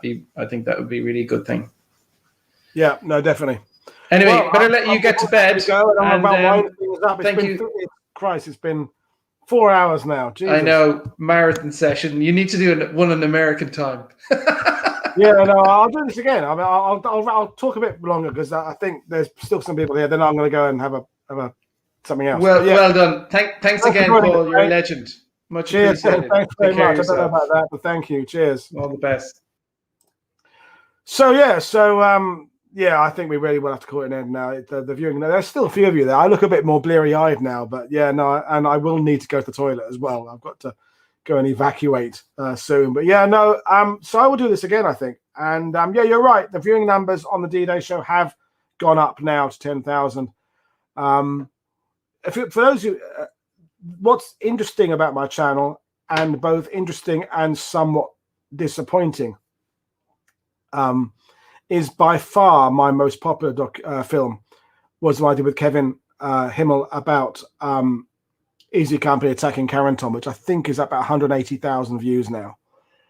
And but it's Easy Company. But what's interesting about the analytics for that is that very, very few of those people, even though I put the links in and the cards to link to other shows and what have you, very few seem to carry on with the channel beyond that Easy Company side of things, which I don't know what that tells, but it tells something. So getting people to come and then stay and find the other content is going to require some more work, and we'll see what that's going to be. Yes, Lucian, I have picked up bits and pieces, not much recently, in fairness. I've actually found stuff while I was working. I remember once I was by bridge number 2 along Purple Heart Lane into Carenton, and I found 2 spent 30 caliber bullets just in the mud under my foot, which was rather cool. I found shrapnel on Omaha Beach numerous times. I found shrapnel on Utah Beach. I found a shell case on Utah Beach once on a tour. Not so much, well, I'm not guiding much recently. Well done, Walt. Numbers of Germans actually firing weapons on Omaha Beach. This opens up a whole can of worms, because we enter the MG42 myth, we enter the 352nd Division being elite or crap, we enter the Maisie battery controversy that people say that all the Germans allies were killed by guns fired at Maisie battery. We enter the Heinz Severloh, butcher of Omaha Beach, the German who people claimed he killed thousands of Americans at Omaha Beach. Yeah, the thing about Omaha Beach, I may not be addressing your question exactly how you want me to address it, is that Omaha Beach, I did a long thread about this on Twitter. If you follow me on Twitter, go back a couple of weeks, because there's a particular photo that does the rounds. It's like a meme now on the internet. It's one of the aerial photos of Omaha Beach. And people said, look at all these people who died. Every one of these dots on the beach is a dead person. You know, God rest their souls. Isn't it a tragedy? Blah, blah, blah, blah, blah, right? And it goes, you see it on not just history sites, you see it on all sorts of those. It's like those memes. It's one of those things that goes around. Now, this particular photo was taken not at the first wave. It was taken sometime later in the day, a couple of hours later on D-Day. And actually does not show dead people on the beach. Almost certainly does not show dead people on the beach. It shows men lying prone. They've just exited a landing craft and they're waiting to move off the beach. You can see that by the distance of them apart from each other. And I have joined in on debates on Facebook about this photo and said, it's not a first wave photo. These people aren't all dead. It's been cropped in a way to make the beach look different than how it really is. The problem is when I start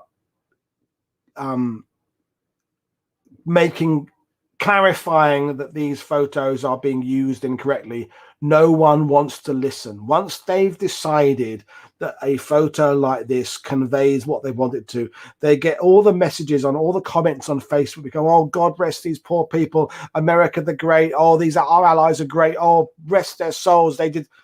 And you're trying to tell them I'm not saying people didn't die on Omaha Beach. I'm saying that this photo that people are sharing is not what it's purporting to be. And as soon as you enter Omaha Beach as a subject, as you do with like the 101st Airborne to a certain extent with the SS or Dam Busters, anything that is popular and been talked about a lot is people have these ideas they do not want to have challenged. And Omaha Beach, while we're on the subject of Omaha Beach, is, you know, it gets these monikers of bloody Omaha and the tragedy of Omaha Beach. You know what? More Canadians probably died on Juno Beach as a percentage of the force that landed than Americans in Omaha Beach. The first wave got it in really badly there, but within a couple of hours, some parts of Omaha Beach and earlier were relatively light casualties. And it was a successful landing that started badly. But people have claimed it as this disaster, as a representation. It's become bigger than itself. And that's why as soon as you start talking about the number of Germans on there, people have this idea. I've heard countless tour guides stand on Omaha Beach and say there were 85 German MG42s down the beach firing at 1,200 rounds per minute. And they showed their custom. I probably said this myself years ago. I didn't know any better. And that means potentially how many millions of rounds. You go, right, the 1,200 rounds per minute is a potential theoretical rate of fire, not actually how the Germans fired MG42s. Like Bren guns and Brownings, they fired in short bursts of 2 and 3. And the movie idea of them going is movies, okay? Most of the guns down the beach weren't MG42s. There were some MG42s. There was lots of 08 machine guns. There was MG34s. There was Polish stuff. There was early German stuff. There was all sorts of stuff on Omaha Beach.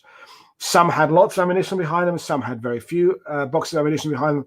But it's this idea of it being 85 machine guns firing at 1,200 rounds a minute is just absolute bullshit. But people don't want to hear. They don't want to have. Some people don't want to have their preconceived ideas challenged, and this is a general issue we have. People want their drama. They want that the Germans there were elite or shit. They don't want to accept the fact that some were quite good and some were not quite bad. They don't like nuance. As I've said repeatedly recently on World War II TV, I want to get T-shirts made up with nuance is the new sexy, because the truth is always somewhere in the mid-ground, somewhere. So how many Germans were firing on Omaha Beach? You know. So, well, as Niels said there, Niels is going to be on the show next week talking about German armor units in Normandy. Niels knows German, probably less than 8,000 rounds per machine gun Omaha Beach, the average. So if they did fire at 1,200 rounds per minute, it's all gone in a matter of 5. You know, so they fired steady bursts. Probably a lot of men killed in Omaha Beach were killed by artillery fire and mortar fire as well. The machine gun idea is one of those things that just gets talked about a lot, and it's damaging. And this is when it brings up this greater idea of people. A lot of people claim they want new history, like they claim they love new music, as I have done myself. But actually, you put your old favorites on all the time. I love music, but I don't buy much modern music because I've got so much old music that I don't get time to listen to. Why would I need to buy new music when I don't get enough time to listen to the classic albums I love and have loved all my life? So people say they want new history, but they don't. Some don't. So they're comforted by the repetition of the same myths. How many of the machine guns fired Omaha Beach is another good question. I would say most of them probably fired some rounds. Some didn't. But yeah, the amount of firepower in Omaha Beach has been perceived by people to be greater than it was. The most defended beach in terms of German weaponry, I would say, was probably Sword. Utah possibly second. It's hard to break. It depends whether you're counting inland artillery, this, that, and the other. I do have World War II TV domain name. I don't have the concept copyrighted. No, I don't. If anyone wants to copy me, they're welcome to do it. If anyone else wants to put the 12 hours a day in and do this and copyright and steal what I'm doing and wants to get my little black book and try and copy me, then good luck to them in many ways. But yeah, this is that interesting thing about history and what is comfortable and what isn't comfortable. And you know, I've said before on these shows, there's some days as a tour guide, you judge your customers and you say, how far can I take it with this lot? Do they want to be challenged or they want to be comforted? And it's one of the things I would never allow myself to judge another guide by what I hear them say once on one tour, because you don't know who their group is that day. So maybe that day they've got absolute idiots and they're having to simplify things into such a way that it sounds like the guide himself doesn't know much. Maybe that's what they're having to do that day. We're being paid. We have to justify getting money from people. So some days you dumb it down. Some days you up it. But so talking about the small arms and machine guns in Omaha Beach, it's firstly, so Walt, why ask about Omaha Beach? Why not ask about the 5 beaches? And I'm not criticizing you. It's because you're part of this thing that Omaha has become the one that's interesting.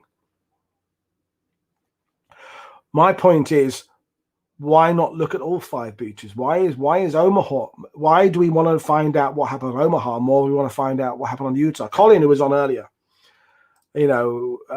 takes me to Utah and Omaha like I do. And one thing we get, for example, is Americans, British visitors, sometimes they get offended by people sunbathing in Omaha Beach.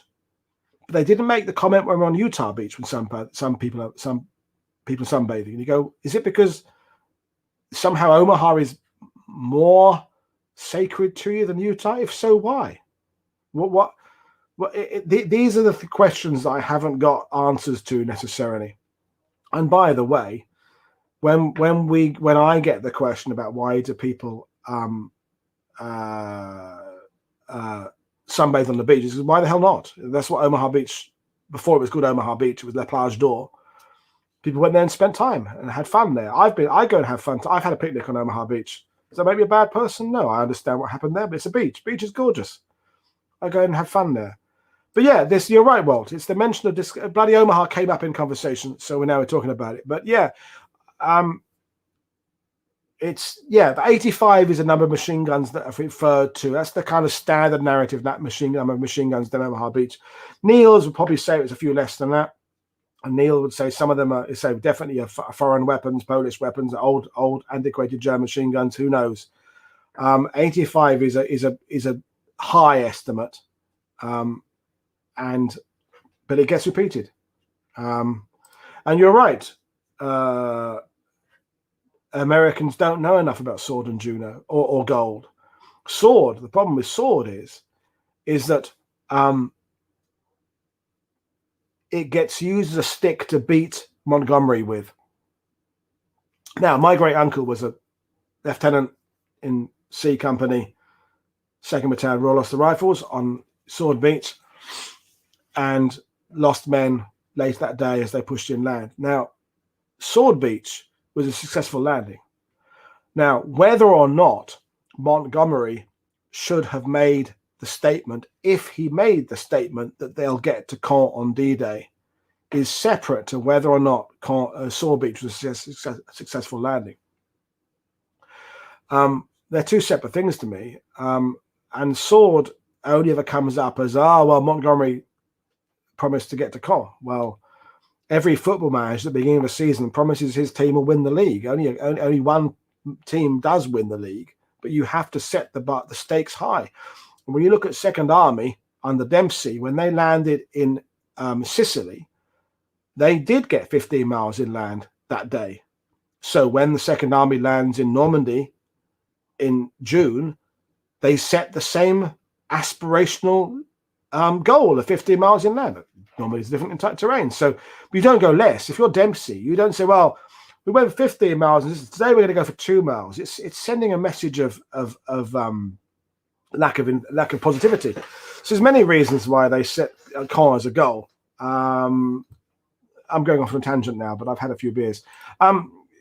Yes, I have read The Vengeance of Private Pooley, and I'll talk about it at length on another show at some point. Complicated subject. I'm not going to go into it now. We do need, yes, JD, we do need a 7 Ryan for the Band of Brothers. And Lance, my mate Lance Nielsen, who tried to get the Pegasus Bridge movie off the ground and is still trying to get a British Airborne series off the ground. I, for the life of me, cannot understand why he cannot get funding for a series about British Airborne. Poor Lance has traipsed that idea around to production companies and all sorts of people and just cannot get anyone to commit to making a series about the British Airborne. I have no idea why. I have no idea whether it'll ever happen. I don't know. They'll give us another remake of Batman, another remake of Spider-Man, and another remake of this and another remake of that. But a series about British infantry or British airborne infantry, will it ever happen? I don't think so. Not in my lifetime. Maybe because James Holland is big, his book on Sherwood Rangers. Maybe just someone will pick that up as a movie idea. But I wouldn't hold my breath, folks. I don't see it happening. But we'll see. And yeah, there's complication of Sword with regards to commandos as well. Makes it complicated to link up with the airborne. It's quite complicated. But yeah, it is fascinating. And yeah, and that's right. U-571 was originally going to be about the real British ship that actually found that got the Enigma machine, Memphis Belle. They thought about doing about a British crew. Look at the Dam Busters remake. Peter Jackson's that's been talked about for years now. Now I know there's a controversy about Guy Gibson's dog, but it's never happened. Dunkirk with Christopher Nolan is the closest we've had to a British World War II film, and it was. I quite liked it. I know people here didn't like it, but it wasn't a traditional war movie, and I don't think Christopher Nolan wanted it to be a traditional war movie. But I don't think it as much as I liked it for what it was in terms of cinema, I don't think it enters into that category of classic war films, and never will it be. It shouldn't be it should be treated as something different. It was an experiment in some ways. I quite liked, but it's not a war film really. Masters of the Air will be good. Yeah, definitely. Yeah, There is talk of a Lafayette. There's several Lafayette Bridge movies have been mentioned. Between you and me, I don't think the Dale Dye one's going to happen. Well, I'll say between you and me, there's people watching this. I love Dale Dye. I've sat and had beers and whiskies with him, and just don't see it happening myself. Just don't see. Not from Dale. I think he's just. I love Dale to bits, but I don't think it's going to happen. I'd love to see it happen. He's 74 now or something. Dale, I don't know. I'll see it. I'll be happy to be proved wrong, but I can't see a Lafayette movie happening. I just don't think they would give that much money to a first time, because Dale is brilliant at what he does. Dale trains up men to look like soldiers in combat. He does that brilliantly, but I don't know that he'll get the backing for. He might do something. I'd love to see him do something, but I don't know. We'll see. I don't think we'll see anything British or Canadian for a long time. Did Schaeff doing anything to reduce blue on blue by Allied fighters on ground forces D-Day when it became apparent the big one wasn't being seen by pilots?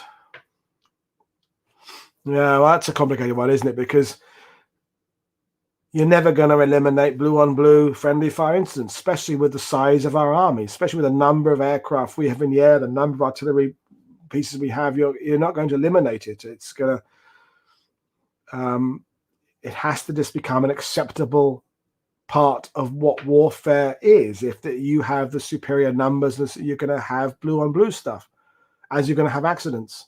I can't see. Yeah, the Allied Star. Yeah, what is interesting about the Allied Star? This is an idea I got from Nigel Hay, a British chap, runs the military vehicle sales place online. What's it called?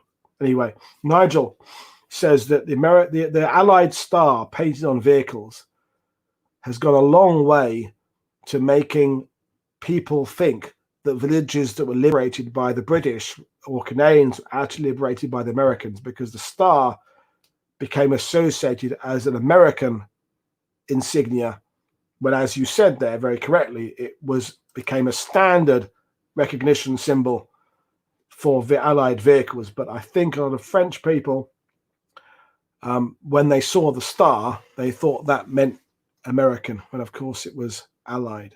And you're right there. Tim Cook, who I had on, go back in the list of films we've done, talks about the lack of Canadian depictions of the Second World War. And when you did do it, you did it badly, generally. Dieppe was a bit...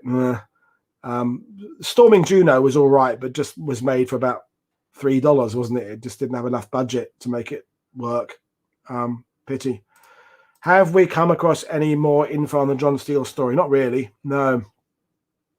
No, well, I can't say that. A couple more veterans, people who knew veterans, came forward and said again that their dad, their grandfather remembers seeing a parachute on the church. But the issue is, did they add that memory later on? Here's an example. Here's a different thing, right? Jack Schlegel was in the 508th 82nd Airborne. Jack was involved in that he went past the car where General Falley was shot up by Malcolm Brandon on D-Day at Barneville Chateau. And the basic point I'm making is about the cricket, the clicker that Allies use. You can buy Michel Detray's book on that, and the order for crickets was only for the 101st Airborne. Matthew Ridgway of the 82nd said he didn't want them. And, you know, Michel has outlined all the orders that went to the Birmingham Acme whistle company that made up the crickets, and 101st got them, 82nd didn't, right? So I was interviewing Jack Schlegel years ago about his D-Day gear. And he said, jump helmet, jump smock, blah, blah, blah. And I said, did you have a cricket? He said, yeah. Oh, no, he mentioned it. He mentioned the cricket. He said, of course, I'm a cricket. And he's in the 82nd, 508th, he's 82nd. I said, oh, you had a cricket, did you? He said, oh, yeah. I said, the cricket. I said, just for my information, when did you get issued your cricket? Was it a few days before D-Day? Was it the day before? Was it like hours before? Was it a week before? Oh, I can't remember, Paul. Who gave it to you? Was it the company commander? Was it battalion commander? Was it platoon level? I can't remember. Were you instructed? Who was it who instructed you about it? I can't remember. And where did you put it in your pocket? Was it in your pocket? Was it on your helmet? Was it on your chin strap? Was it in your... Yeah, I can't remember. He had one in his pocket. He had a cricket in his pocket in his replica jump smock. And I said, I don't want to argue with you, Jack, but are you sure you had a cricket? Or have you just picked one up over the years? So, well, I remember my family getting me one when the movie came out, The Longest Day came out. And what I think happened, and Jack got to the point where he realized he didn't remember ever getting one, is that when the movie came out and people saw the John Wayne doing the... And John Wayne was 82nd in the movie, and the irony is they didn't have the crickets, but it was the 101st did. A lot of people bought the frog-shaped ones, the crocodile-shaped ones at dime stores and stuff, and gave them to their veterans, their husbands, their dads, their whatever. And they could all start at their next reunions. And the thing is, over the years, 82nd Airborne veterans began adding the cricket to their D-Day equipment and started telling people how they had them. When the fact is, they didn't seem to have. Now, I'm not saying none had them. I'm not saying there aren't some who picked them up from 101st Airborne guys. There aren't some guy, maybe one unit got them, maybe some swapped them at airfield or something. But if you look at the production orders, the 82nd didn't get them. And Matthew Ridgway, you can find Matthew Ridgway's quote saying, "I will not have my division jumping in with a child's toy." That's what Ridgway said.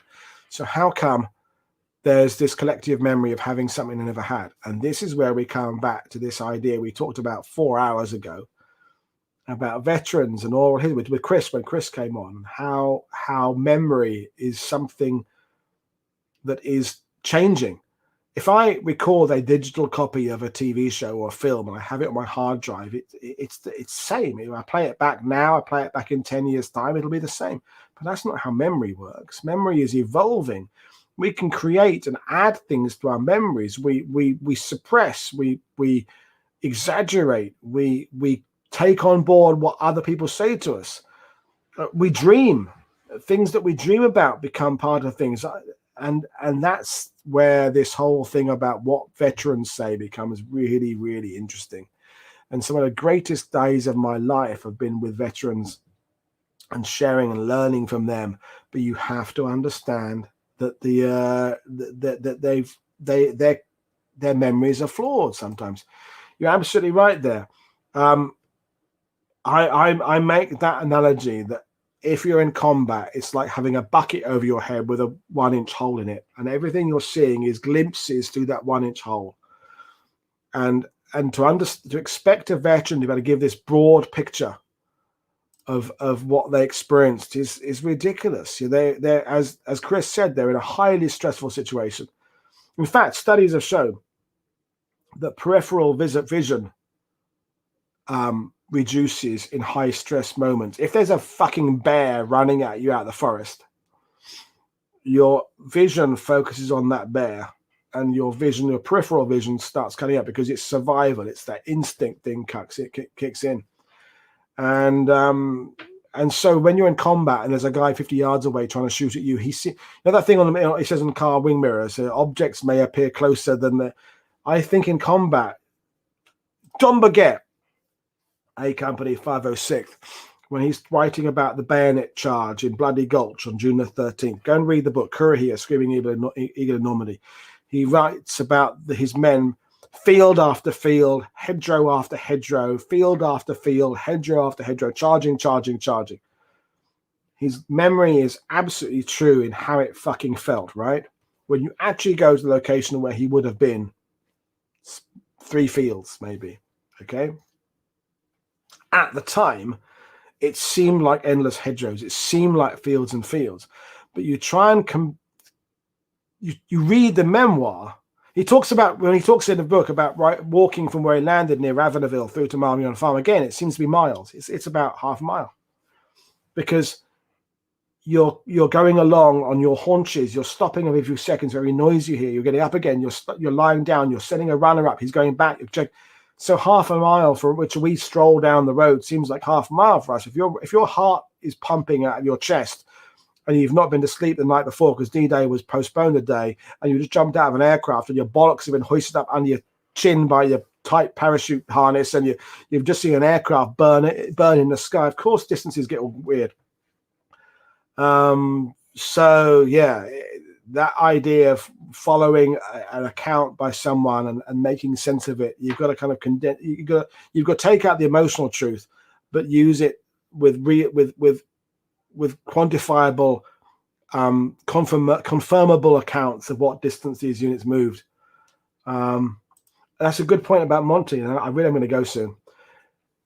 You asked me to comment about Montgomery or generals. Half the stuff they say is stuff they've picked up in the bar over the years. It's really fascinating. He says, so why don't you like Montgomery? Oh, well, he was this, he was that. And you realize they kind of picked up this collective wisdom that they've kind of soaked in over the years. It's really fascinating. But I really am going to go soon because I do need to go to the toilet soon. And I've been talking to you for too bloody long. So I'm going to stop now because that is just crazy now. I've got to go and do stuff tomorrow. So there we are. I'm going to say thank you once again to everybody watching, and I would like to do this again. Perhaps if you're willing to come back and do it again, perhaps not for so long next time, but it's been interesting talking to you. And yeah, one more question. So what have you identified locations where the Rhino tanks actually broke through the hedgerows? Possibly, but with the only way of guaranteeing it would be if you could actually, with like GPS, match up a location you're standing at with an aerial photo and prove that is with the photo showing you that there's, tank tracks there, and that way. I've seen lots of gaps that look like they could have been where a tank went through, but maybe they were where a fence got removed. It's that, as I said on my sweatshirt. What can be asserted without evidence can be dismissed without evidence. A gap that looks like it might be the same size as a Sherman tank going through a hedgerow might be where a Sherman tank went through a hedgerow. It might have been where a donkey and a horse had a fight. I don't know. I'm just saying this is it's all it's an assertion. Like when people say a bullet hole was done by something rather, and a mortar did this, it's assertion. It's assertion. I was telling stories 20 years ago on tours that I do not know where I got the story from now. And I go, where the hell did I get that? And they're brilliant stories that work really well on tours, emotional little stories. And you go, and now if I can't find the source of it, I've stopped doing it. Or rather, I keep it to a pub story. And you go, this one's kind of off the record. And you kind of do a pub story. I've got loads of pub stories, loads of stories of stupid things veterans happen to, Easy Company stories, Bill Gardner stories. I'll do them one day for you. But the assertion of where a Rhino tank came through or where an explosion went through. The other day when me and Colin went down Burjou, I really will stop soon. We knew this. We met this local guy, Louis, and we knew that the Sherman Rangers sent a Sherman tank down, and we had photos of the Sherman tank on its side, pushed at the road. We knew where the German positions were. We knew where the village started. And the local guy, and he's the local guy, said when the tank got pushed off the road, it sat at the side of the road for X number of weeks, possibly months. And all the greenery underneath it died away, and the kind of hedgerow grew around it. And then the tank got taken away for scrap. But the hedgerow still grows around this gap. Now, it's still an assertion, but the point is the local guy had the aerial photo, he had the account from the farmer, he had the information to back up the assertion, he had the evidence to support the assertion. So if I had just found that gap there on my own, I might have said, yeah, it looks like a tank could have been there, but he had the information to confirm it. So that's a bit different. As you said there, to prove my point, right? This last story, then I'm going to fuck off, right? I was in San Mariglis a number of years ago telling a story I had got from a book called Put on Your Boots and Parachutes by Derek something, by a British guy. about an American 505th guy, E Company, if I remember serving, G Company, who was behind a part of the town shooting through the steel railings, iron railings, at an approaching German armored car or something. And bazooka, whoosh, and how the bazooka knocked out, took out a section, or the return shell, I think it was, took out a section of the of this fence. And there's a gap in the fence there today, big gap where a foot-long bit of iron railing is missing. And I was doing this story to my group, and they go, "Oh, amazing! That's a great story there." So the bazooka guy was right there. So I put my group into the museum, and then this old French guy was sitting on a park bench near me, came up to me, and he said in French, he said, "Monsieur, you were doing the story of the guy with the bazooka." I said, "Yeah, I was. It always gets a good reaction." He said, "That's not what did that damage." I said, "Oh," he said, "Yeah, I was in the fire department, fire brigade in 1963 or whatever it was. And we cut a kid got his head stuck through the railings. And that's where we cut this kid out. And that's what did that damage there." Now, there may have been a guy who fired a bazooka through railings, and a bit of damage may have been caused by railings, the bazooka or the return fire. But this guy could have been lying. His was a personal testimony. It wasn't evidence in the strictest term of use of the word. But he told me it wasn't true. So you question, you think, so have I been telling a lie? Who told the author that story in the first place? How did did the story get matched to the damage, or did the damage start and a story invent around it? These are the questions. If you're being critical with yourself, you need to connect these dots and make sure what you're saying is not just supposition and bollocks. Okay, this is really, I'm going to read this. The favorite historical figure. There's a lot, aren't there? I mean, of course, General Gordon, Khartoum, the Victoria Cross recipients at Rorke's Drift, Chard, will be up there. Custer, Benteen, Keogh, people like that.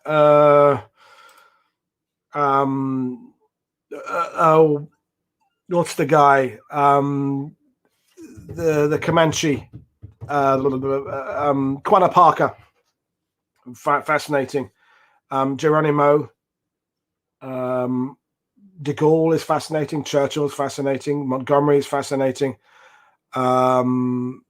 There's lots of them. There's just so many historical figures that I think are amazing, and that you'll never kind of get through the levels of. Yeah, there's so many. No, I'm not. I don't need to go for it. I will need to go, but honestly, if you're a tour guide, right, you have to know how to control your flow. You've got it, because there are days where you just don't get a chance to go. It's just part of the deal. Okay. I will, as soon as I get up and I stop this, I will suddenly need to go. But right now I'm still fine. But yeah. Okay, this is a lot. Living or dead, 5 people to invite dinner. Jimmy Monteith, 16th Infantry, Omaha Beach, is definitely one. Second would be Buddy Holly. Thirdly, one of the suffragettes, someone like that, someone Pankhurst, someone like that, some of those women that were really pushing things forward, that era would be really cool. God, if a God exists, I'd like to speak to him, whichever denomination it ends up being, just to, find out if he exists. What's it all about? That'd be really good if I could speak to him or her or it or them. And then Jack the Ripper would be good, wouldn't it? Find out who that is. That'd be good if you can say. But perhaps if he comes to dinner, make sure he leaves his knives at home. That would be requirement. Comes in handcuffs. You're not coming in there with your bag, Jack. Or if he's there, that'd be quite interesting to find out who he was or she was. Again, we mustn't assume gender. So many historical figures. But yeah, definitely Buddy Holly. I'm a big rockabilly, rock and roll fan, and the music that has always kept me going. And that's one of the other things that is a big passion in my life, is good old roots music. Jerry Lee Lewis, Ronnie Hawkins and the Hawks. That's why I love the band so much. Roots Music, Fats Domino, John Lee Hooker, all those kind of people. That would be really cool. I love that kind of stuff as well. So yeah, so the dinner people, the 5 people dead or alive would be quite good. But if I'm having dinner, they'd have to be alive. I want dead people at dinner. That wouldn't be. When we were coming back from, me and Colin and a couple others from, we went to see The Damned in Portsmouth a couple of years ago. And we did the whole, what would be your 5 favorite albums, your 5 favorite movies. It gets so complicated, doesn't it? That classic albums. I'm the nard over Colin's choices of 5 works of literature to take to a desert island. It's hard, isn't it? Spike Milligan, volume of Spike Milligan. He'd be a great one to have at a party, wouldn't he? Spike Milligan. Another one there. Yeah, there's so many people who want to have a dinner party. Yeah, but I'll keep on going for a bit because actually I don't need to go that bad. There's still 40. There's 40 plus on YouTube and 26 on oh, your friend's mum. So the last show, yeah, wow. And they're talking about Buddy Holly's death. There's an interesting thing is about that history has been muddied, isn't it? Because there's the versions about what happened there. Because there was the coin toss, wasn't there? Now Waylon Jennings was there and didn't go on the flight, and Dion from Dion the Belmonts didn't go on the flight. Now Dion, if you go onto YouTube, who's still alive, does like a 2-hour thing where he talks about he was on that tour, the Winter North Ballroom tour, and he claims he was the one who swapped positions with Buddy Holly. And Waylon Jennings and another guy, there's another guitarist who also claims they swapped coins. Now, this is the thing. The 3 versions of that story are all completely plausible and completely believable. And each of the 3 people, Waylon Jennings is now no longer with us, and the other guy, the other guitarist or bass player, no longer with us. They're all entirely plausible and all make sense and all have little details that you think only the person who really did that would know that detail. But they can't all be true, can they? Only one of those people can have actually swapped places with Buddy Holly. So how does the historian dissect that and establish which is the true version? There's no way of going unless you go back there with the video cam and record those events from multiple angles and work it out. It's that fascinating thing of trying to analyze events when the level of information is not possible. There's not enough evidence to make a conclusive decision about it. You've got conflicting versions of the same thing. It's extraordinary how, and then you take that into a war situation with all these people saying the same thing, and how they would try and establish from that what actually happened on a certain day at a certain battle. It's an impossible uphill struggle we face to make any sense of this. Right, I'm going to bed now. It's just stupid now. It's 4 hours and 45 minutes. My God, this has been. I thought I'd do an hour and a half. I thought I'd do. Good grief. Right, so there we are. So this is Paul Woodadge for World War II TV. I cannot believe any of you idiots have stayed here long enough to listen to all this because Mag's still watching in the other room. She's not even, she's watching it as well, which is crazy. Maybe she's fallen asleep and it's just still on in the back. I don't know. But thank you very much for watching this. I will do it again. And please send your questions. Please continue your support for what we do. Please consider becoming a patron if you're not already. Please try and tell other people about what we're doing, because I think what we're doing here is quite important. I think the voice we're giving people is interesting. And I'd love to see more people finding what we're doing, because the range of historians we're bringing you is extraordinary. But apart from that, I'm going to go to bed now. So thank you very much for watching, everybody. I will see you all again. This is Paul Woodadge for World War II TV, off to evacuate what I need to evacuate. Cheers for watching, everybody. I'll see you all again.